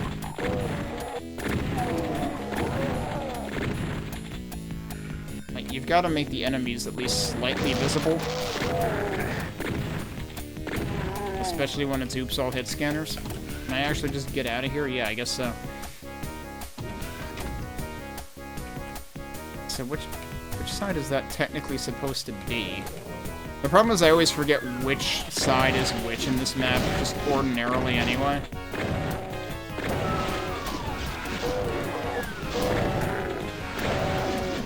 Also, why is there a door here if it's not locked? Like, ordinarily, there's only one side with a door, and it's locked.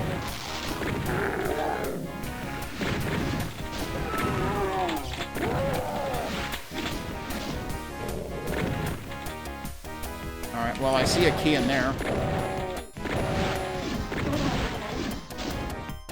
Okay, so I know what side this is referencing.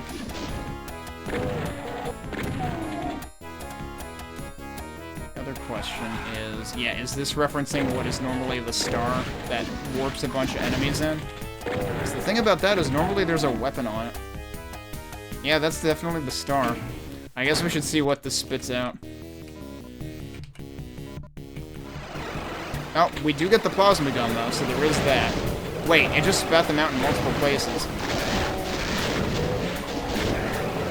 It's also spitting them out here. That's pretty freaking rude.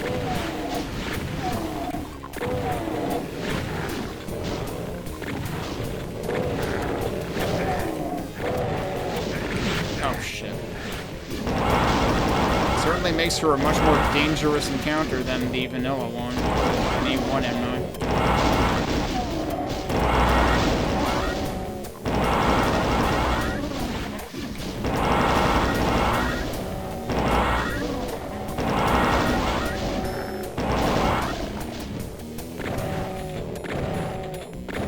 I'd like to have some health, though.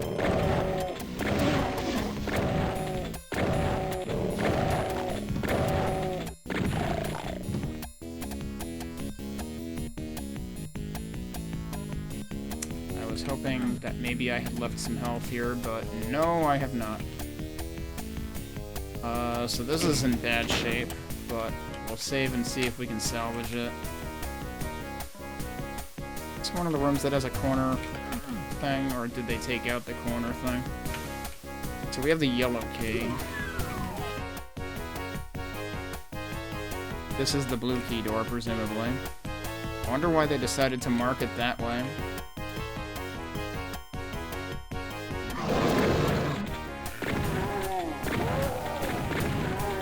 Got one shot from these guys and I'm basically dead. They definitely organized this a bit differently.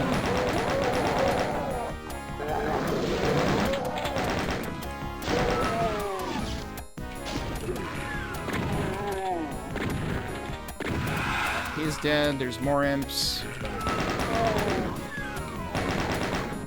But I heard another shotgunner. I don't consider that room particularly safe to be in. Oh, hello. Where the heck am I now?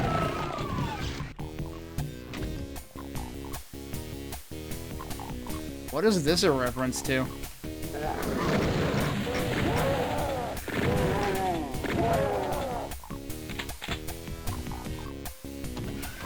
Oh, I can just call it back down. Seriously though, what is this a reference to? Because this is not what E1M9 would be doing. I didn't like that side either. Man, this map is nasty.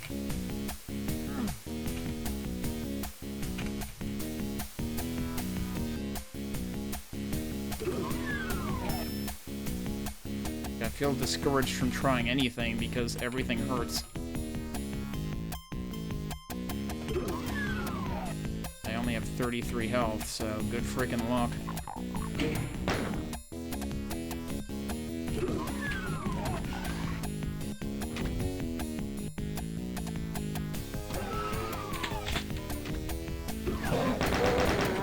You have health. I'll take that. Where's this going?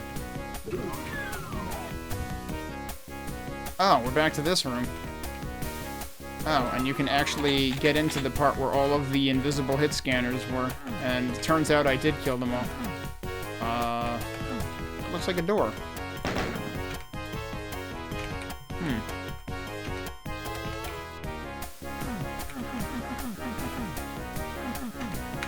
5 secrets in this map. I have to figure they probably worked in maybe something beer-related.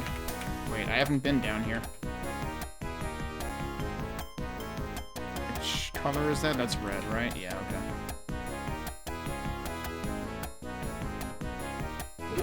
I did not notice this over here before. So yeah, they've restructured the map a bit to feel perhaps a little bit more fear-shaped or something. I guess we'll see what happens when I hit that, but actually first... Nope, that doesn't do anything.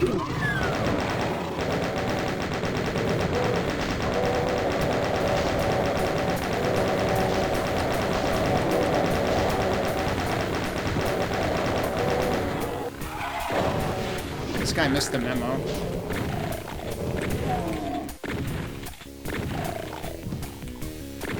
Still hear more imps.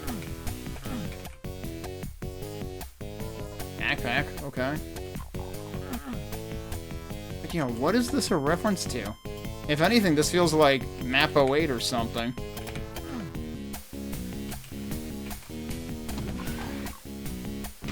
Oh, I'm probably hearing the gurgling coming from up there, because I was hearing it there all along.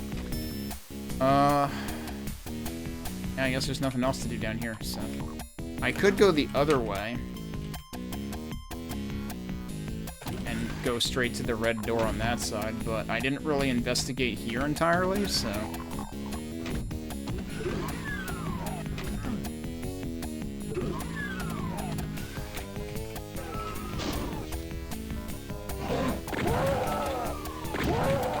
Cool. Blind the player with pickups and then throw enemies at him. How is this supposed to work? I don't know.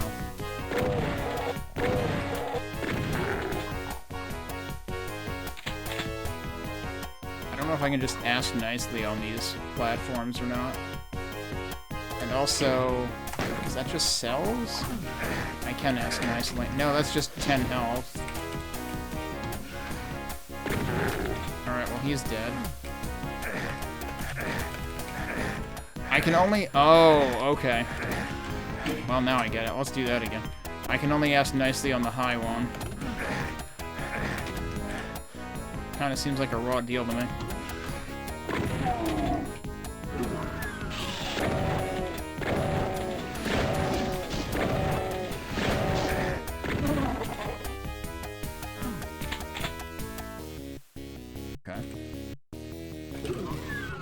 You don't really have enough room to strafe there. I managed to strafe one of them, one of the fireballs, but not the other.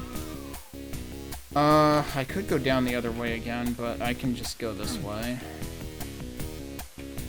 This was one of the red doors. Where the heck am I now?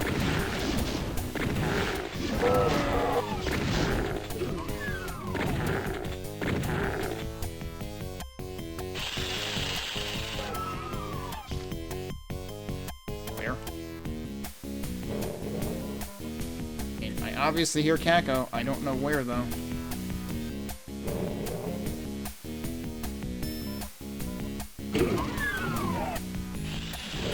Well, there's more.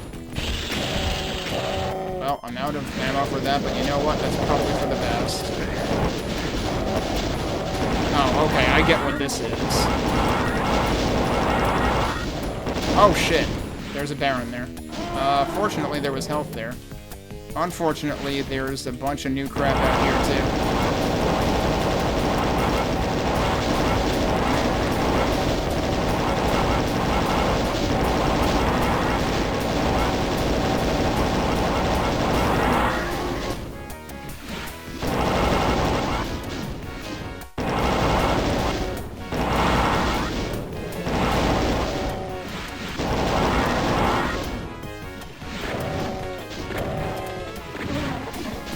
Okay, somehow I survived that. Not by much, but I technically survived it. I had to go chew through basically all of my cell ammo. There's probably still more of them here. Yup. So they certainly intensified that battle.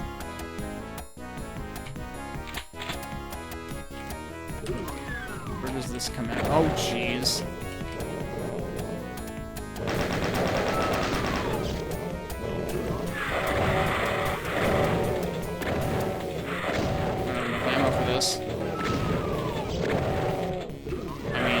for any other weapon that would be safer than this anyway.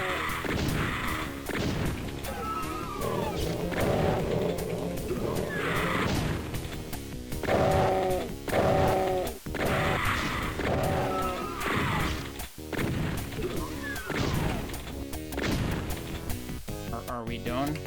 Oh, hey, look. A berserk pack. Yeah, I'll take that.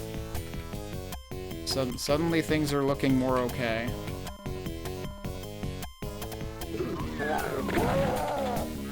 Okay, that's a secret for some reason. The first secret we found, actually. Alright. Where the heck am I now?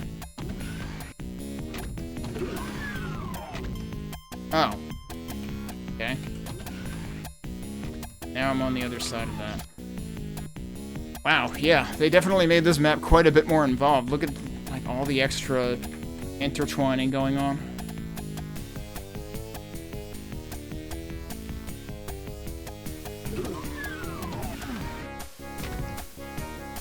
So, yeah, if I had gone in this way, this would have started a lot like the yellow door started.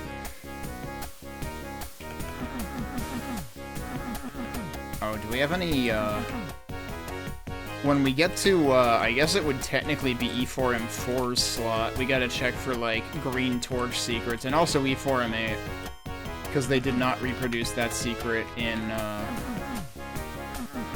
E3M8, which used E4M8's layout.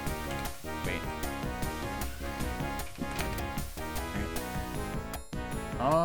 Was there something else down there?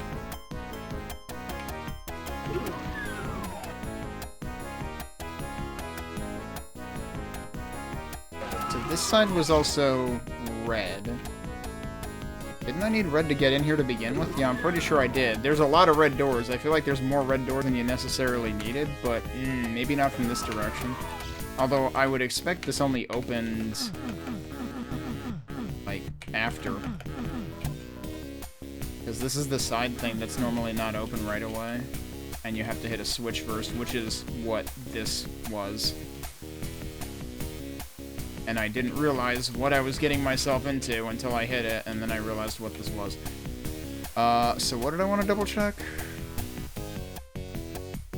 Oh no, that was what I was looking at on the map, was the switches. What I should check, though... The door, yeah, the other things were up high, where the cacodemons came out of.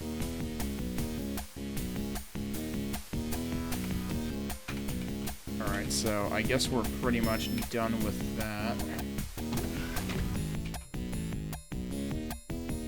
At least I got health back. And now we do have all of the keys. There's still one secret that I would kind of expect to carry over from E1M9 that I have not seen. This room is kind of doing its own thing.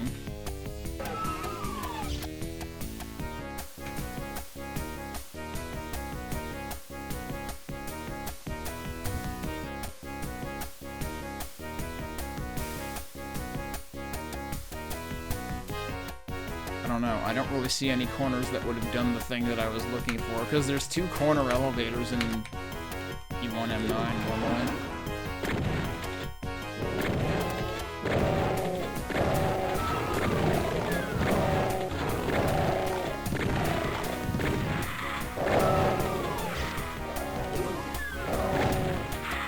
Oh, okay.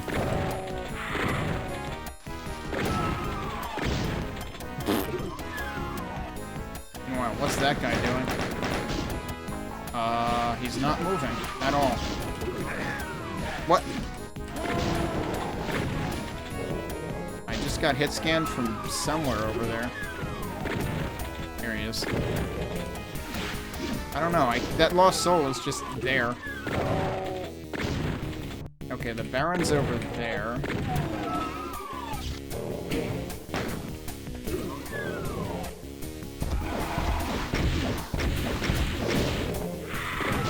Oh, did that lost soul finally wake up?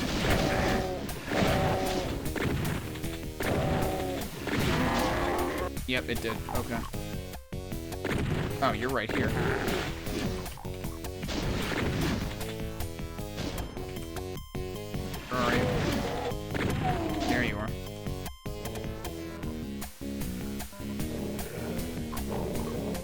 they've certainly... Oh, huh. Are these the raised platforms that are normally in the side room? Did they just bring those out here?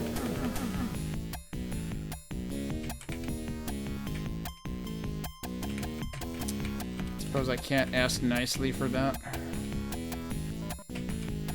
I have to go around anyway, which is ordinarily what you do. I like how they made the exit a hole like it is sometimes in E4.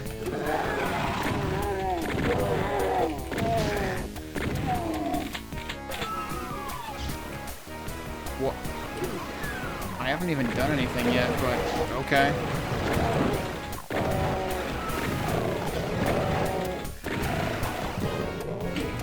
Need to do that to actually raise the bridge. This is tragically... Oh, it's not that it's misaligned, it's that it's jutting out. Okay. It's awfully nice of them to actually put, like, a walkway down here. That's ordinarily not a thing. Can I... Yeah, I can snipe at them from here.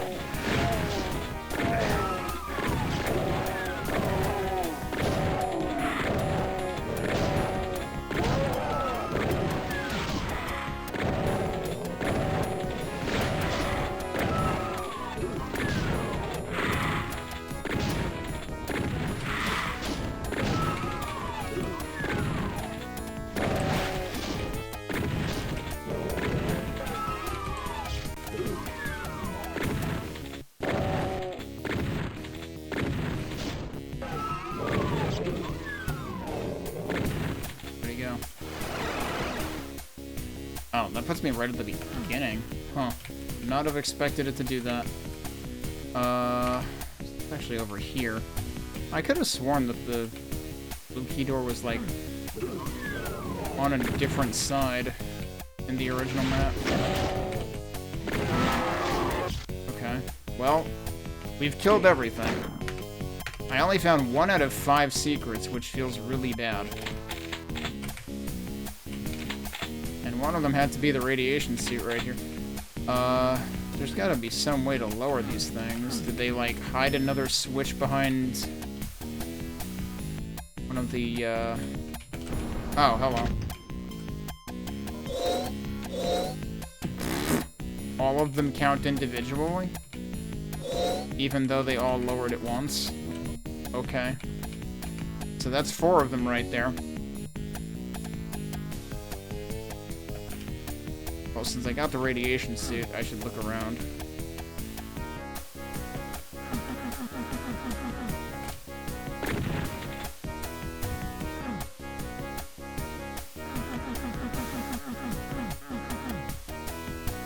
There really isn't too much need for the radiation suit. Like, they made this actually way less rude than the original, to the point where you really don't need one. Wasn't really anywhere else with damaging for, right? Well, at least we just suddenly went from 0, or 1 out of 5 to 5 out of 5. Right, because we got the one over there that was practically a freebie.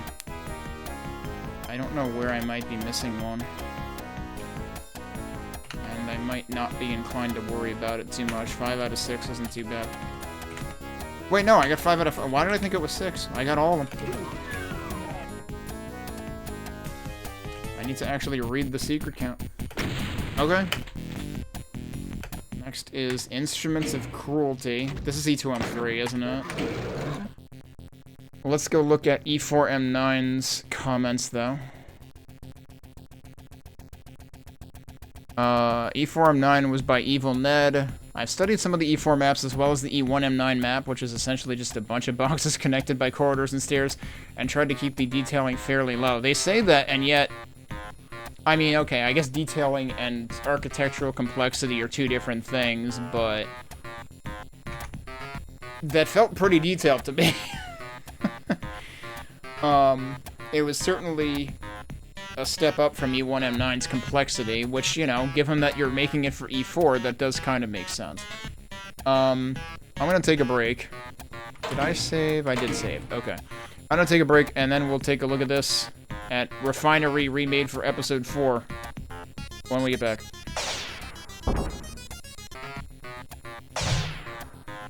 Alright, we're back. Let's check out E2M3 remade as E4M3.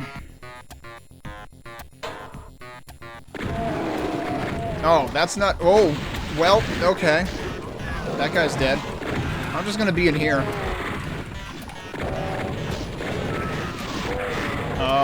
I'm just gonna be dead, probably.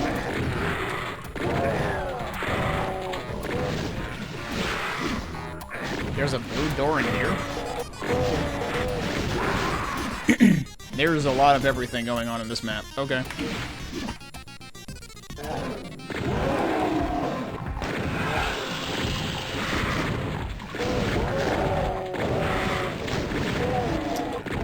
I would like to not always be right next to a shotgunner. Is that at all possible?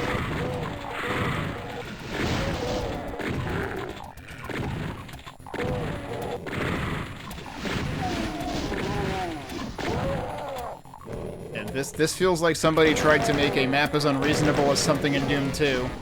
Or something that someone would make out of Doom 2.wad. You know, like, for instance, that one particular arena fight at the end of the E3M5 remix in Amalgoom that I really didn't like. Because this is, like, throwing all sorts of crap at you at once. And I mean, like, this room is a little bit chaotic in Refinery. Freaking Baron up there, dude.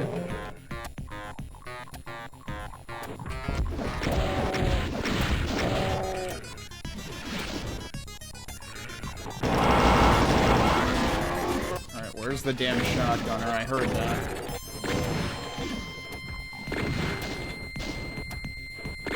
Here he is. Okay. Fortunately, we've got health over here. Oh, that's not an enemy. So... I mean, I suppose, you know, it's episode 4, Cyber Demons are fair game, and they owe us because there wasn't one in E4M2 for some reason, where there would have been one. They put it in E4M3 instead. I'm pretty sure E4M3 normally doesn't have one. But yeah, alright. That is a place that you could decide to put it. I can actually go up here. They definitely did more with this room.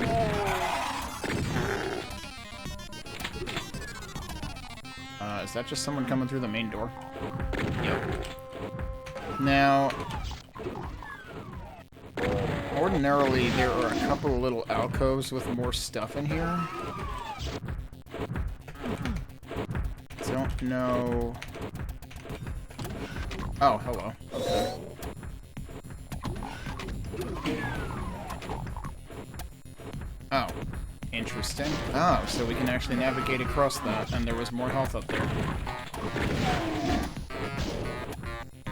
Oh, it actually created a couple. Alright, neat.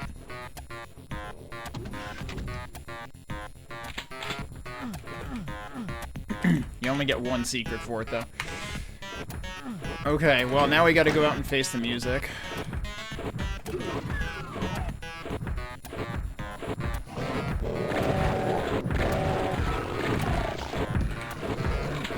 It is only one. Okay, good. Ow. Oh, and there's one of those. Do you fucking mind, dude? Apparently he does fucking mind. Is there a way to get in there? Is kind of the other question. I don't think so.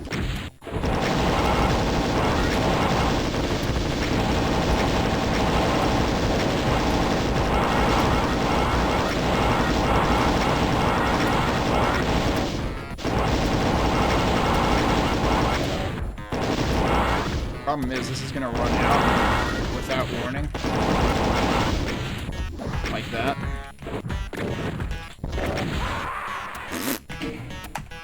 I should have enough time to actually do that, though, if I, like, just immediately commit to,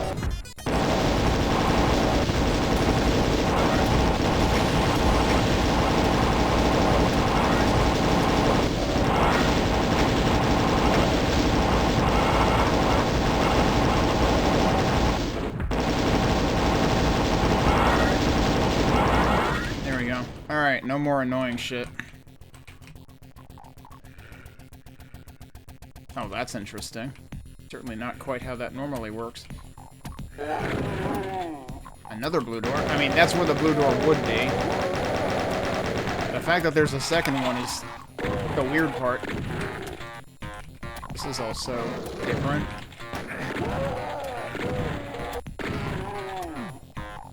This is...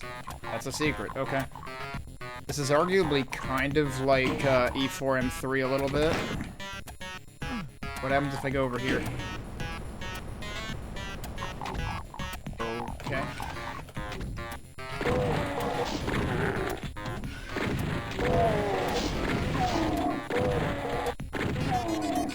Don't ask how I dodged all that. Don't ask how he dodged all that.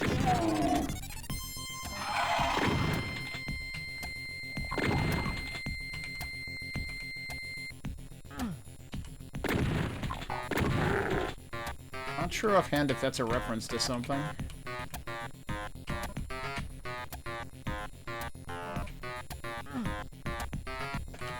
Oh, well, okay, yeah, the backpack in there is the reference to the backpack that exists in E3M. Wait.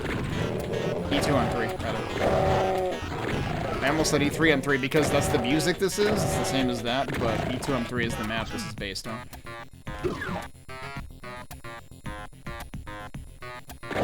Hello, it's time for the moving platforms room. Except they're not moving. It's actually kind of strange. That connects to that. So, okay. The only problem is that invulnerability probably took the place of the radiation suit, which means I have to take damage.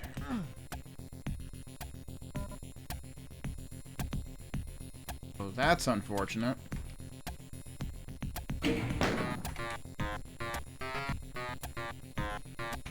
The other question is there more going on here than usual?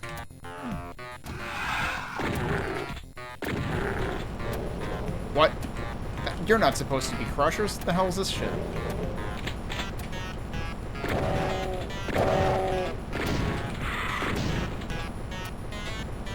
And now I'm worried that, like, are there even more crushers? Can I even fit through there?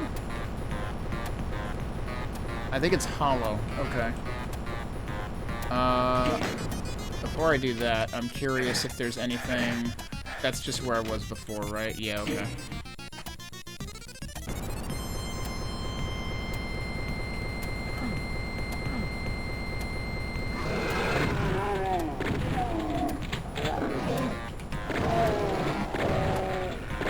Okay, well, I know what room that is. There's two of you?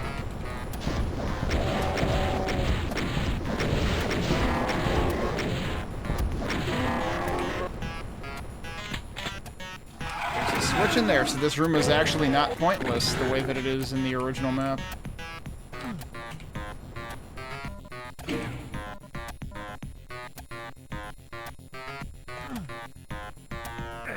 Yeah, it figures that was damage floor. Yeah, so that opened this.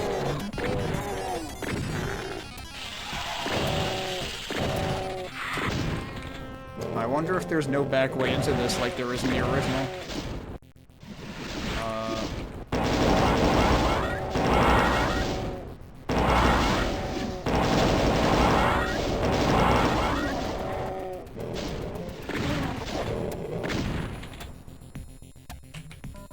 That's right, the blue key is normally in here.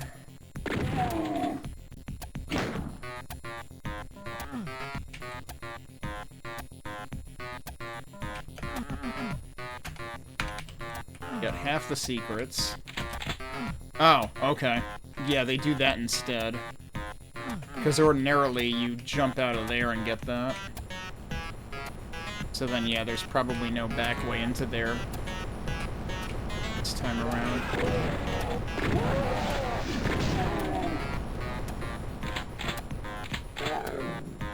Now where am I?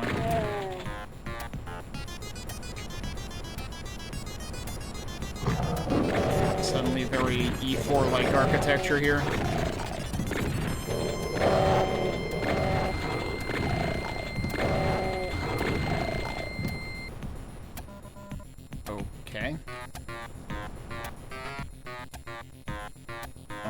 chainsaw, I guess.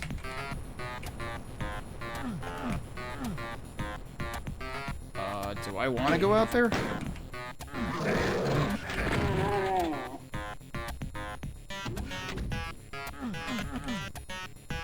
I get over there? Yes.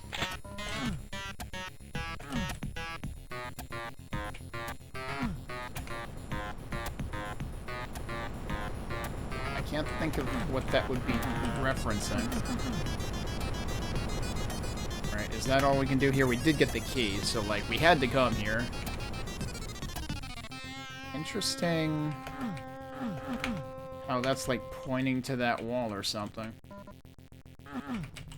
Didn't seem to do anything there, though.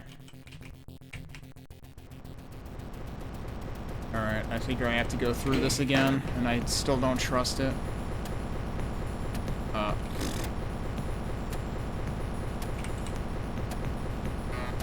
I'm worried about, like, accidentally going clear into the other end. Interesting room here. Oh, gee, right, yeah. Don't want to get hit by the crushers. Alright, well, the mega armor is still there, as usual. Oh yeah, do we have any of the, I don't know if we have any of the adjoining rooms the way that we do in the original map. And I actually have to go back out of here too. Yeah, there's 2 sets of crushers, so I didn't even see this one coming. I think it started after I got in here.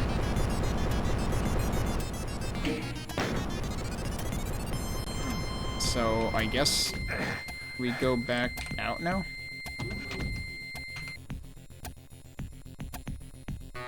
Yeah, you have to... Well, actually, no, we didn't have to go around that way. We could have gone through... Could have gone through there, I guess.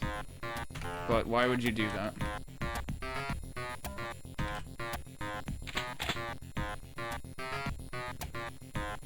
Alright, so here's the main blue door, but actually, do we want to go to the other one first?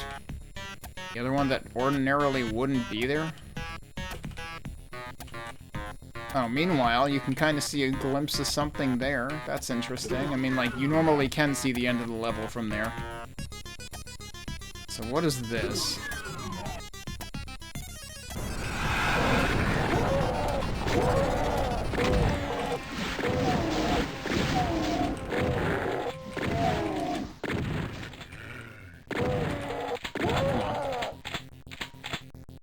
Okay. Extra key that doesn't exist in the vanilla map. So what's that about? Great. Pick up 1 rocket and use 5. Or more, because I kind of missed.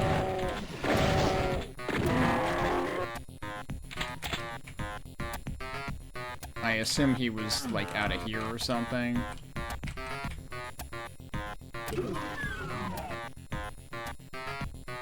There are a lot of shells in this map. So, I imagine we will end up finding out what that red key is needed for. I suppose the original E4 M3 does need 2 keys, doesn't it? So I suppose that might be what that's an artifact of. We do still have the psychedelic lights hallway in this version. I think they're a little less psychedelic in the original. I probably should have used some rockets.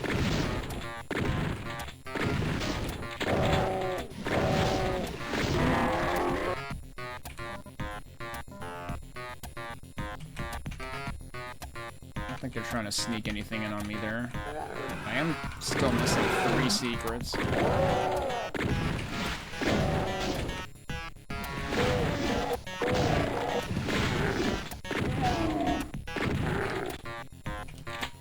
Surprised they didn't vary the texture here. I mean, it does have an open sky, but would have thought maybe use like one of the gray floor textures or something around the perimeter, maybe, or something. Oh, well, that's where you need the red key for. Okay. So, what the heck is going to happen here? I mean, this is typically... Oh, but they made it damage floor for some reason. Would I rather go back and look around some more first?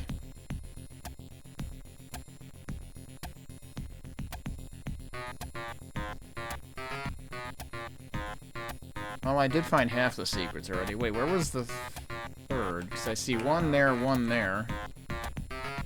What else was there?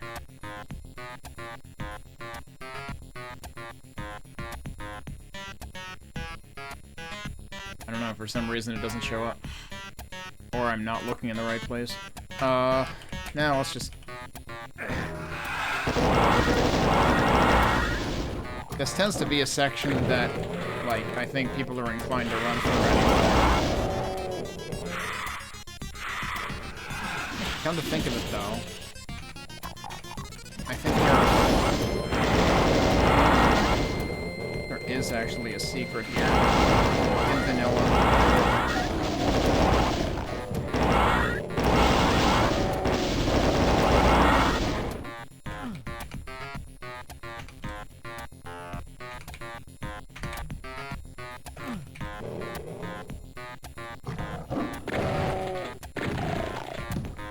Well, I couldn't see that guy, but apparently I shot him. There you go.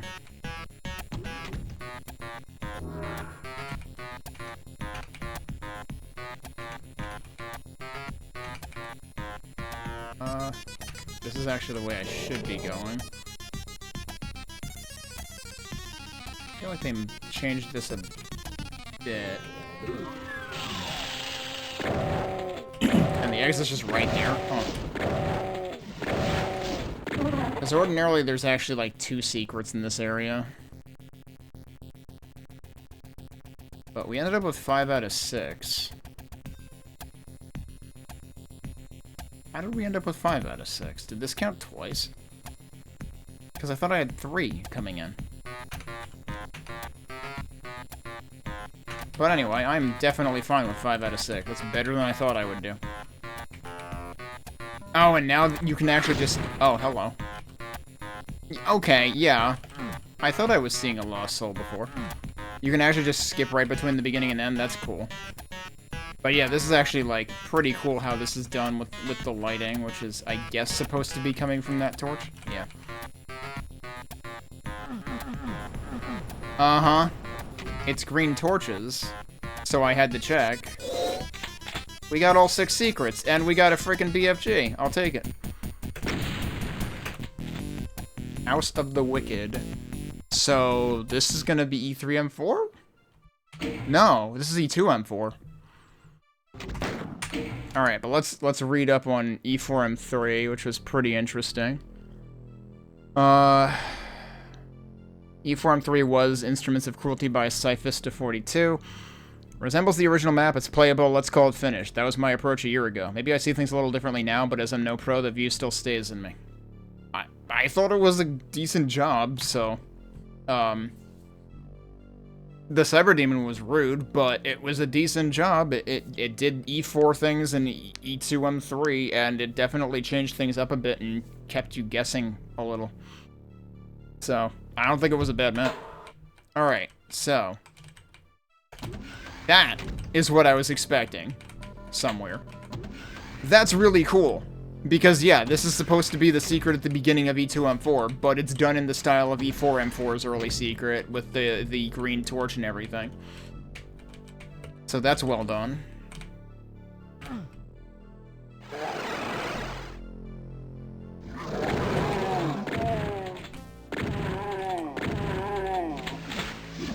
And yeah, this looks very E4M4, but it is E2M4's layout. So this is off to a strong start already. Let's go see what they pull down here, or up here. That elevator was definitely shortened. Okay, so there's no pillars here this time. Did I say at the beginning? Yeah, okay. They made that much more clear. I don't trust this. Oh. That's a lot less bad than I expected. I had the BFG ready because I was like, they could put a Cyber Demon back here for all I know. But no, if anything, that might have been less rude than the original. Okay, and yes, that counts as a secret. And you had to do it from that side, presumably. And we immediately got the computer area map, so...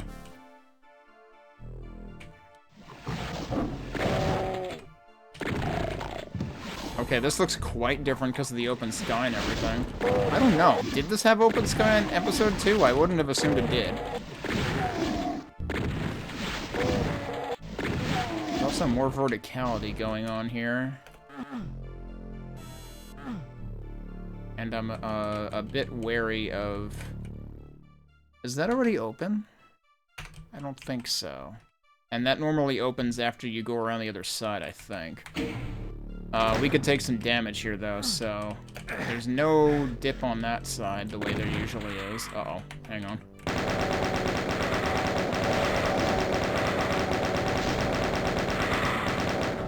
There you are.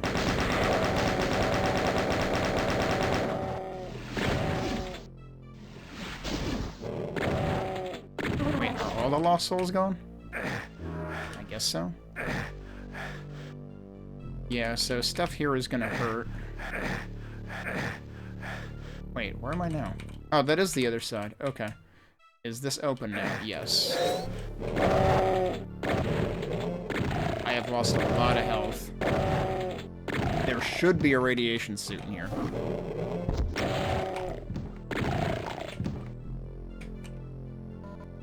Or not. They totally changed what goes on in here, so it's just a bunch of health bonuses.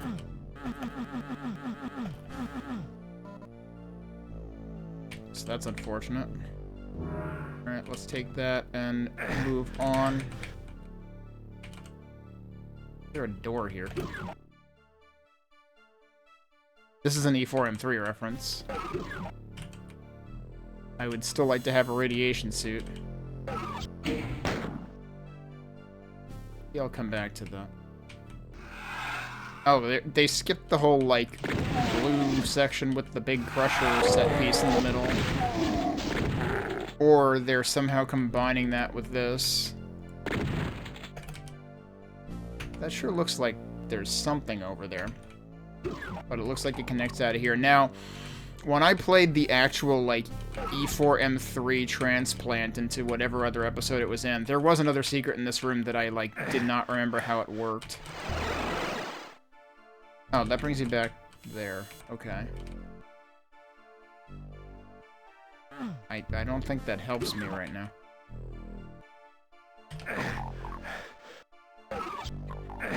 How do I do anything else in this room?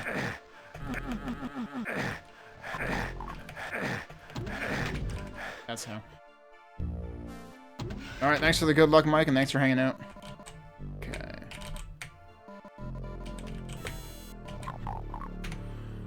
But isn't there also... There should be something else. Yeah, that. Oh, okay. That's what's over there this time. Interesting idea to do that way. None of that counted as a secret, though. Whereas, I thought in E2M4, the thing on the other side there does count as a secret. That is presumably just a set piece. Uh-huh. What? 4? Really? I mean, I did shoot him once beforehand, but, like, I don't expect him to die that quick. That was, like, 4.5 rockets. Yeah, so ordinarily I wouldn't even bother with this hallway. But let's just see what it does. Interesting to use that texture for crushers.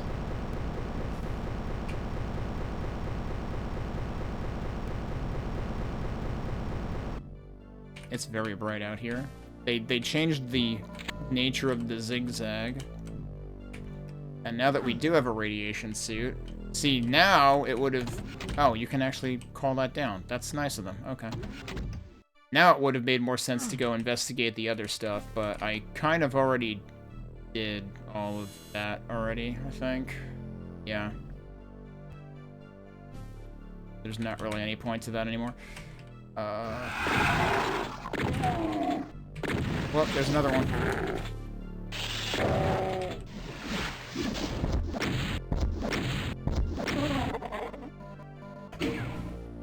What does that do? That open this? I guess so. That ordinarily... That's true. There was no key in the room with the Baron. There's ordinarily a key there. There is still a key here. And that is still a crusher. This should... Yeah, that requires the red key.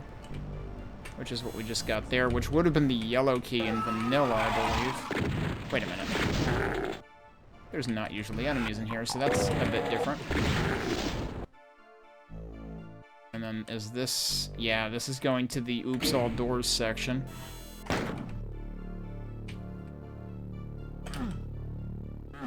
Did they change how this works?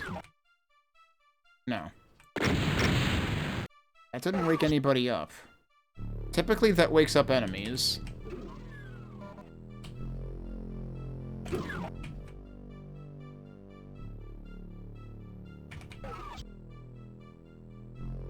Too bad I don't still have the radiation suit. Eye out for green torches again.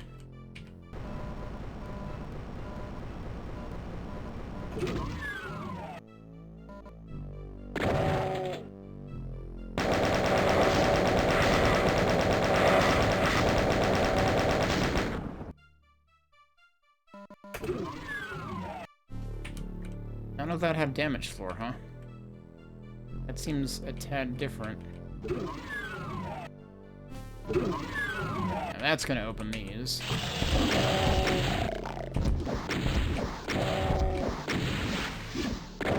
Man, that Kako was just not interested at all.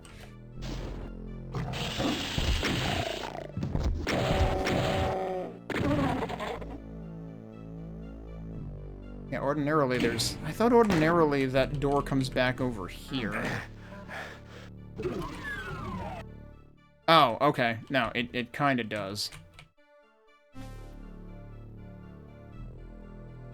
I'm not sure if that changed at all or if I just didn't remember it properly. I don't often bother going out there, so... Could have easily been either one. Wow, they made that a lot more apparent in this version. Because, like, yeah, ordinarily the way you're supposed to go is down there. But... the, secret is this way. They even upgraded that. That's... Isn't that... I want to think that's normally a plasma rifle. I could be wrong. No, yeah, because that's normal. This is normally an E2 now. Oh, shit. Well, surprise, they made this oops all damage floor, which is not how it ordinarily is. They also, like, made this room a lot more confined.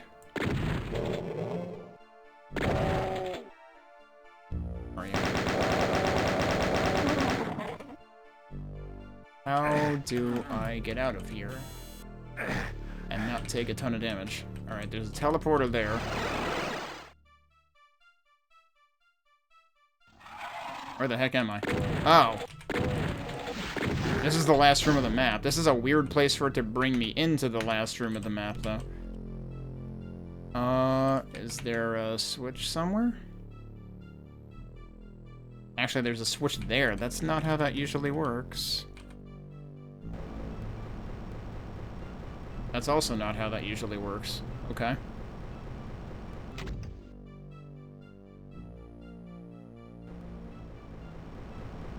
They actually make what's normally a secret required. Because that's blocked. And that's what opens it, and that's your exit. I feel like they rushed the end of the map. We've done the entire map. We killed everything. It feels like... Because, like... The part where you... If you take that secret that would have the plasma rifle in E2, but it had the BFG here because it's E4, that part would bring you in where, like, behind the Cacodemons. Or behind whatever is normally in the middle there. I think it's a cacodemon. But then there's like a huge staircase there with multiple switches to raise it. And then there's like a whole ton of... There's a big, like, circular region with a whole bunch of imps and a couple of barons. And yeah, they shrunk that considerably. It's not that. It's where is it actually? It's this. Like, that's tiny, dude. They also made it like way tougher because this is all damage floor. So that changes that considerably. But also we're done with the map, so there you go. Next is Burn Them Thoroughly by Jaws in Space and Magnus Blitz.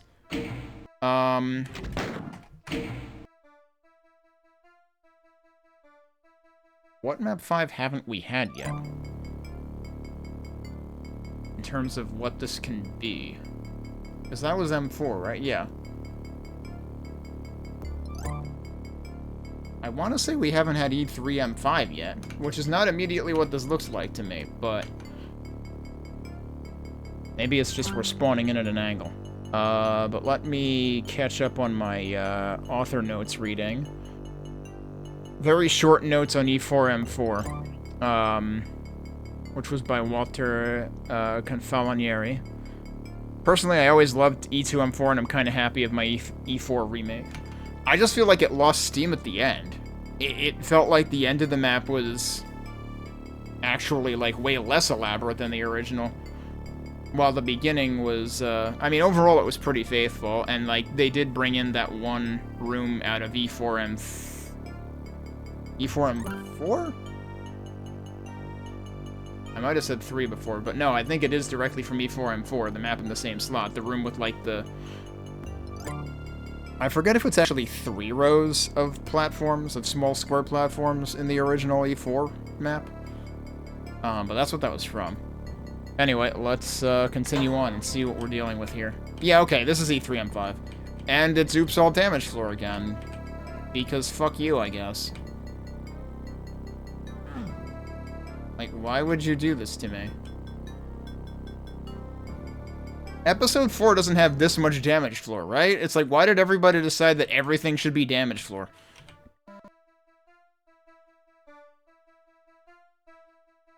So I guess I'm taking that, which I really don't like doing. Oh boy, well.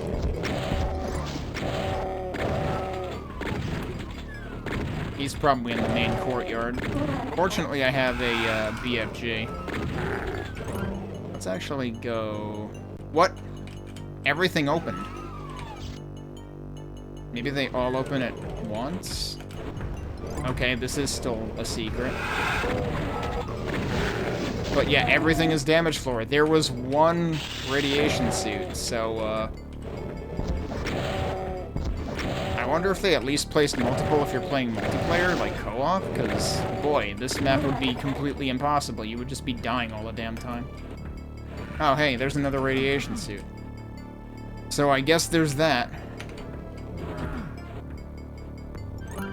Thank goodness for small favors. So what do the inner ones look like?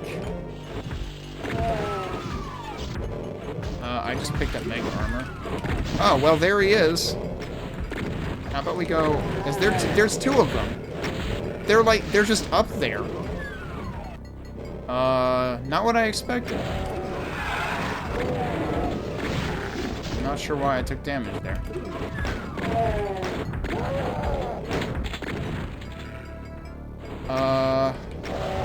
There's 4 of them, dude. So instead of the teleporters, we have cyber demons. Well, that seems bad.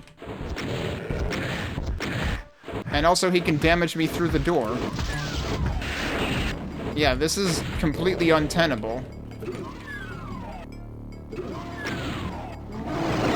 Oh, what? I think we found the worst map in the WAD. Wait, suddenly this is like E2 M9.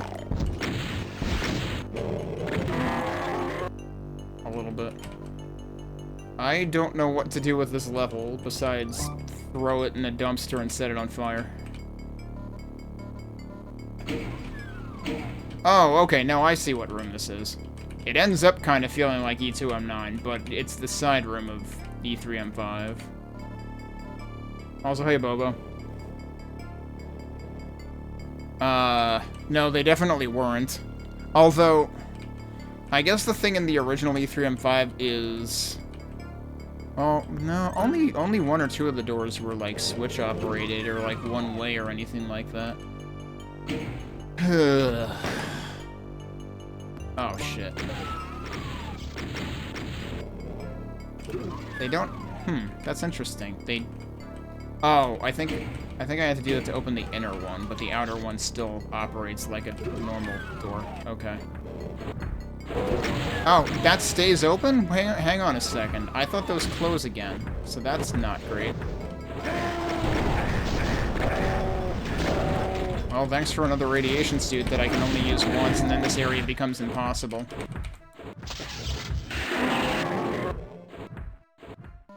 I really don't like the way that this episode has relied on a lot of damage floors that you will never be able to traverse ever again.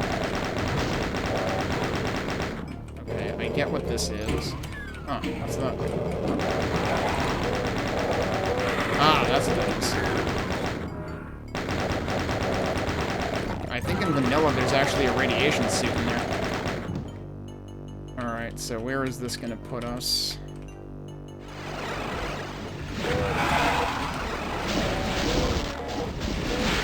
I swear I pressed the fire button.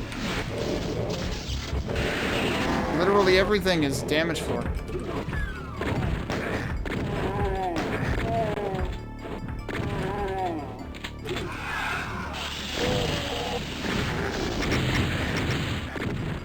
Apparently there were more barrels than I thought. I guess I'm glad I had the supercharge. I have no armor now, though. But, yeah, we somehow have 1 out of 2 secrets.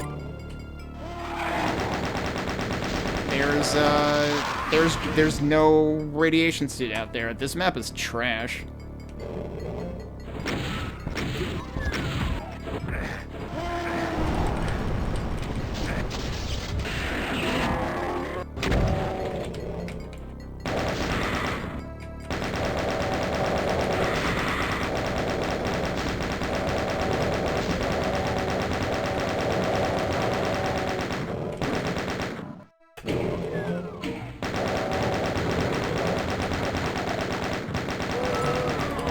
God damn it.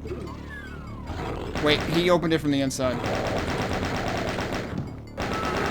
Oh, well, I screwed that up. What? Huh? Not entirely sure how that worked, but okay.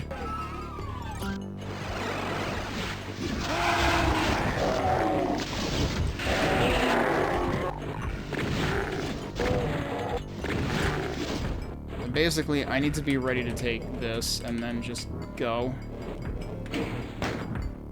And hope that this gets me to the end of the level. The problem is I don't have the key. This will end up going back to the beginning. Right. There are multiple of those guys. I really can't stay in one place for any length of time.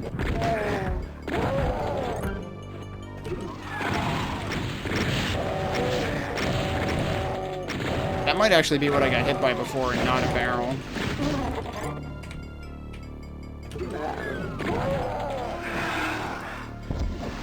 I have no idea what I just got hit by the way. Unless I just got bullshit damage ticked even though I'm radiation suited right now.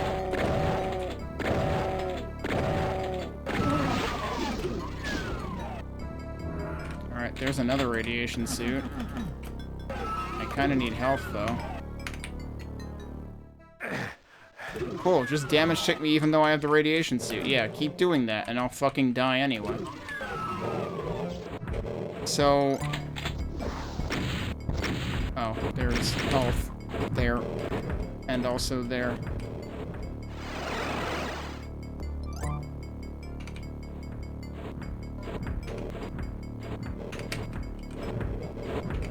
where haven't I been?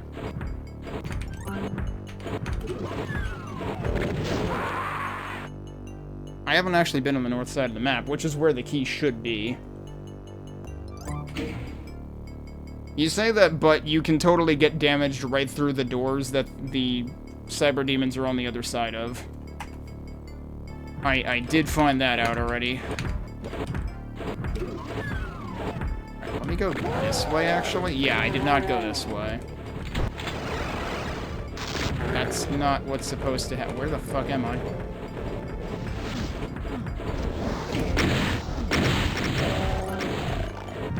Hi, I would like to see where I am. Thank you. Okay.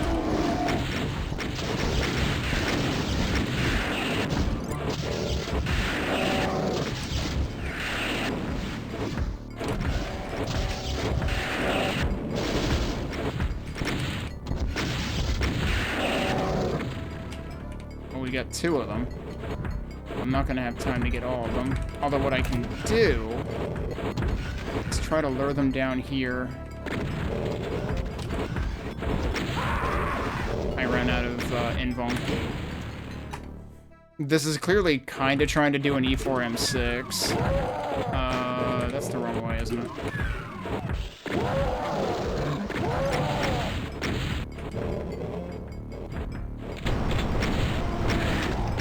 Alternatively, I could come in here and actually, like, try to finish the level.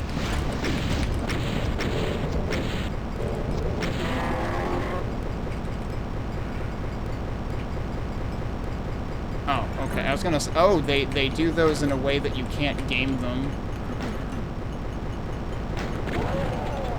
Like, they knew better from the original level.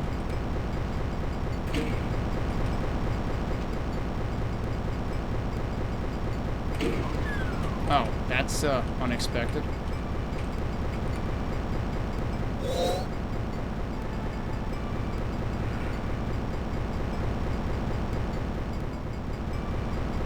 Alright, well we have the key.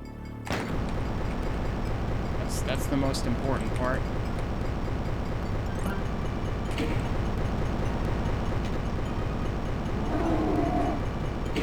I really don't want to be hearing even more of those.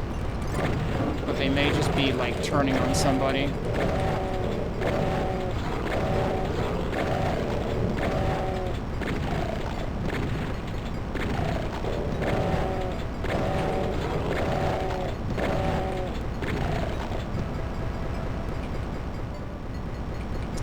Yes, I will take more cell ammo. And now I think I'm mostly interested in... Oh. I don't think I want to do that. Oh, that gets you out here too, but that's not really a good deal. You're... well... yeah, because then you're a sitting duck for them.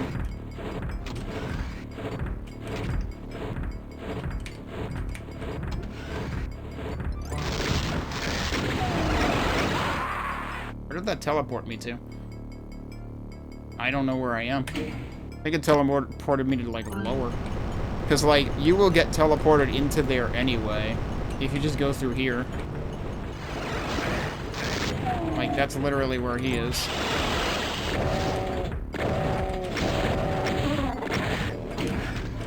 I really can't see anything now. Okay, so they did try to kind of do the center portion. Where was the, oh, there's already a dude in there. Where was the invuln that I found last time? You know what? I don't really have to care, though.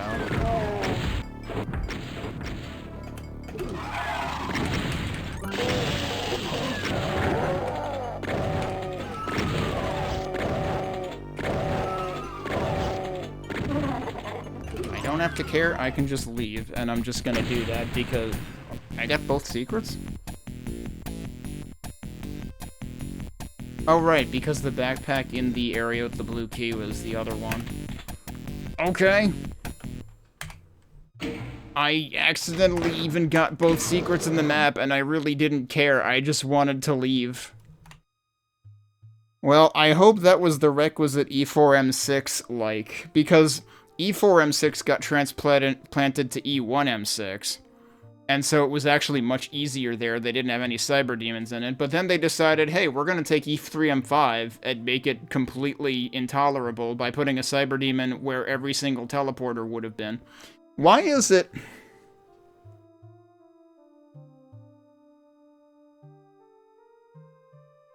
There have been a couple things in common between this and Amalgam now, right? I mentioned something else earlier, and now I forget what it was.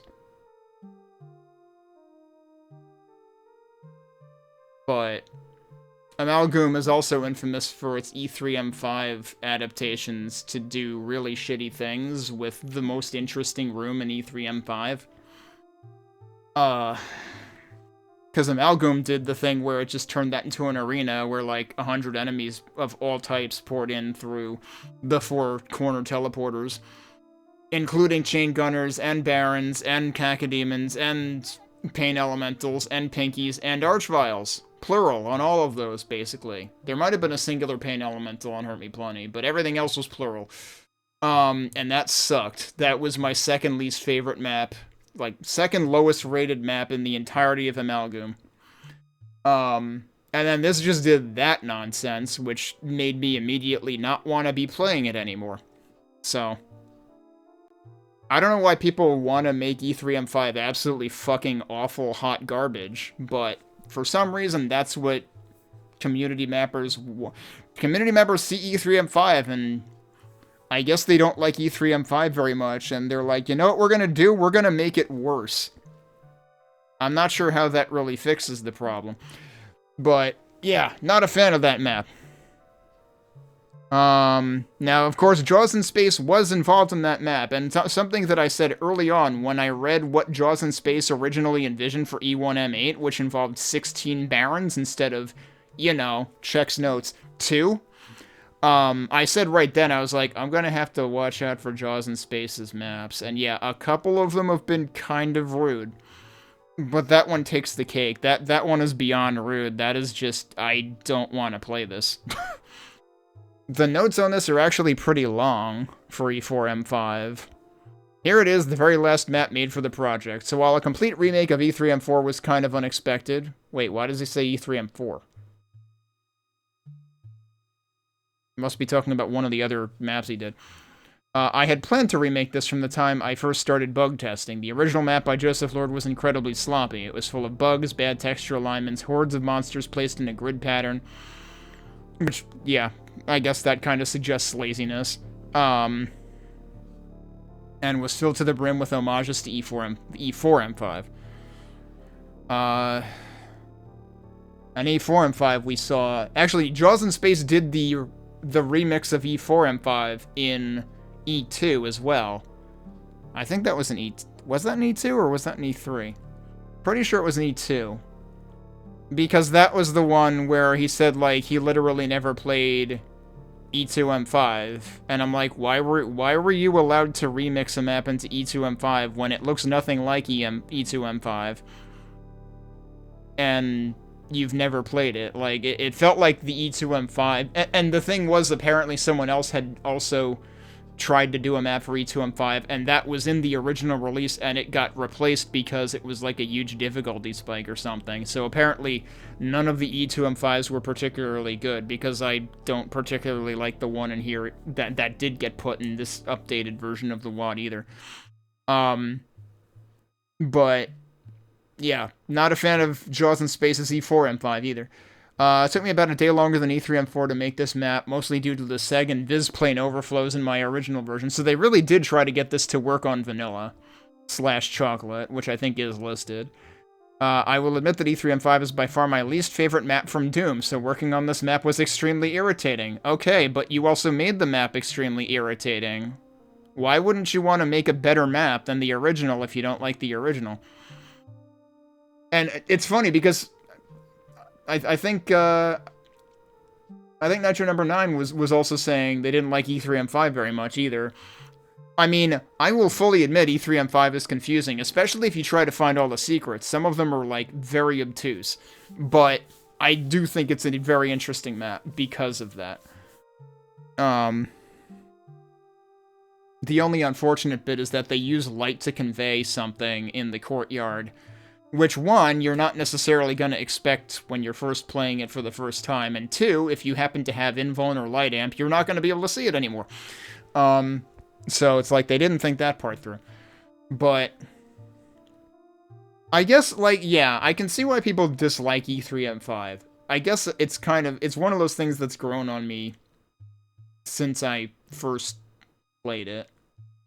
I mean, like, I certainly don't like the one, like, depending on which side you go into E3M5, because you can go in several different ways. One of the sides does have damage floor everywhere, and I just avoid using that side. But this version had that literally everywhere in the entire map, pretty much. It was like either you were in a damage floor room, or you were in a room with 4 cyber demons. Which also has damage floor in the middle. So, like, there's say what you want about E3M5 not having much in the way of redeeming qualities, but this E4M5 remix of it had absolutely 0 redeeming qualities to it. So, like I said, dislike the original map if you want, but if you're gonna make a remix of it, make it suck less than the original map. Don't make it suck 20 times more. I think the final product shows my lack of interest in this map due to the relatively simple texturing and extremely hard gameplay that I didn't put any thought into fixing. The random rockets everywhere was my answer to people complaining about the difficulty during butt testing. During butt testing? It's only 1 T, though. Adding rockets to a map with 4 cyber demons doesn't fix the map. So, like, this is the thing.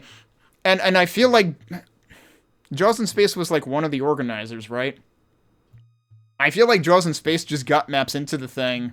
I don't think they got it into it, like, single-handedly, though. Like, I don't think they forced their maps through. Because I think even in the case of E2M5, I think they were surprised that it was allowed in or something. I think that was the one I'm thinking of. But it's like, it just feels like they got maps allowed in that if it was literally anybody else, it wouldn't have passed muster and it would have been rejected immediately. And I feel like that is the case for both E2M5 and E4M5. E2M5 because he never bothered playing the original map, like, hello? And E4M5 because, I mean, like, you're saying right here, plain and simple, that, like, everybody hated it during testing. Kind of sounds like it should have either been heavily reworked, because, like, it sounds like a lot of the maps in this project did get heavily reworked or completely tossed out and replaced. I mean, there's an entire, like, I forget exactly what they call it, like the Forgotten Levels or something. There's like a separate WAD of like rejected levels from this WAD. I don't think I want to play those if some of the ones in the WAD are this bad too. But it's like, if there was clearly the editorial power to reject levels for being bad, then I can name at least 2 Jaws in Space levels that should have been rejected immediately, that for some reason were allowed in. So, this is why I won't be bothering to play Switcheroom 2, because here's the thing. Shitty level design in Doom 1 is a little bit easier to get past, on average, than shitty level design in Doom 2.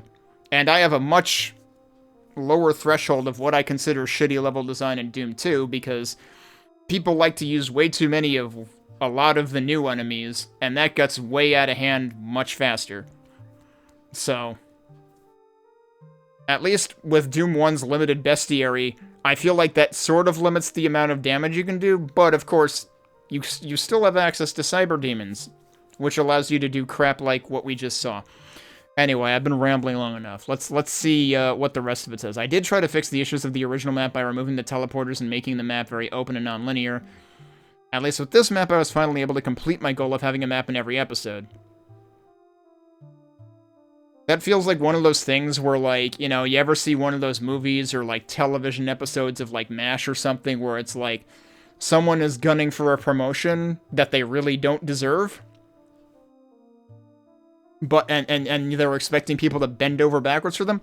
Yeah, maybe you didn't deserve to have an episode in every map, because 2 out of the 4 of them, at least, sucked. Or, did I say an episode every, and map in every episode, sorry. This is the final map rejected by Ty Halderman, but again, this one was saved due to some edits done by Magnus Blitz. Oh, so it was actually rejected, but then they brought it back. What edits did Magnus Blitz make? Because, like, clearly they didn't edit nearly enough. You can also thank him for bringing the difficulty level way down from what I had done. You're telling me it was worse?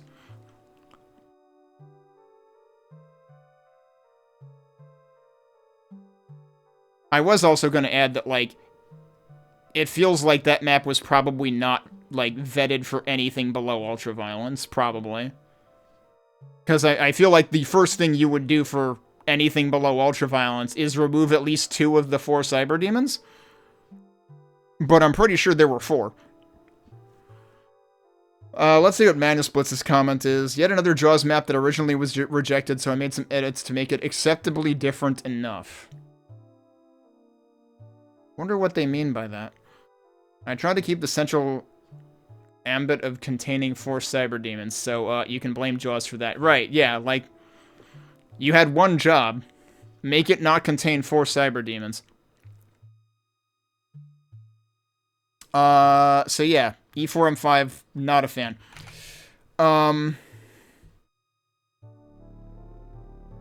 I will take a break, and then we'll see if we can get through at least one more map today, but I suspect I'm not going to get through the entire WAD as I had originally anticipated / hoped. But we'll see if we can get through E4M6 when we get back.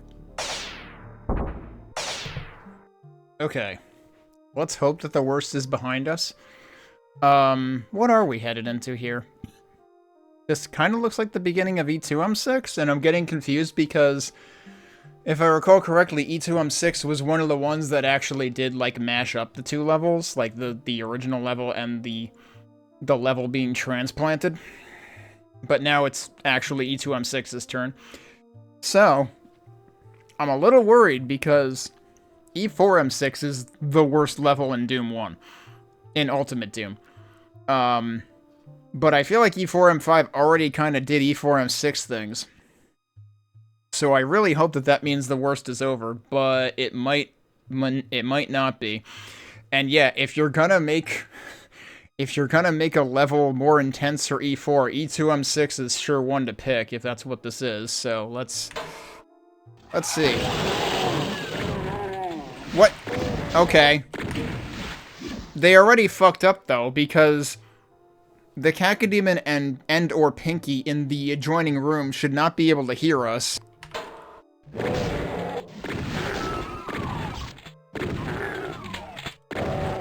2 Cacodemons, okay. And best shotgunner, apparently. Interestingly, that kind of immediately makes me think of E3M4. Odd that they made the top of the column, like, bulkier. There aren't usually dudes here.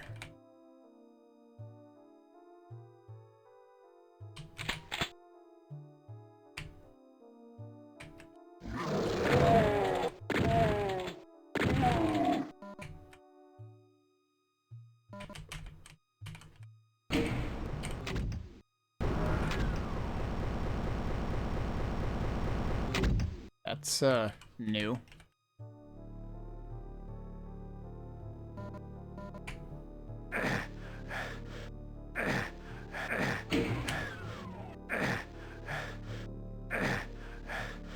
Alright, well, that much... Ooh, that's interesting.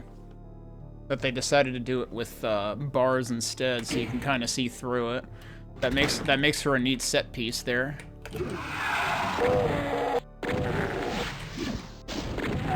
But yeah, we're doing the wood textures everywhere. Which is actually, they're gonna have to do something different for the area that normally gives you the red key, if I recall correctly, because that normally is wood textures.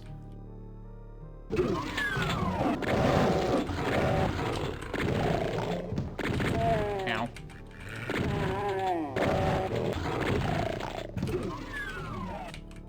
And that doesn't there's only one secret, what? That's weird, because I'm fairly certain there's something like 4 secrets in E2M6. One of them being what I just went into there, which just didn't count in this. Oh, you know what else we haven't had? We haven't had any map that has 20 secrets, and most of them are on a single staircase. Come on, like, you've got to reproduce episode 4's most infamous shitpost. That switch really supposed to be all the way down there? That seems kind of weird.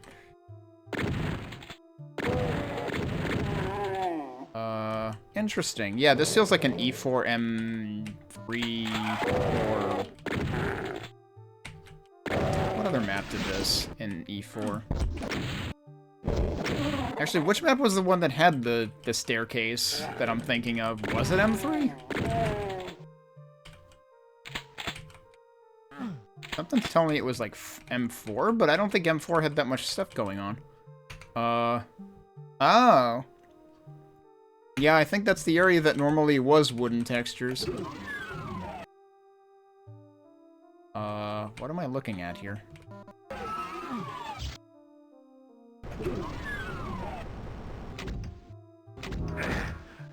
Okay. Well, I have that now. That's probably gonna help for what's right here. Yeah, so this is supposed to be mimicking... This is, like, exactly what they said on the other map, where, like, they started out using this texture set for E3M2, but then they realized that's actually what E3M2 normally uses. Except the floor would be different. E3M2's floor is gray. But yeah, this is like the beginning of E4M6, but this is being used to, like, remix the maze section of E2M6.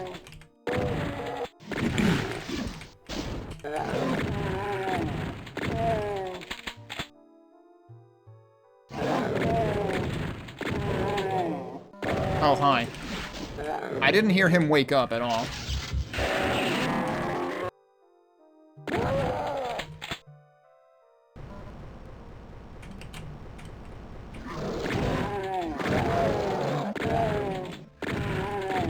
Yeah, it's doing, like, all the trapdoors the way that E2M6, this section in that would do. Something else.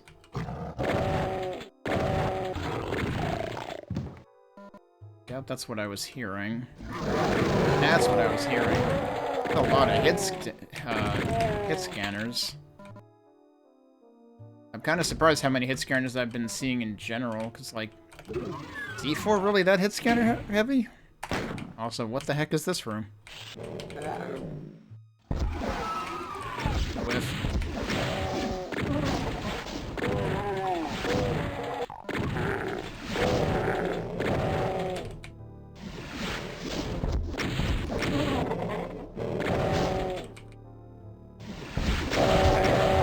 No, excuse me. You're supposed to be dead, thank you.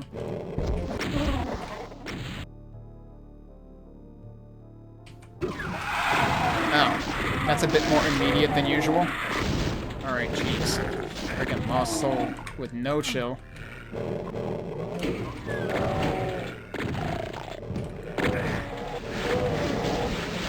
Aha, yes. So this is supposed to be a very dark room.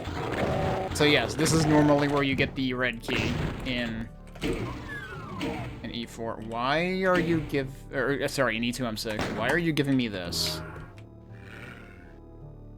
That's very questionable, and I should probably have saved it for when I know what I need it for. Also, there probably is another light amp here somewhere. I'm gonna redo that and not take that yet.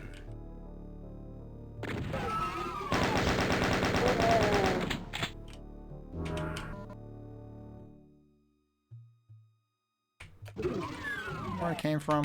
Yes. Oh, that's what it's for. Right, okay.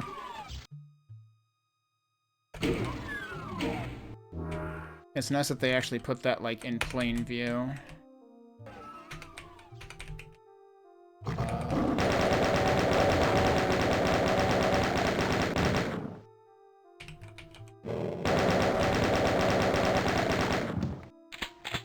Plasma rifle. Yeah, they just decided to dump this entire area for some reason. And then what did that open? These guys.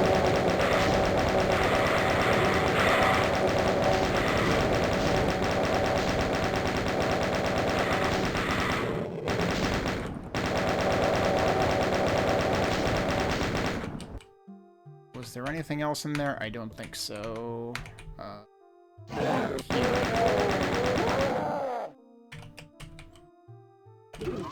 Okay. Hang on a sec. There's some stuff down here that I didn't do.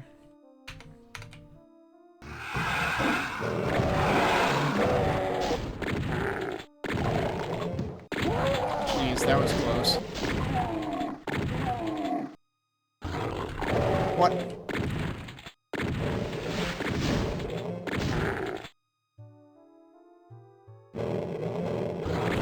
How many? There's at least two. Still an end.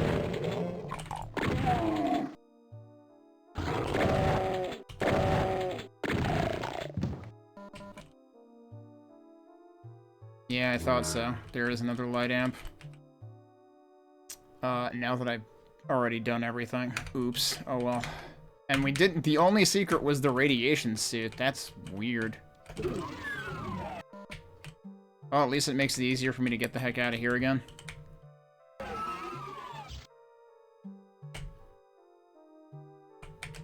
Oh, I don't need shells.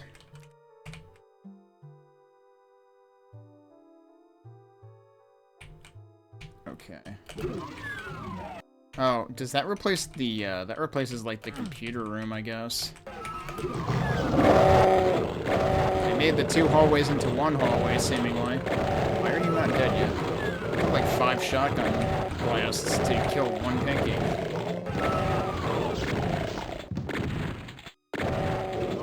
Oh, shit.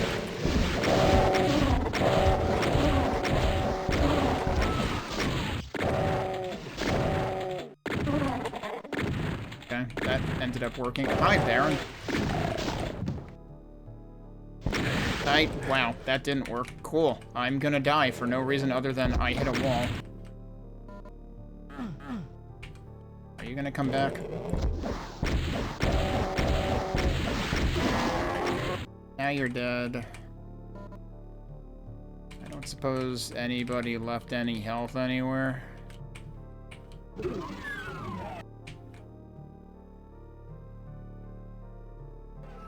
Nope, so I'm just screwed, I guess, because I hit myself with a rocket once.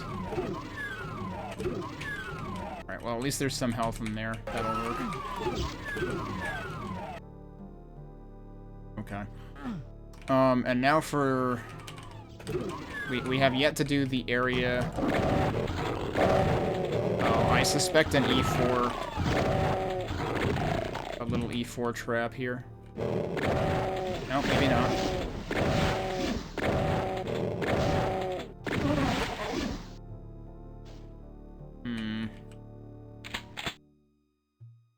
Interesting. Yeah, this definitely went a little bit differently.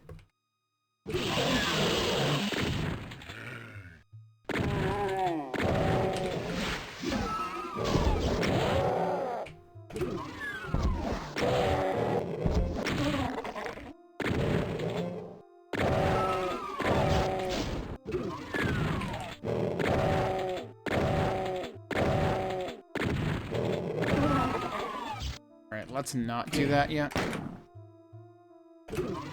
Is that oh, right. We have to do it before that, though.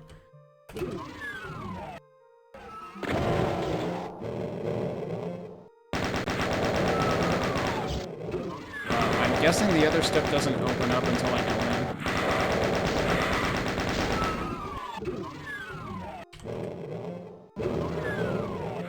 Yep.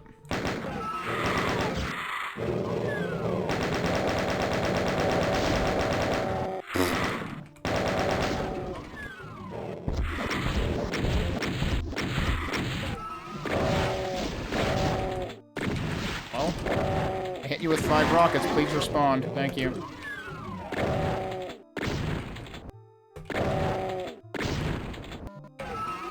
So, what kind of stuff do we have? More rockets and shells, and that's pretty much it. Okay, and then this is probably my least favorite room in the entire map.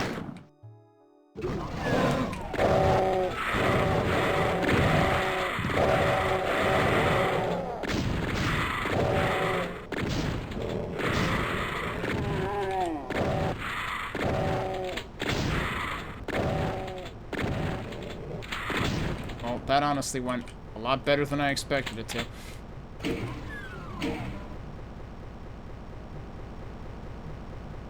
Alright, and then we need to do the yellow key area first. Which, does this actually... Well, let's test for faithfulness to the original map. Yep, it does. It doesn't mark it, though. The original map marks it on the other side, so that if you're paying attention, you know it's gonna lock you in.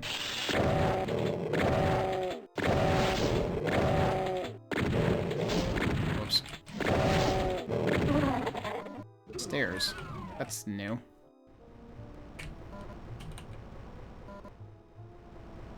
A lot of imps. Is it usually always imps here? Problem with me playing randomizers a lot is I tend to forget what enemies are in the vanilla version. Okay, and then if we want to do the troll exit, that would be in here. And they really do make it look like the troll exit. But what if it were all barrens, though?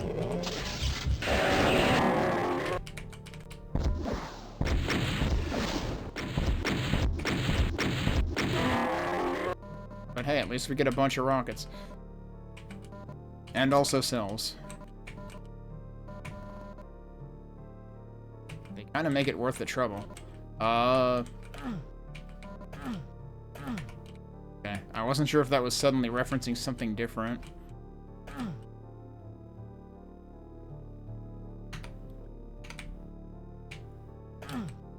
Oh, that's different. Well, I have full rockets now, because there's a gazillion rockets in there, so... And that explains why there's no secret in there, because normally the return hallway is a secret.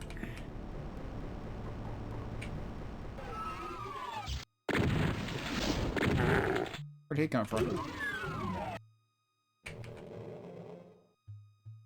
Yeah, presumably some enemies aren't too happy with me. There's only 5 left.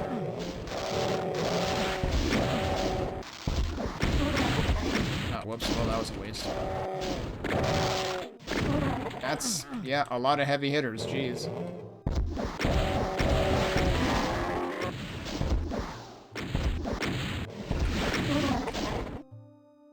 Is there still one more? There's potentially... Yeah, there you go.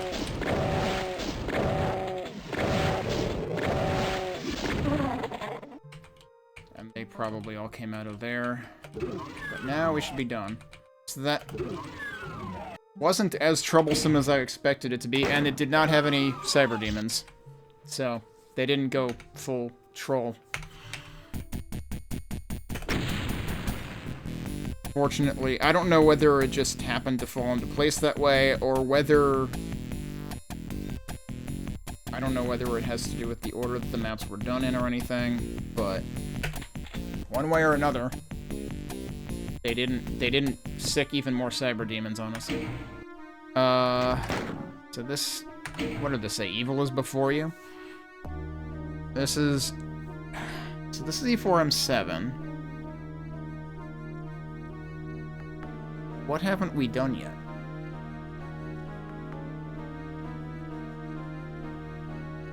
I kind of thought we had done... I mean, I know Limbo was kind of a mashup of E1M7 and E3M7.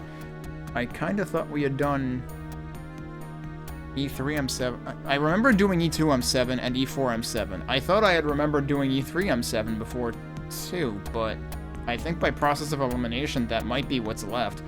So we might be doing more Limbo, effectively. What does E4M6 say here?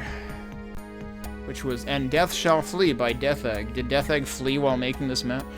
Probably my personal favorite. Spent a week or more on the map on and off. It was fun finding out how to ramp the difficulty up to episode 4s without going overboard. The bit with the fake exit has to be one of my favorite parts of the whole level, though I'm particularly fond of the maze too. I think the maze is one of the best mashup parts. It is very dark though, but it is normally pretty dark in episode 2 for that matter. I feel like the fake exit is like, if anything, it risks being overly simplistic in this version, but I mean, I guess there's not too much to it in general. 2.5 gig download for Quake Brutalism Jam 3. Jeez. I mean, it is, what, 60-something levels or something? I guess it depends on how many, like, unique music tracks and stuff there are. How many new sound files there are for whatever mod stuff is in there. But, yeah, that's... jeez. I don't know. What other big Quake maps or Quake packs have we had already? I mean, Arcane Dimensions has to be pretty sizable in itself. And we have had some pretty big jams already, so... I could imagine that we've already been in the 1 gig range before. But I feel like... I don't know. I don't know how rare that is. Alright, well, let's see. Ooh. Am I gonna run out of time on this? We might run out of time on this. You know what? I might actually just commit to finishing this today, and I'll have to take a break, but I'll come back and finish it afterwards. Let's see what this does. I should have,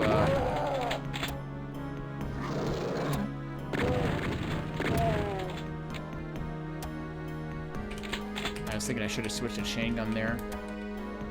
Wait! We didn't have E2M7. I'm thinking we had E2M7 because E2M7 was a little bit of a mashup. But this is E2M7. It's E2M7 mashed up with E4M7.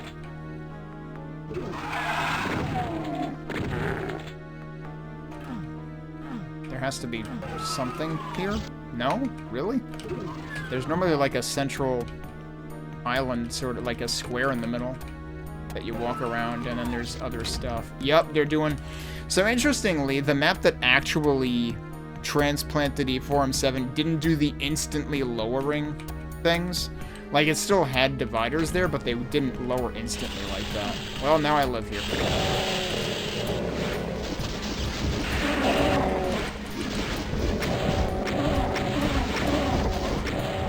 But okay, just because this isn't Limbo, that immediately makes me think this will go faster. That seems like bait. That is in fact bait. I didn't kill either of them? Okay, it almost killed him. Ow. Problem is I can't really see when he's firing because 1, it's dark there, and 2, there are cacodemons everywhere. Oh, I was hoping it would pick up the gun first. The gun would have wasted less ammo. Both of those did something.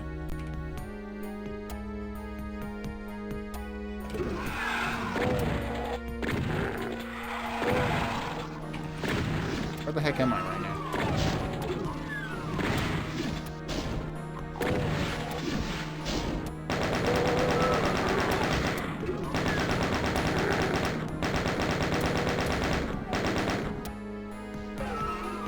What is that room even reminiscent of?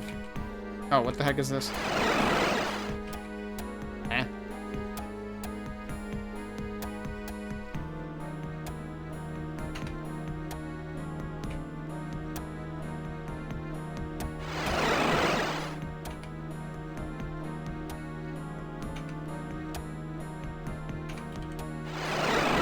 It's teleporting me to right next to it. Why would you do that?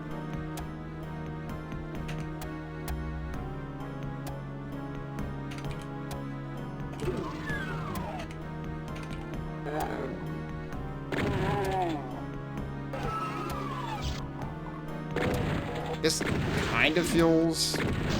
Oh, wait, hang on. There's a blue key over...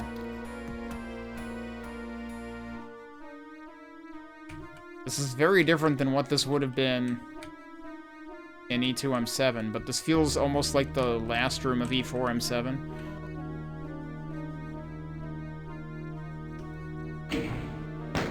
But if this were the last room of E4M7, yes, there would be a radiation suit. But also there would be, like... You would need a key to get down here. But it seems not in this case. Yeah, this is definitely referencing the end of E4M7.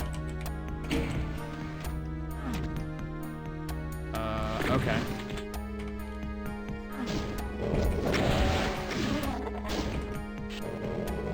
What? One of them didn't wake up?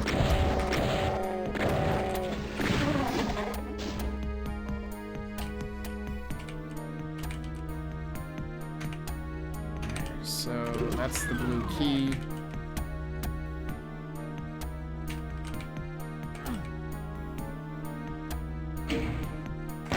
And I suppose that ordinarily would be what you would go down the one side for in E2M7, so that's fair. It's very different, because they basically transplanted ideas from E4M7 into it.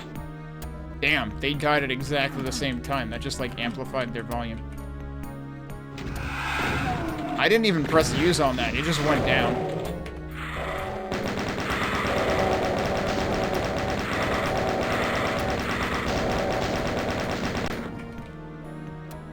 Okay, if this is like E4M7, there's probably a secret in here somewhere.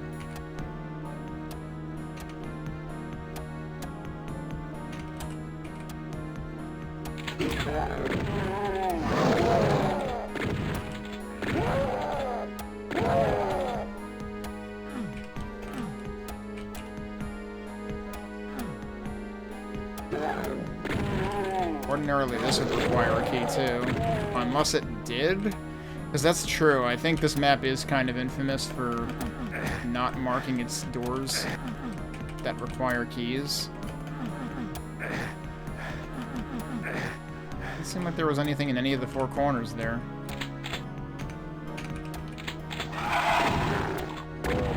Oh, okay. Yep, I see what this is resembling. This is a pretty good mashup.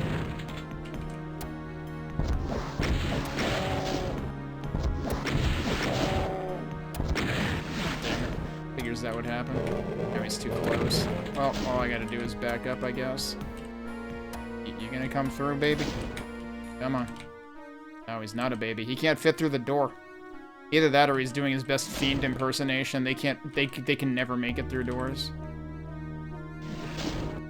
There you go. Figures he was one hit from death. Is one of these gonna open? Yes, that one's lit. The other ones weren't.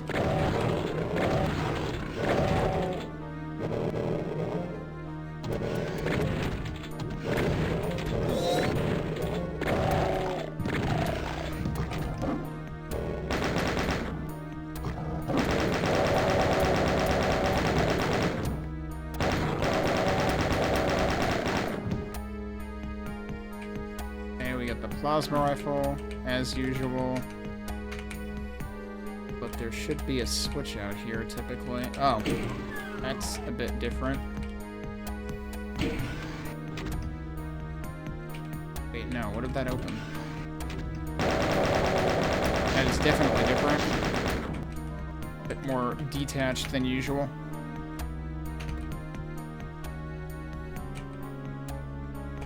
At least they make it easy to see where to get back in. Which, like, in the original level, like, it's just a hallway and it's more well-lit. Oh, nope, that's not actually a dude. I mean, it is a dude, but...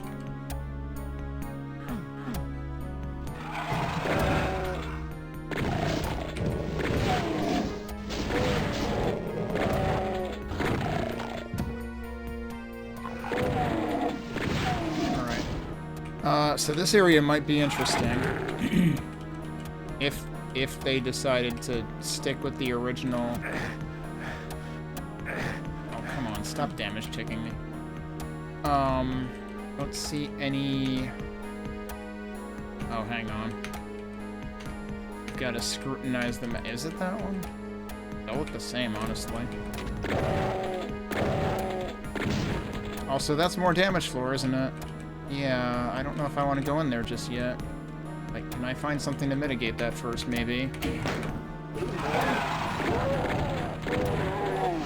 And you've got more end of E4M7 referencing.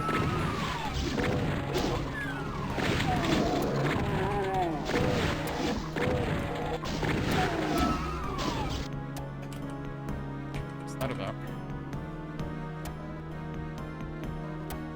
Okay, that's a red door. Yeah, so this is the exit room. Interesting that the imps are just immediately there as a reference, as a call out to the end of E4M7 rather than opening, like, when you hit a switch in there.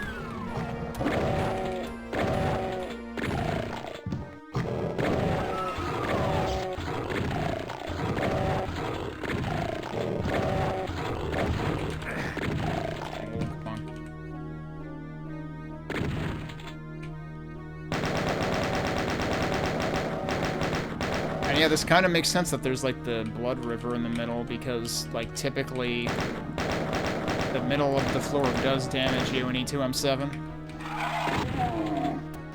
If anything, this makes it less surprising.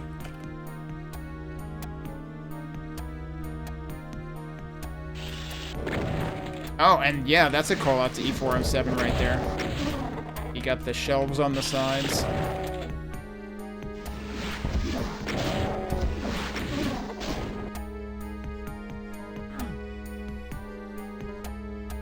There isn't anything on the shelves in this case. I want to be in here. I love what they've done with the place.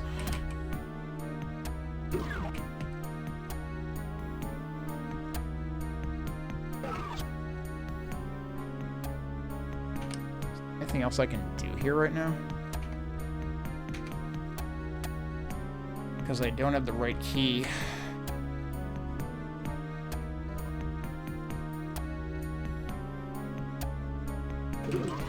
So I think they've kind of, like, mixed the... Well, I mean, that's still the same, but...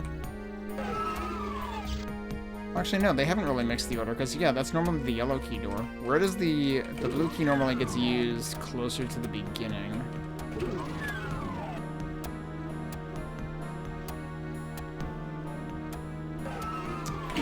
Let me give this a look. Yeah, I mean, I suppose that's fair. The Cacodemon is not going to fit in there, is it? Alright, that can wait.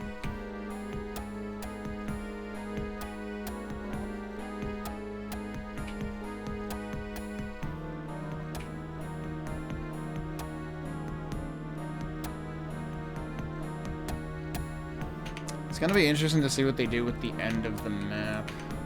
Rather, the end of the WAD, because, like, I know what has to be left. I already went over here. This is where we got the blue key. So...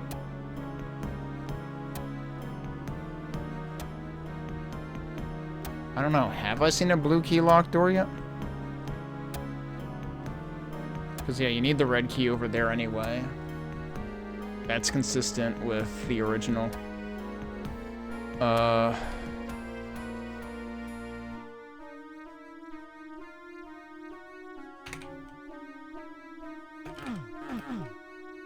Blue key door should not be on this side.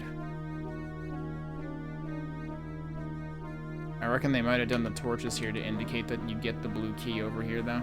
Although, wait. Hang on. I never went over here.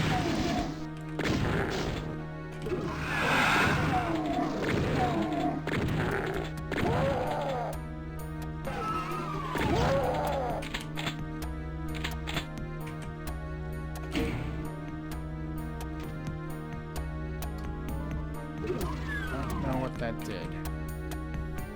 It sounded like... Oh. Okay. Oh.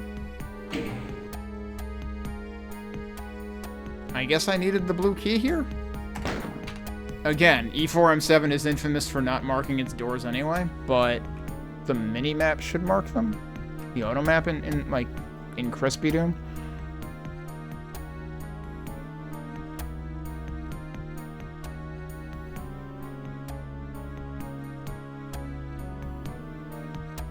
I don't know if that required it over there.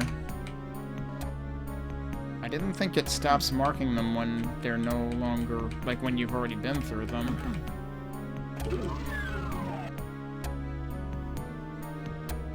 Alright, well. This is definitely different enough to be disorienting.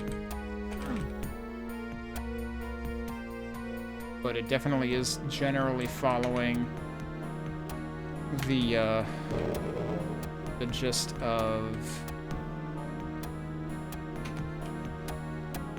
spawning vats. Yeah, let me go through here.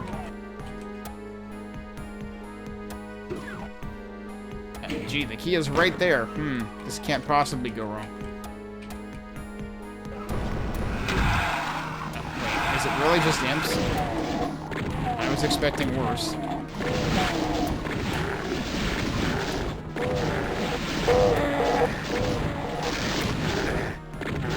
Well, I managed to kind of allow that to go wrong anyway.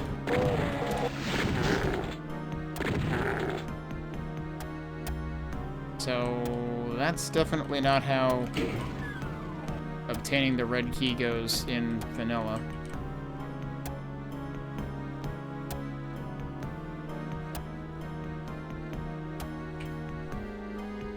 Although, actually, the area...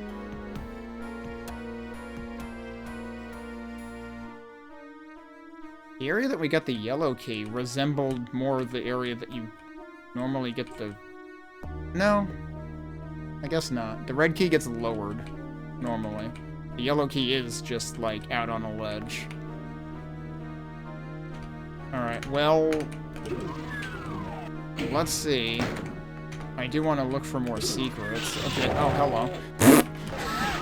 You do still have the Kako before the end. It's just right in that room. Also, I was accidentally stepping on the damaged floor there. Whoops. Because, yeah, ordinarily, there's, like, two switches, one in front of the other. The first opens a cage with a Kako in it. Oh, that was worrying me for a second. I thought it was going to do a point of no return again, but no. Alright, so... And there's one enemy left, and it's the other Cacodemon. I still wish there was a radiation suit for this. Ow. Now, that's only one switch, and ordinarily there's two parts to that whole thing.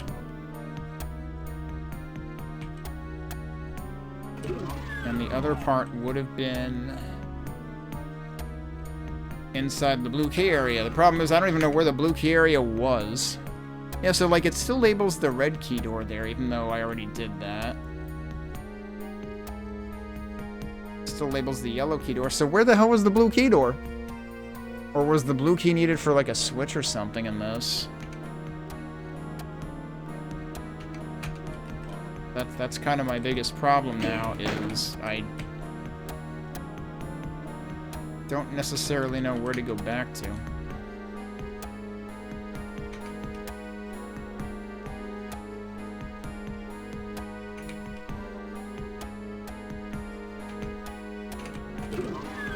Anything? Oh, that was just those. Okay.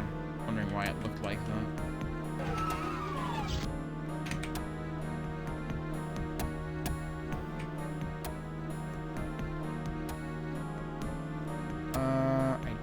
I want to be going there right now. Okay, now we're back at the beginning. Nothing is open here right now.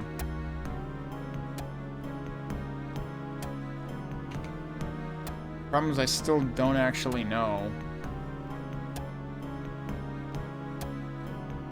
what required the blue key. It had to be something here.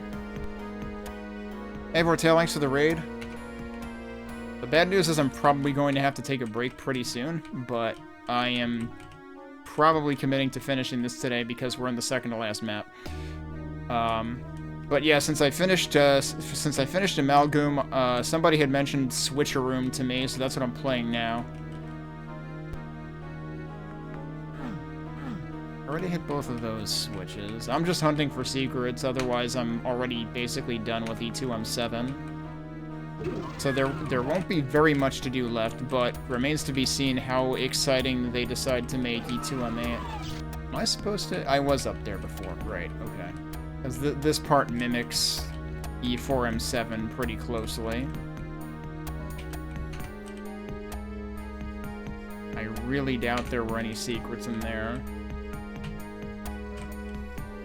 Yeah, I will say there are definitely some good maps in here. There are a couple I really didn't like. In particular, I seem to not always like what Jaws in Space comes up with. I don't suppose they hit any switches in here, did they? But like typically in E2M7, which is what this is remixing, there are 2 switches that contribute to a secret in the starting room, and I hit one of them. But I'm not sure I even know where the other one is. But yes, the idea for Switcheroom is like each map gets transplanted to a different episode. So like we're in E4M7, so this is styled to look like E4M7, and there's even some particular architectural callbacks to it. But we're actually playing E2M7. Like this is actually spawning that's layout, but with bits and pieces that resemble E4M7. Some of the maps are more mashups than others. The original goal was for them to not be mashups. Like, the original goal was not to be Amalgoom, but some of them kind of feel that way. Oh, I guess that's one of the secrets? It's just sitting there. I don't know when that opened. Okay. That might actually be what opened from the Switch. Maybe this is the callback, and they just put it in a completely different place. Maybe that is supposed to be a reference to the super obscure secret in E2M7 Vanilla, which normally is at the beginning of the map. Well, I ended up with 4 out of 5 secrets somehow, which is better than I thought I would do, actually. I'm gonna feel really bad because I'm gonna move on to the final map, and then I'm gonna have to take a break, and we're gonna have, like, 2 minutes of gameplay left when I get back. Like, there's no way for me to not make this awkward at this point. Out of curiosity, let me just rule out that there is actually... Yeah, no, they didn't actually do the thing at the beginning. There's a thing over there, apparently. That's apparently what I missed. Which I had already... Is that... Wait, isn't that just where the teleporter was that just brought me to exactly the same place as where the teleporter is? Maybe it's... No, that looks like I've already been in there. No. Have I? There's no way I've been in there. That's actually... Oh, that's here. So, that seems like that should do something. But I don't know what the deal with that is, so... So, that might be the secret. Oh, wait, that's just a return trip from here, though. Yeah, no, that's not a secret. That hurts you. So that's what that is. I don't know if that's supposed to be the secret, but if it is, I don't know how it works, because that was a teleporter that I went in and it brings you out right here next to it. Which doesn't seem to make a whole lot of sense to me. So, I don't know. It's gonna remain a mystery. See, I don't think I want to play Switcheroom 2. The maps in this that weren't too great, that I wasn't hot on, were bad enough. And Switcheroom 2 seems like it may have had a even more troubled dev cycle than this did. To where... Oh, and also, I basically expect people to do worse things with Doom 2 than they do with Doom 1. That I don't trust it. Run to Evil. By Memphis. Have we seen this author anywhere else? Hey, we're immediately taking damage. Let's read about what we just played, though, in E4M7. Very short note by Gothic. Wanted to do a map for E4 since they love the style. Favorite part was the dark secret area with the orange sky. Oh, okay. Yeah, the part outside the hallway with the side skull things. It's an interesting part to pick as your favorite. Alright. Starting on damage floor seems like a choice. Oh, this is very, immediately... chaotic.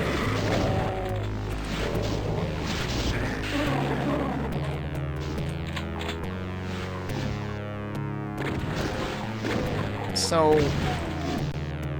if I recall correctly,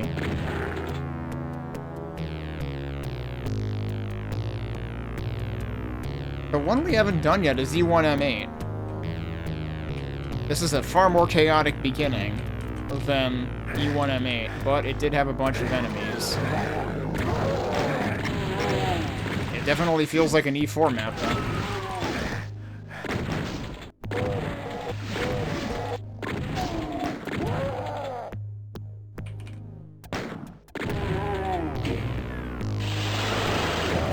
Excuse you.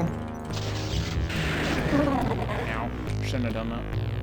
Can I not get over there? Is there another one? There is another one.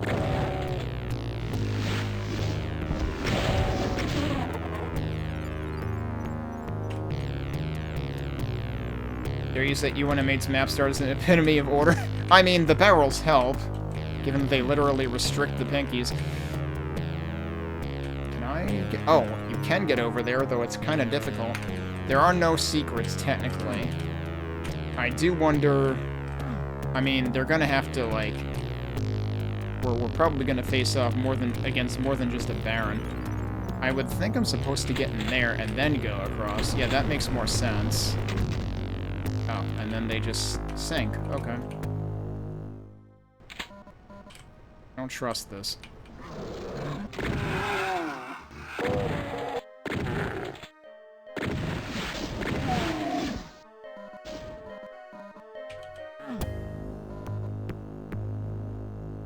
This is supposed to be mimicking the side rooms a little bit.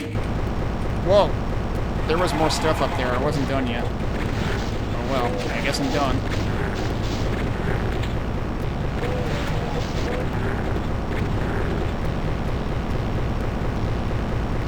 Seems to very much be doing its own thing.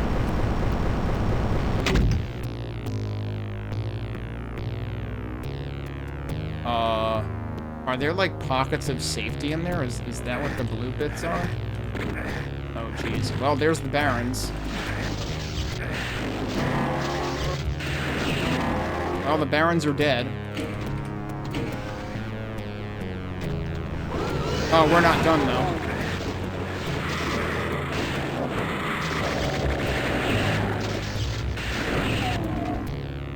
I like how it was all distracted by the lost souls. Are we still not done?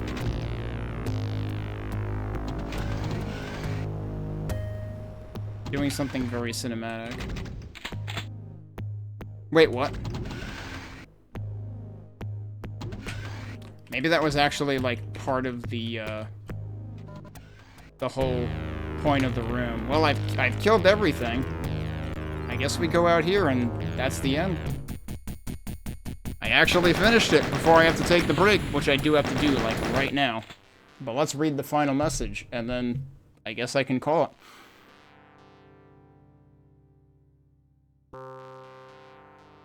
Thanks to your wonderful sense of deja vu, you know that spider masterminds make terrible bosses, and that this was the last level. Suck it, demons, you win! You win, as in the player wins. Well, except for the fact that the demons have been opening up gateways all over Earth while you wasted your time clearing out your home city. Billions are dead, humanity is on the edge of extinction, welcome to hell on Earth. But you know how this goes. Time to lock and load, and slay some more demon ass.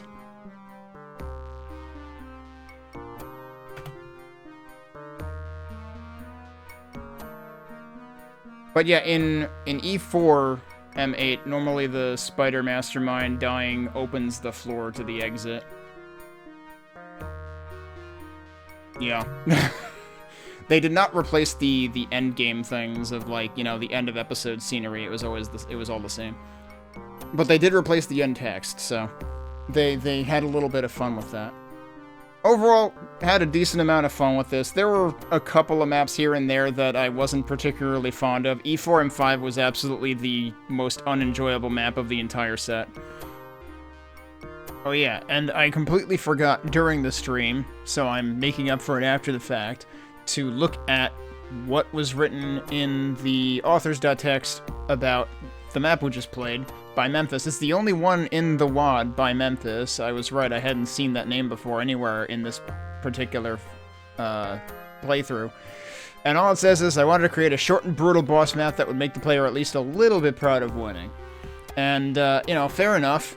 It definitely... I mean, it's funny that they don't really make any comments in terms of, you know, like, how they balanced the, you know, Episode 4 versus Episode 1, but it certainly, you know, does have resemblances to Episode 1 in a couple of places, and obviously you do fight the two Barons, and then also fight the Spider Mastermind as if it were the end of Episode 4. You know, as Cap and Clever pointed out in chat, like, making use of the trigger that exists at the end of Episode 4 anyway. But, the beginning of the map really does feel like something else entirely, so it takes a minute to actually get to the point where you're like, okay, yeah, this is E1M8 based. And at the end, of course, like, the very end of it does feel like E1M8, although, again, I think I mentioned earlier, it feels like the stairs, the big stairs from the end of E1M8 got transplanted to a different map entirely. But yeah, I thought that was a pretty good final map. They clearly wanted to not make it over too quickly and not make it as much of a walk in the park as E1M8 would be. Again, going back to what I was saying before about how the E1 adaptations of E4 maps were intentionally sort of like made a little bit easier in terms of the enemy loadout, and this one clearly goes the other direction. They did a good job, and I think Episode 1 especially did pretty good at holding to the originally intended theme of, like, transplanting the map without mashing up too much from the original one. But I think some of the mashup bits were interesting too, so, like, I'm not necessarily sad that they did that.